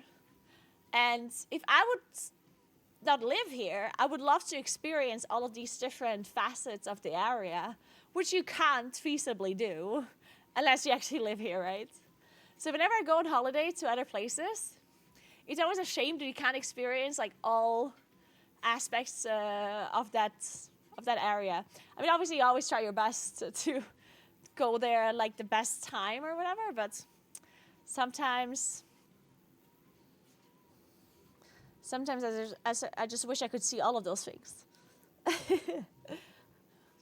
Maybe all of you guys should start real-life streaming so I could watch your place as well. Just like I'm sharing my place with you with my real-life streams, you should share yours with real-life streams as well. We could share each other's views of our landscapes. That would be the least you could do for me, guys. The least. I want to see your sunsets. You should show me your sunsets.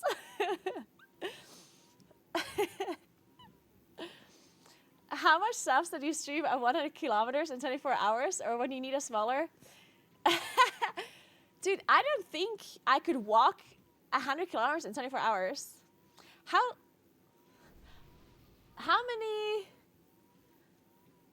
much kilometers? Wait, okay. Yeah, I walk 4.8 kilometers per hour, right? Like, that's impossible to, like, I don't think you can walk 100 kilometers in a day, right? Can you do that? You would have to walk so fast. That seems impossible to me. Just walk a little bit faster. 12 hours non-stop? Yeah, but 12 hours non-stop walking is still not 100 kilometers, right?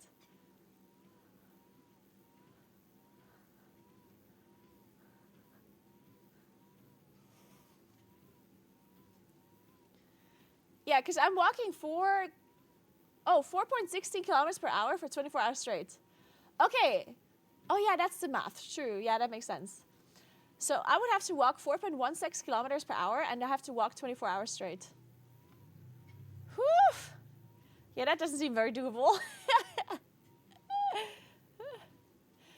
If I walk 4.8 kilometers per hour, it would take you 20 hours. 20.8 hours. And then if you consider that I have to take breaks to go to the toilet or whatever.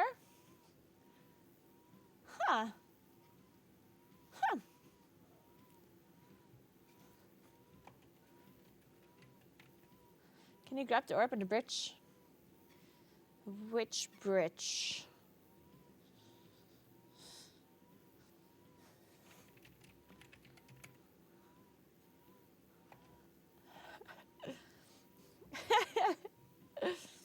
Orb on the bridge. Which bridge are we talking about?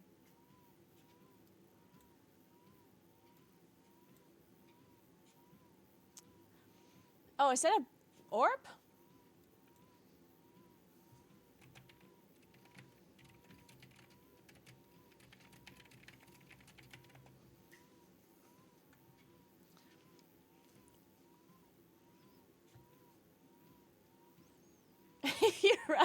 If you run at 100 kilometers per hour, it would only take you an hour.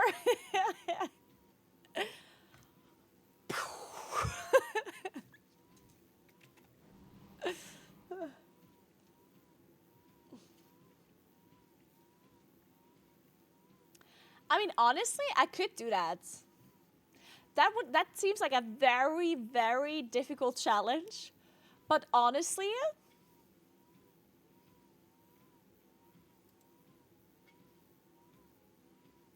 I feel like I could do it. 100 kilometers in a day? I feel like I could do this.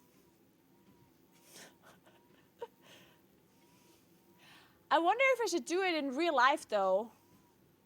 I feel like in real life it will be more difficult. Like if I actually walk 100 kilometers. Nah, that's too difficult, actually. Like in real life, that's harder, right? On a treadmill, I can just continuously walk without breaking. But if I actually go in real life, I would have to, you know, cross roads and wait for lights, and there would be elevation as well. Also, then it gets dark outside and stuff at some point, obviously. Yeah, I feel like I should, technically, if I would do this, I would do it inside, I think. Huh.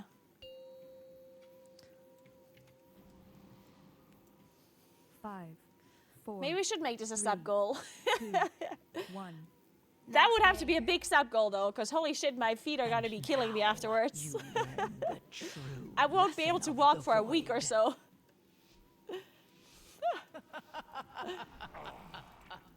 another of the Kyrian's loyal servants. Have you come here to be slaughtered as well?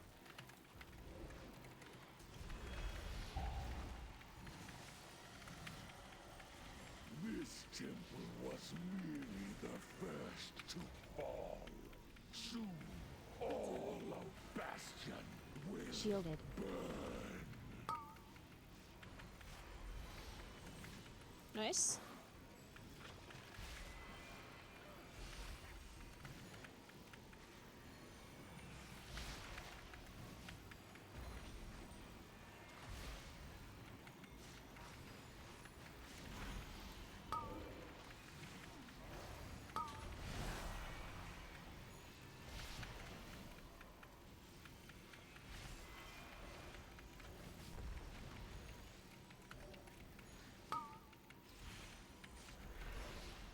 Man, this is the most coordinated +10 I've ever done in my life.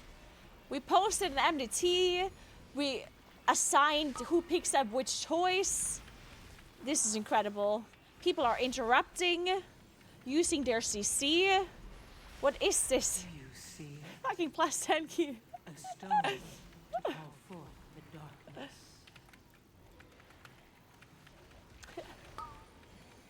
Hey, Houston Titan, what's up? How you doing?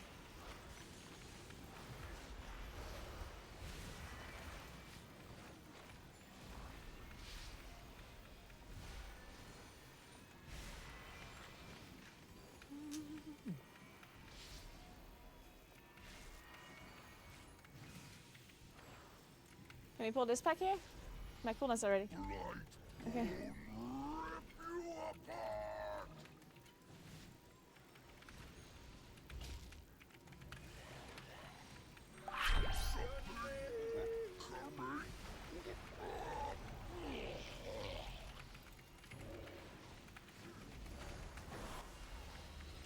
nice last.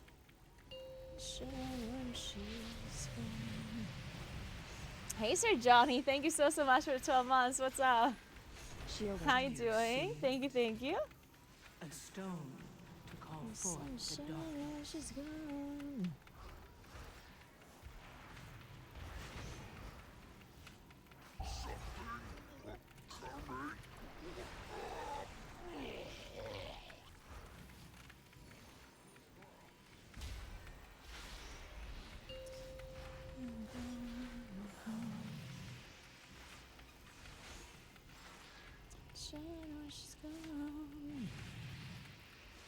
Mookin changes are probably good. We'll see, though. We'll see.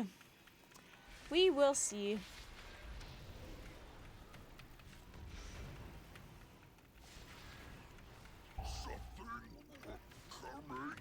Naguura. My bad. Why does it kill me, though? It's a plus 10. Do you see it? God damn it. A stone to call forth the darkness. She's gone.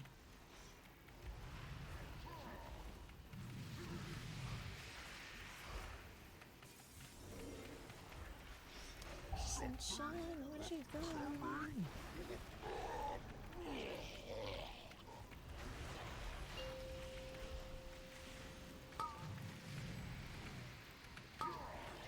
She was alone. Mass barrier.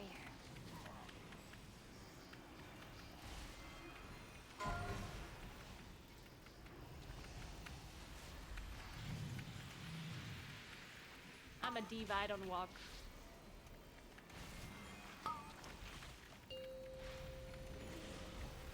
Shielded. Shielded.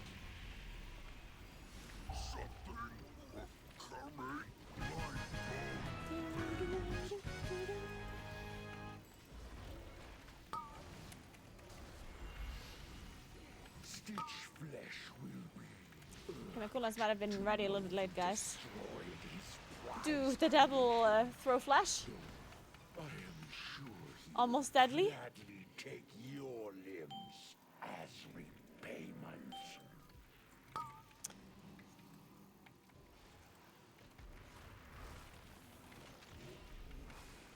Wait, I asked when I'm supposed to use that orb, and then I didn't actually read chat afterwards. I just realized. Pool 12. Oh god, what was pool 12 again? Oh, okay.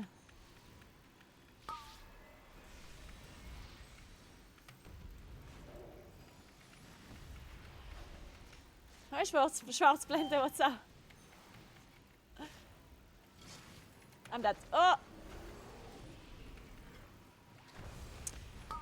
The evoker soaked the cleaver for me like a real support hero. This is how I like my Aug evokers.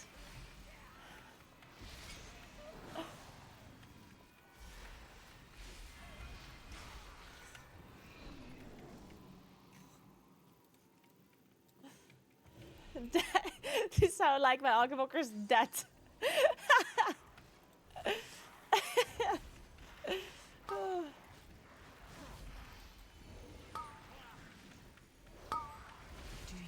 Wait, I walked 30k. Okay, I'm still gonna walk the end of this dungeon and then I'm stopping. But technically, I've walked my 30k.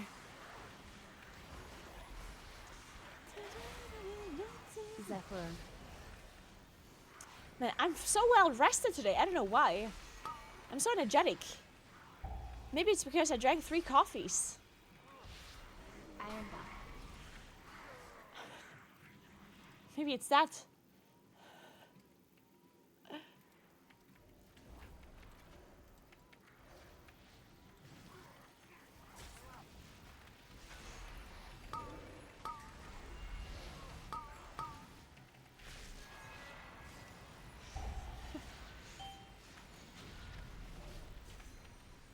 Oh, I'm gonna go to the gym later. I'm doing legs even. First exercise, RDLs. Into Bulgarian split squats. My legs are gonna hate me.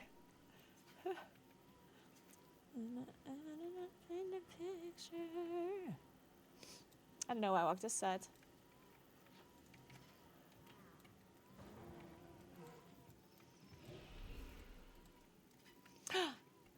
Oh no. Are you lax only, mate? No. I do lax twice a week and everybody once. So I'm kind of a lax main indeed. Face me, necromancer. Thanatos will be Kind of a lax main. Are you so eager to share your underling's fate? Your vaunted courage will be your doom. Your temple lies in ruin. Shielded. Your brethren are butchered. You have already lost. vile monster. Oh no. Don't have a rest.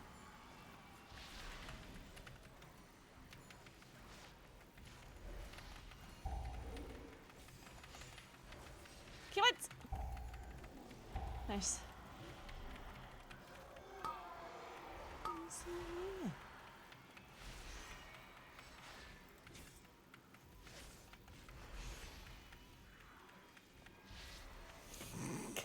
Are you boosting the mates? Yep.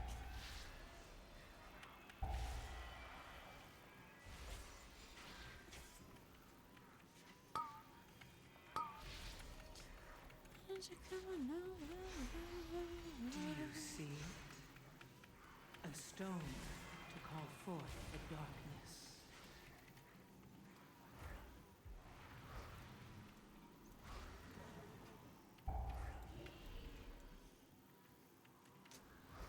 Oh no, where did our evoker die? Oh, there. How do you know what to interrupt? So you want to interrupt the necrobolts from the necromancer himself and the volley from the mages. Not the frostbolt, but the frostbolt volley. Is usually the one that is more dangerous.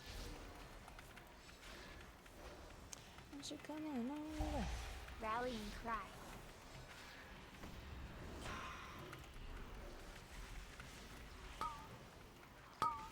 Hey Novak, I'm good. How are you doing? The 20th anniversary starts when the weekly reset happens. Unfortunately, the servers are down still for an A, so it's gonna take some time for that patch to actually be live for us to see it.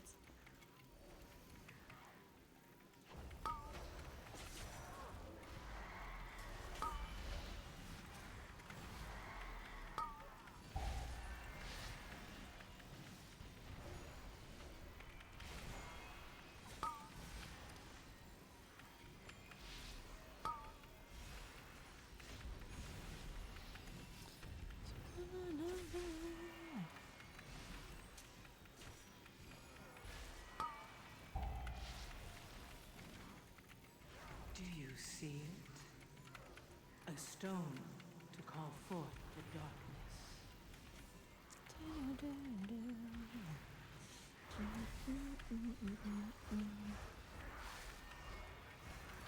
Can you make the servers come up? Of course. I will call Mr. Jim Server personally and let him know that he should come up again. This is no problem.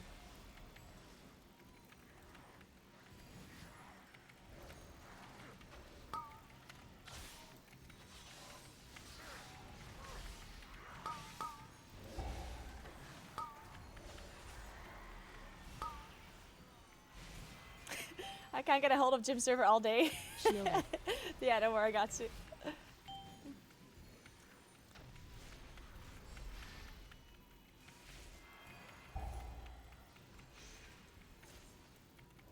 Do you see it? A stone to call forth the darkness. Yeah, unfortunately we have a really long downtime for NA. 8 hours, so another 6 hours from now approximately. technically they could come up earlier, but Dare deny me the sky? Then I shall answer in kind. but I've heard that NA people don't know the word earlier. There is So nothing you can do to stop us. but yeah, if you are an EU player, you don't really like, honestly, we're not even gonna get the patch much later than NA anyway, yeah? NA gets the server in like 6 hours, and we get the server, I mean the patch, and we get it on our weekly resets 5 hours later, so or like 6 hours later. My minion. So it's actually not a big difference this time around. The fallen shall serve me again. Do you see it? A stone to call forth the darkness. Shielded.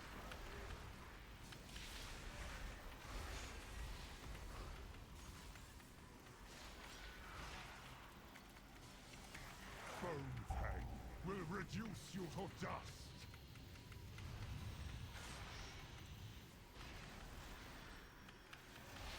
One final act of service. Yes, Blutsy.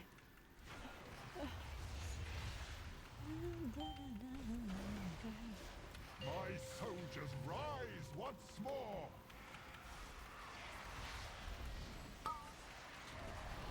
Oh my god, I keep getting... Oh! Mass barrier. Jesus.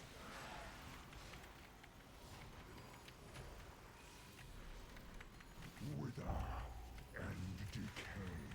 I keep getting targeted by these mages. That's fucking BM. With sacrifice comes victory. Rallying cry. Do you see it? A stone to call forth the darkness. My soldiers rise. Alright, I have trees for this one. Or do I just save my cooldowns at this point? I'm saving it.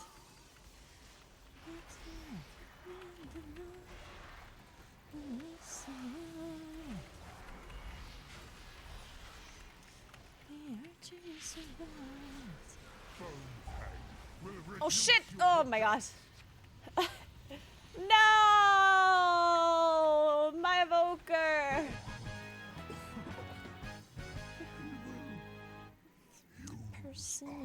Your arrival proved timely, yet the battle rages on. We cannot rest until these invaders are purged from our skies. We have all the corpses. So we can do this. Hey Chile, what's up? How you doing? Yeah, these are long fights considering that it's a 10. Just a moment longer. Which is not very... Oh shit, I don't have cooldowns for this. My new creation Fuck. have arrived at last.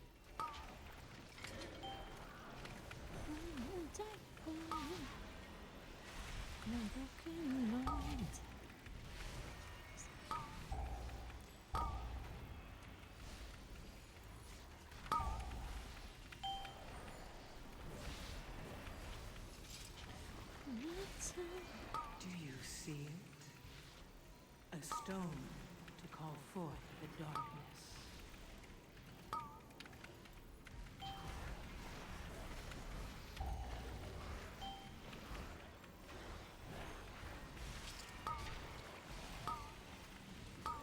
Oh man, we're doing it, guys. We're doing it. It's happening.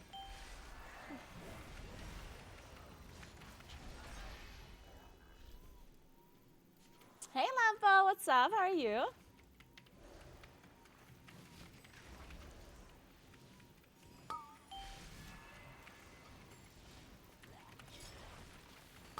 How can I tell?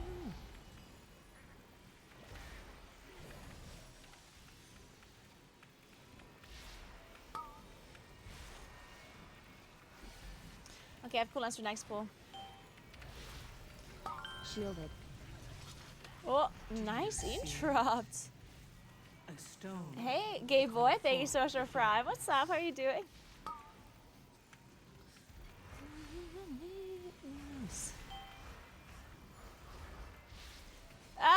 Shielded. Oh, thank you. Thank you, my evoker friend.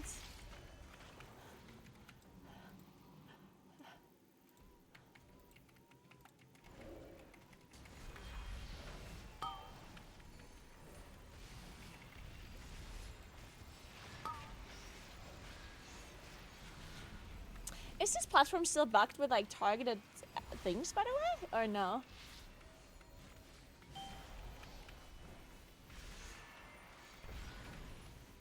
Come, my assistant. These raw materials are in need of processing.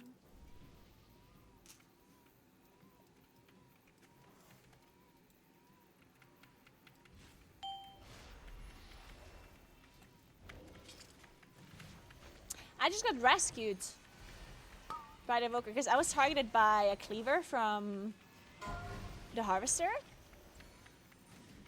And the cleaver does a lot of damage to you if it's not intercepted by the tank or by another mob.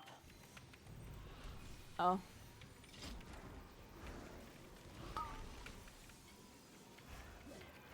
Man, these mobs just liked me. I just got all of the abilities on me.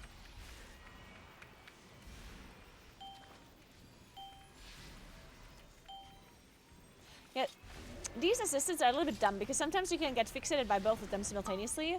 And at that point you cannot aim them at each other because obviously the cleaver can also be intercepted by mobs and not just players. It does friendly fire damage basically.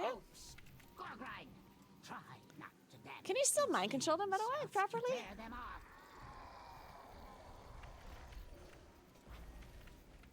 Is this still a priest dungeon?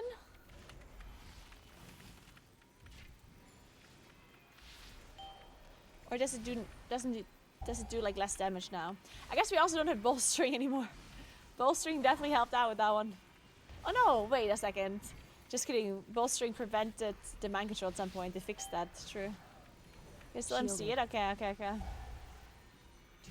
see it? A stone to call forth the darkness.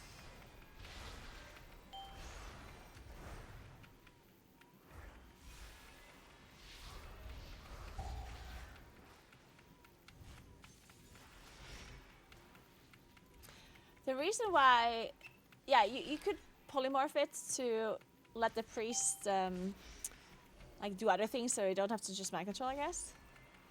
But the main reason why you mind controlled it wasn't necessarily only the cleaver, but also to make the next mob pack spawn. Because this is an event, and the next mob packs only spawn if all of the previous mobs have died, right? But if you have a cleaver alive, then the next pack wouldn't spawn unless you mind control it. Because then it's considered not there anymore, right? So they mind controlled it sometimes for that. And then if they didn't want to use the cleaver, they would sheep it so they don't have to deal with it. If you had a moment where you didn't want to use the damage of it.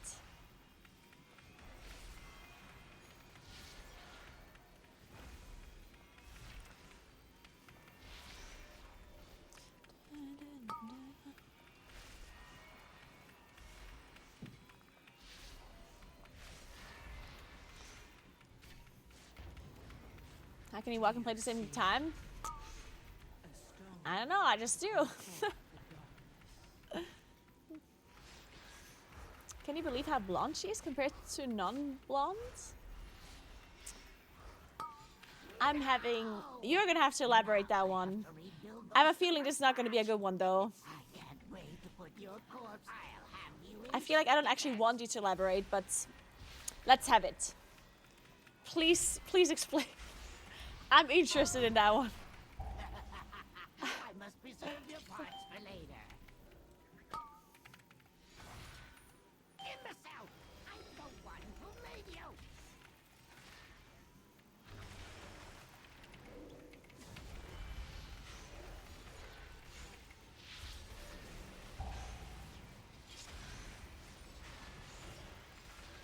Shielded. On the head. I love it. Big damn. One more hook. Actually, the boss is not going to jump anymore. Do you see it? The boss doesn't jump anymore if it's below 5%.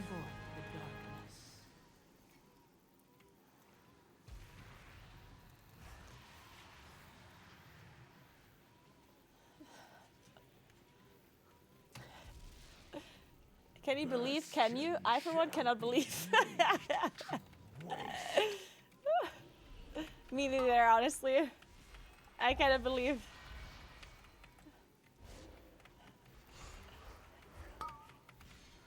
It's inspiring me to want to exercise. Thank you. So glad to hear that. It is actually really cool. Like a lot of people actually have bought like a setup like this with a walking pad to walk while working or gaming or whatever, which I think that one is really cool already. But there's some people who really just kind of got motivated to just like go for walks and stuff as well by watching me walking, which I think is really cool. Rallying cry.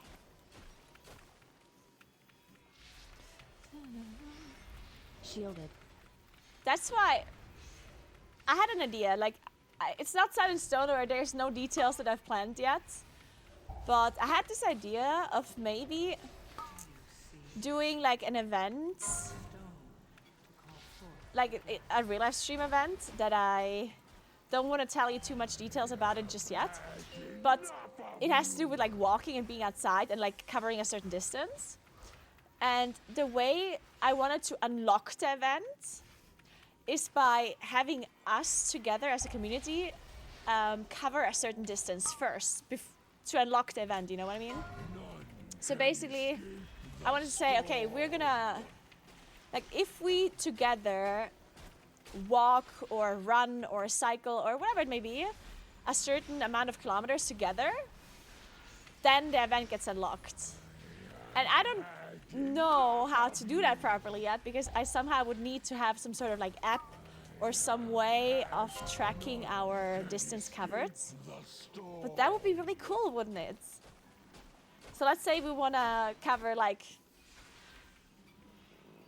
literally, it could be like a lot of kilometers too, depending on how long I want it to take to unlock. But I can literally say like 1,000,000 kilometers, you know? And then we all together, whoever wants to participate, can, I don't know, like maybe we can somehow make a function where you can upload your fit tracker stats. Fuck. I wanted to skip that one. Yeah, or something like Strava or Garmin app or whatever. Depending on what kind of device people are using.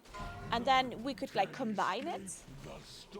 And once we reached our distance, it unlocks like that special stream, you know? I thought that'd be really cool. I feel like that, because that probably also would be something to motivate people to go outside and take a walk or go for a run or whatever. Which I think would be cool. Or Google Health, yeah. None can escape the storm.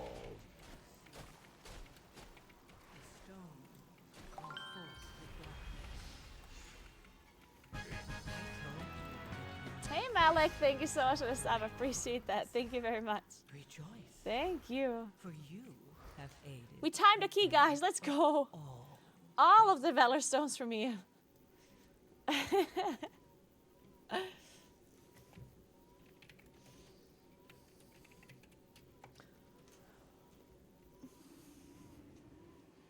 I can get you 1,000 miles in a month if biking's allowed. Yeah, I haven't had any, like I didn't figure out any specifics about it yet.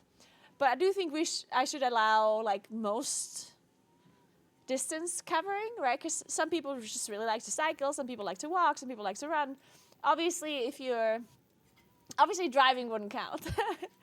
And I guess maybe cycling would count less somehow. Because obviously, you can cover a lot less distance when you're walking compared to cycling, right? But I also don't know, maybe it doesn't matter. Because it's not supposed to be some sort of competition, right?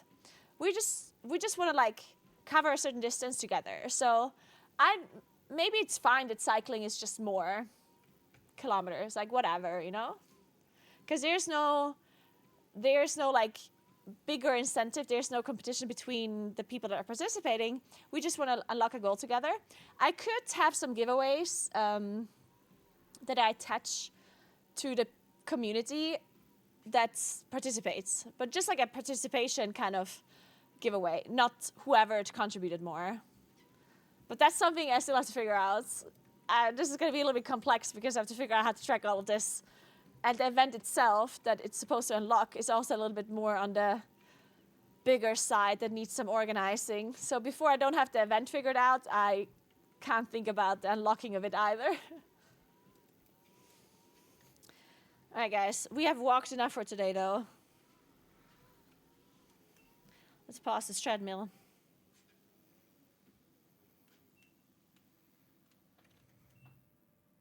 So, it's 6, okay.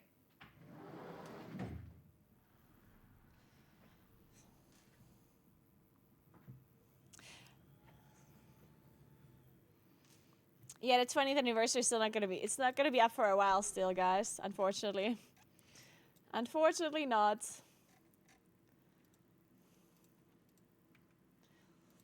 So I do wanna eat my dinner real quick.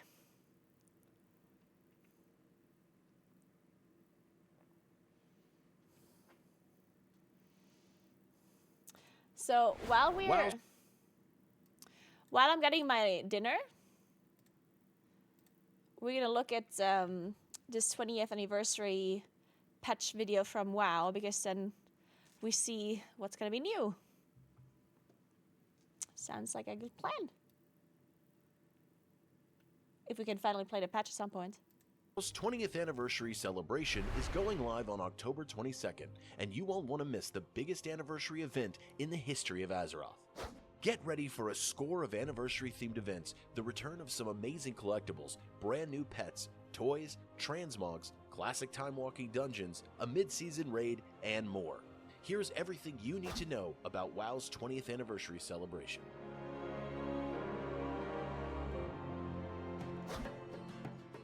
The main hub for the anniversary festivities can be found near the Caverns of Time. It's expanded this year and is set up right outside the entrance. The carnival-like pop-up is home to the anniversary event's quest givers, reward vendors, and a ton of fun celebratory activities. Show off your best transmogs on the Fashion Frenzy stage in a Trial of Style-like competition. Hop atop your finest rides for a mount-off in the Mount Mania Arena. Find Lorewalker Cho at the Storyteller stage and enjoy epic tales from Azeroth's past, complete with audience participation. Cosplay in-game heroes like Illidan, Alexstrasza, and Anduin by finding replicas around the area, and have fun at the ice rink or on the balloon ride. Repeat visits are encouraged. Every 4 days, the hub will have a different Azeroth continent's theme with appropriate NPCs, costumes, and props.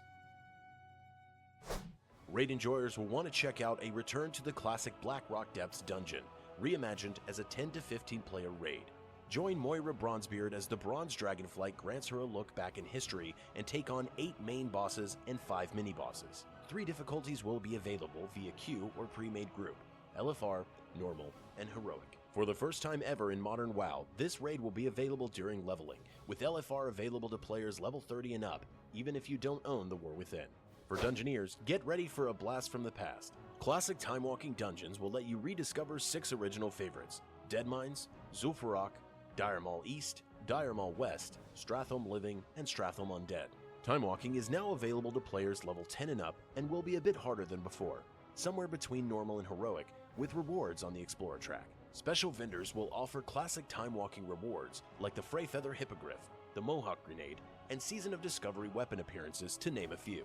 And a time walking vendor update will offer items like the Enchanted Spellweave Carpet, the Amani Hunting Bear, and transmogs from Burning Crusade and Wrath.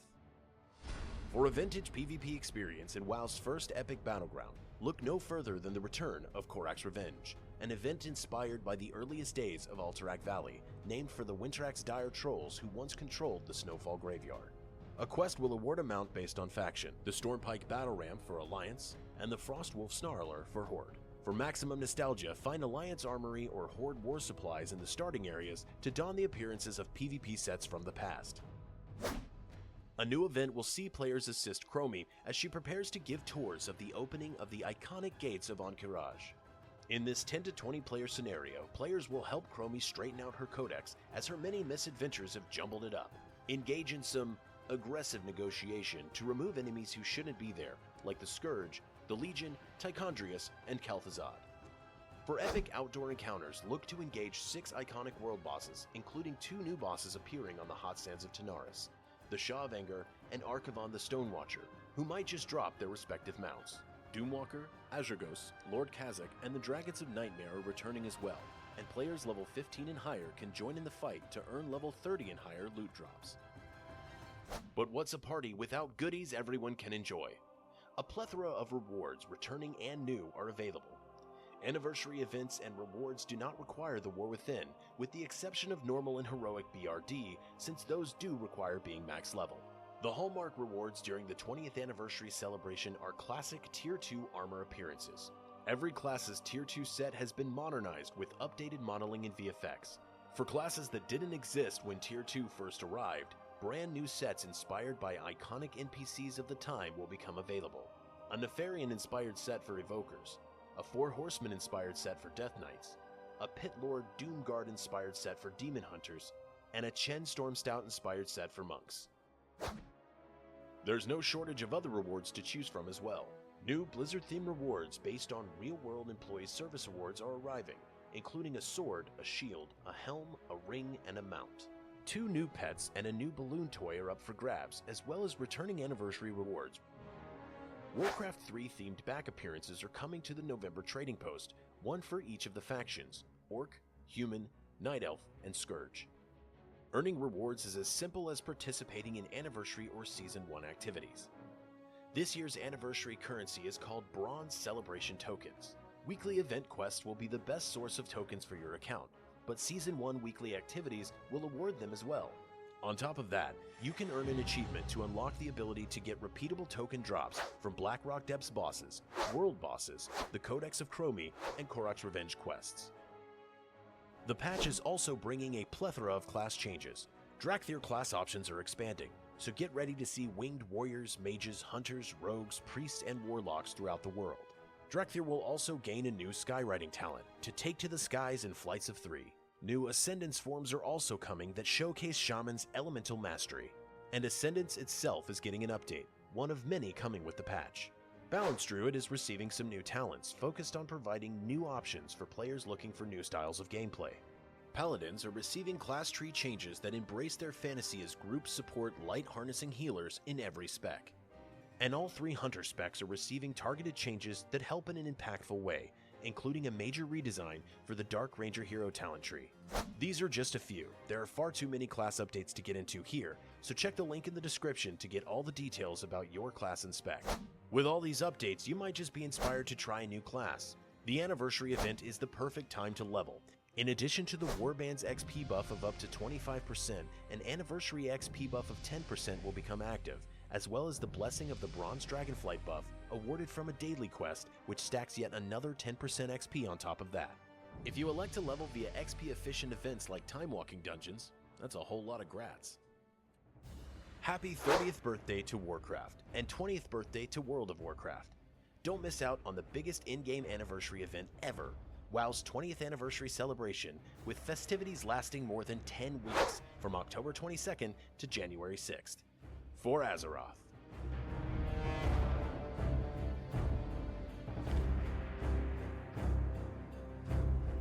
Alright, okay, that was actually more than I thought anyway. Well, I guess a We lot of might the just stuff I drop personally the- don't care about that much, but yeah. In case you're wondering, I'm eating pumpkin pasta bake that I cooked on stream last Monday. There's chicken in it, roasted butternut squash, then there's some feta cheese in there, some pasta, some Parmesan cheese. It's delicious.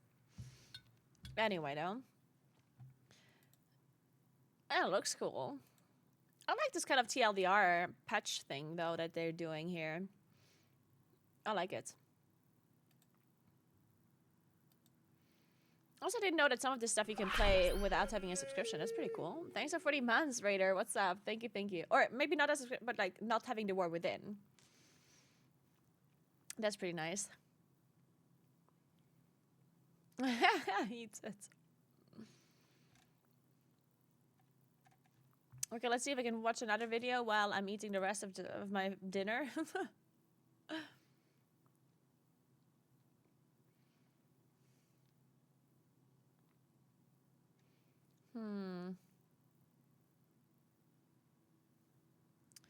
Let's listen to the Hello, Podyssey a everybody. little bit. Dranos here. I have a bit of a sore throat right now, so sorry if I sound different. This week's episode will be a little different. We had no idea going into this episode that it'd be different. Frank just told us he had something cooked up. This week's episode has quite a bit of visual stuff going on, so if you have the option to, you'd probably have a better time watching it. Anyways, that is all. Gotta go. Gotta make some weekly no-reliever routes and guides on how to exploit. Hope you enjoyed the episode. Bye.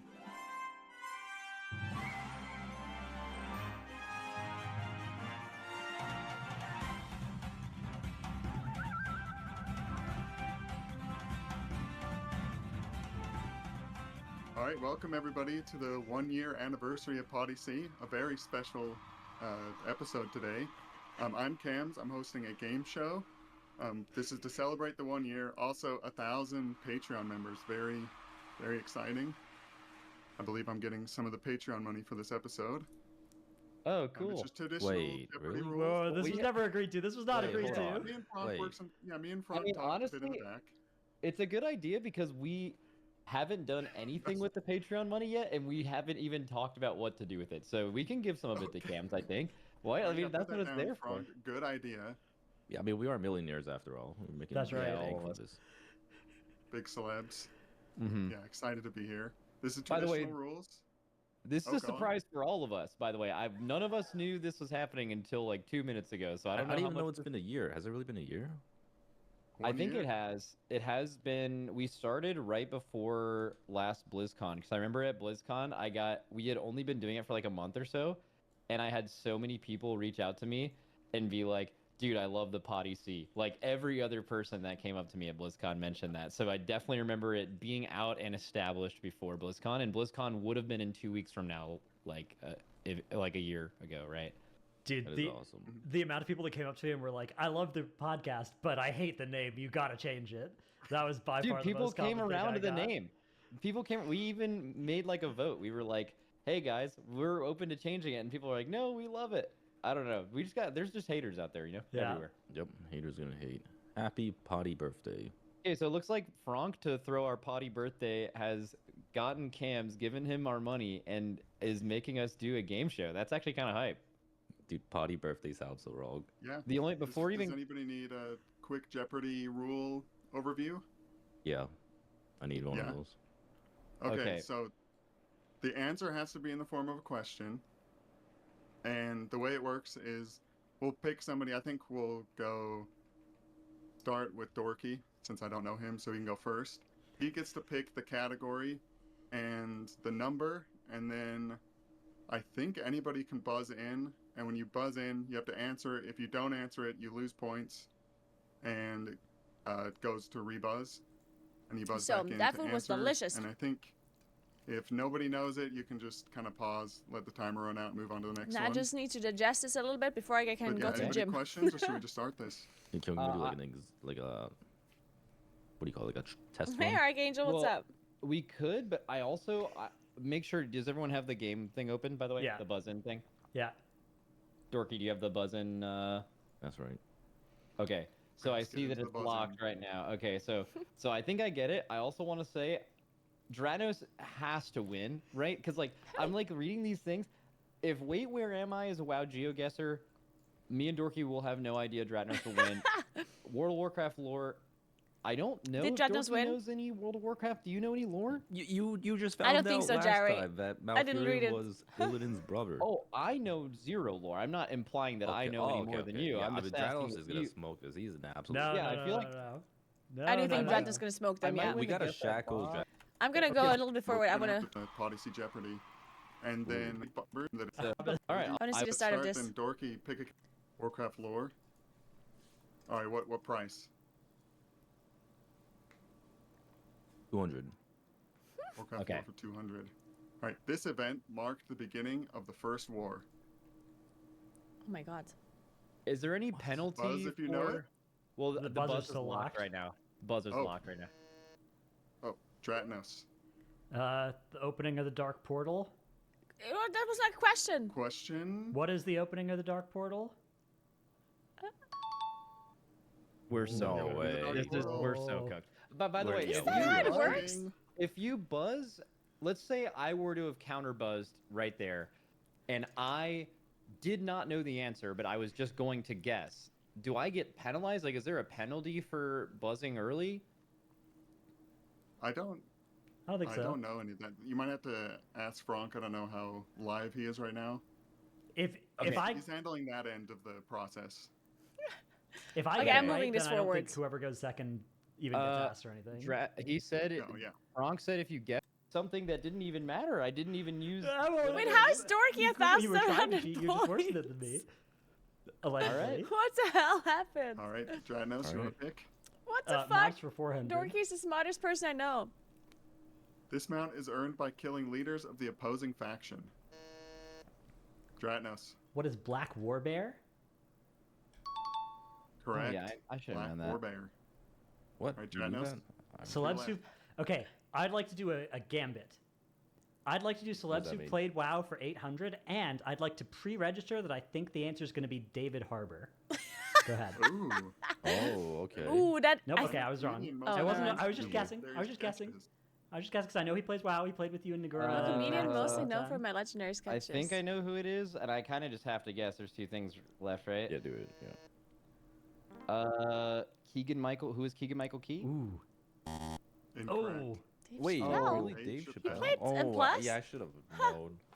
All right. Well, he did. I mean, I had to go It's for a it. maximum I was Da already Vinci cutter. turbo losing.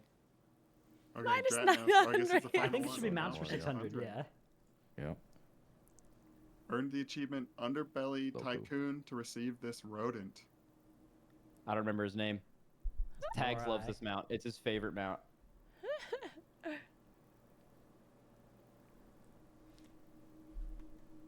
Rat Stallion. Rat Stallion. Oh. Wow, Tags Dorky loves just that. smoked them Yep, all, He still huh? rides that shit to this day. Classic. Good mount. Who knew? Who knew? Yeah, Dorky smoked them actually. But yeah, guys, I'm unfortunately going to leave you. There's a second round. Oh, there is a second round. No, wait, there's not. Oh, there is rapid fire results.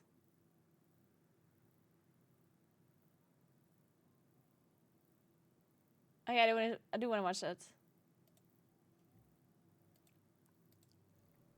All right. What spec do you hate the most? Balanced Druid. Wrong. Best pizza topping. Pepperoni. Wrong. Best zone in WoW. Grizzly Hills. Wrong again. Best WoW character.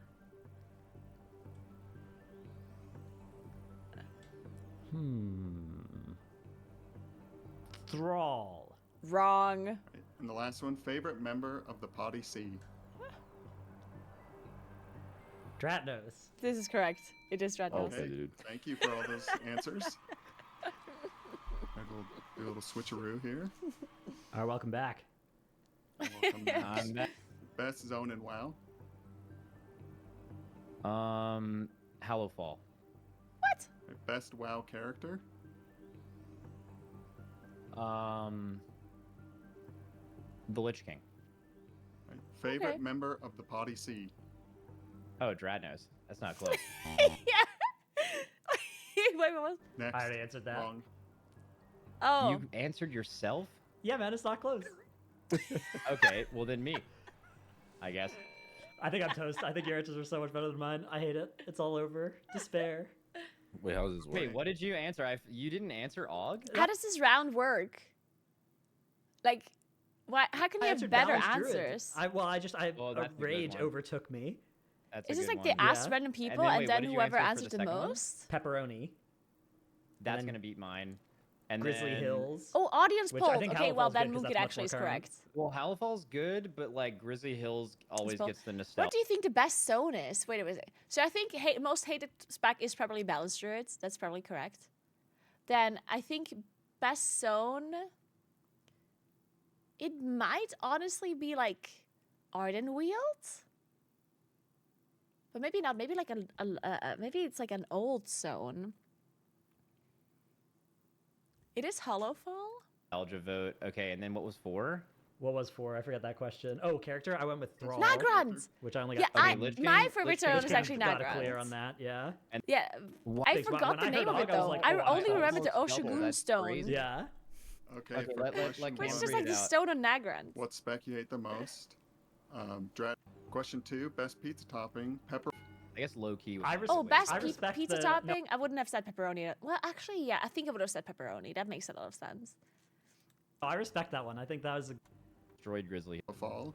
I'm Best not actually a wild big character, pepperoni fan on Dratnos, my 10 pizza. points, max 5. Lich King only Thrall? got 5. That's insane. people yeah. are. Yeah, it's old character. I guess there's a lot of WoW characters. It's gonna be Zalatath. Oh, Zalatat's a good one. That's insane. That's like, I guess, Best character recency Zelda. bias. I how would that's say how you get that. Sylvanas. Yeah.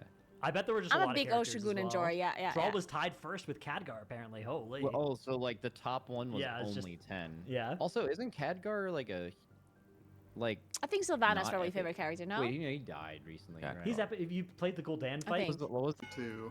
Yeah. So Kronk. the 3 out this guy. What's the maximum? Like, I want to see what the max Oh, thing is. Would not have been Specific able to people. tell from Twitch chat last year, but yeah, the Oh, pineapple. Pineapple was the second.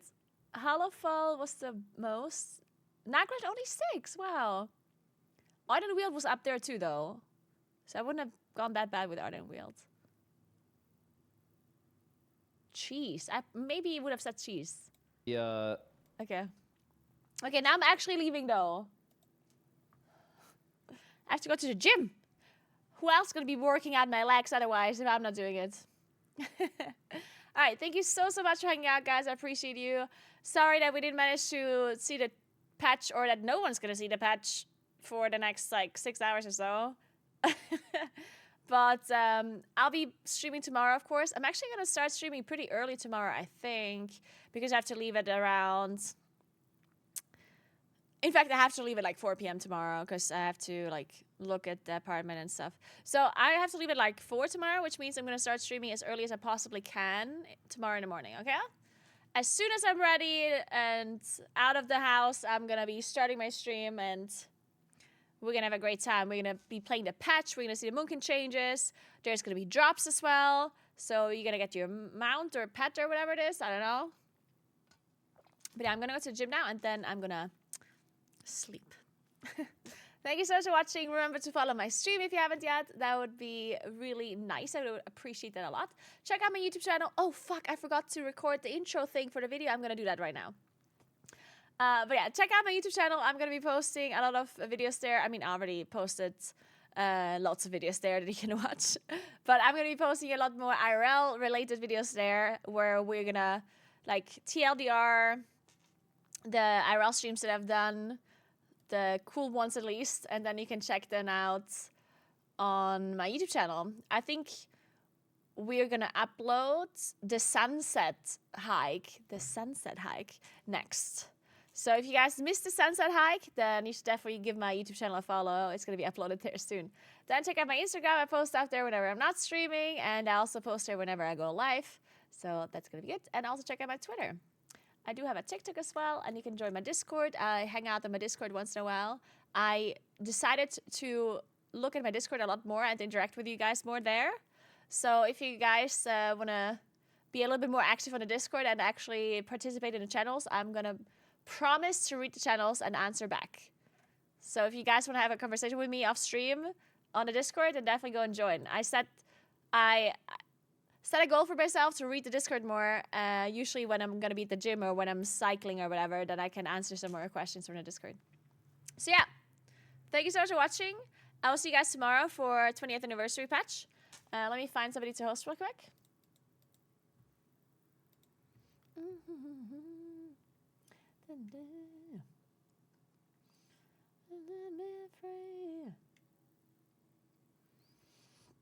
Let's host Kira.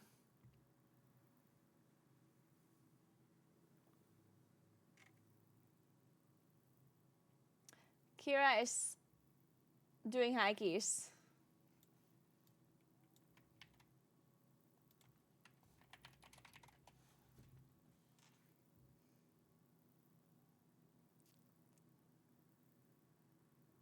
Thank you so much, Novak. Appreciate that. Thank you so much for watching, everybody. Thank you so much for hanging out, for entertaining me, for all the follows, for all the subs. Thank you again to the anonymous gifter for the lunch from yesterday and for the $100 towards the ski touring set. I really, really appreciate that.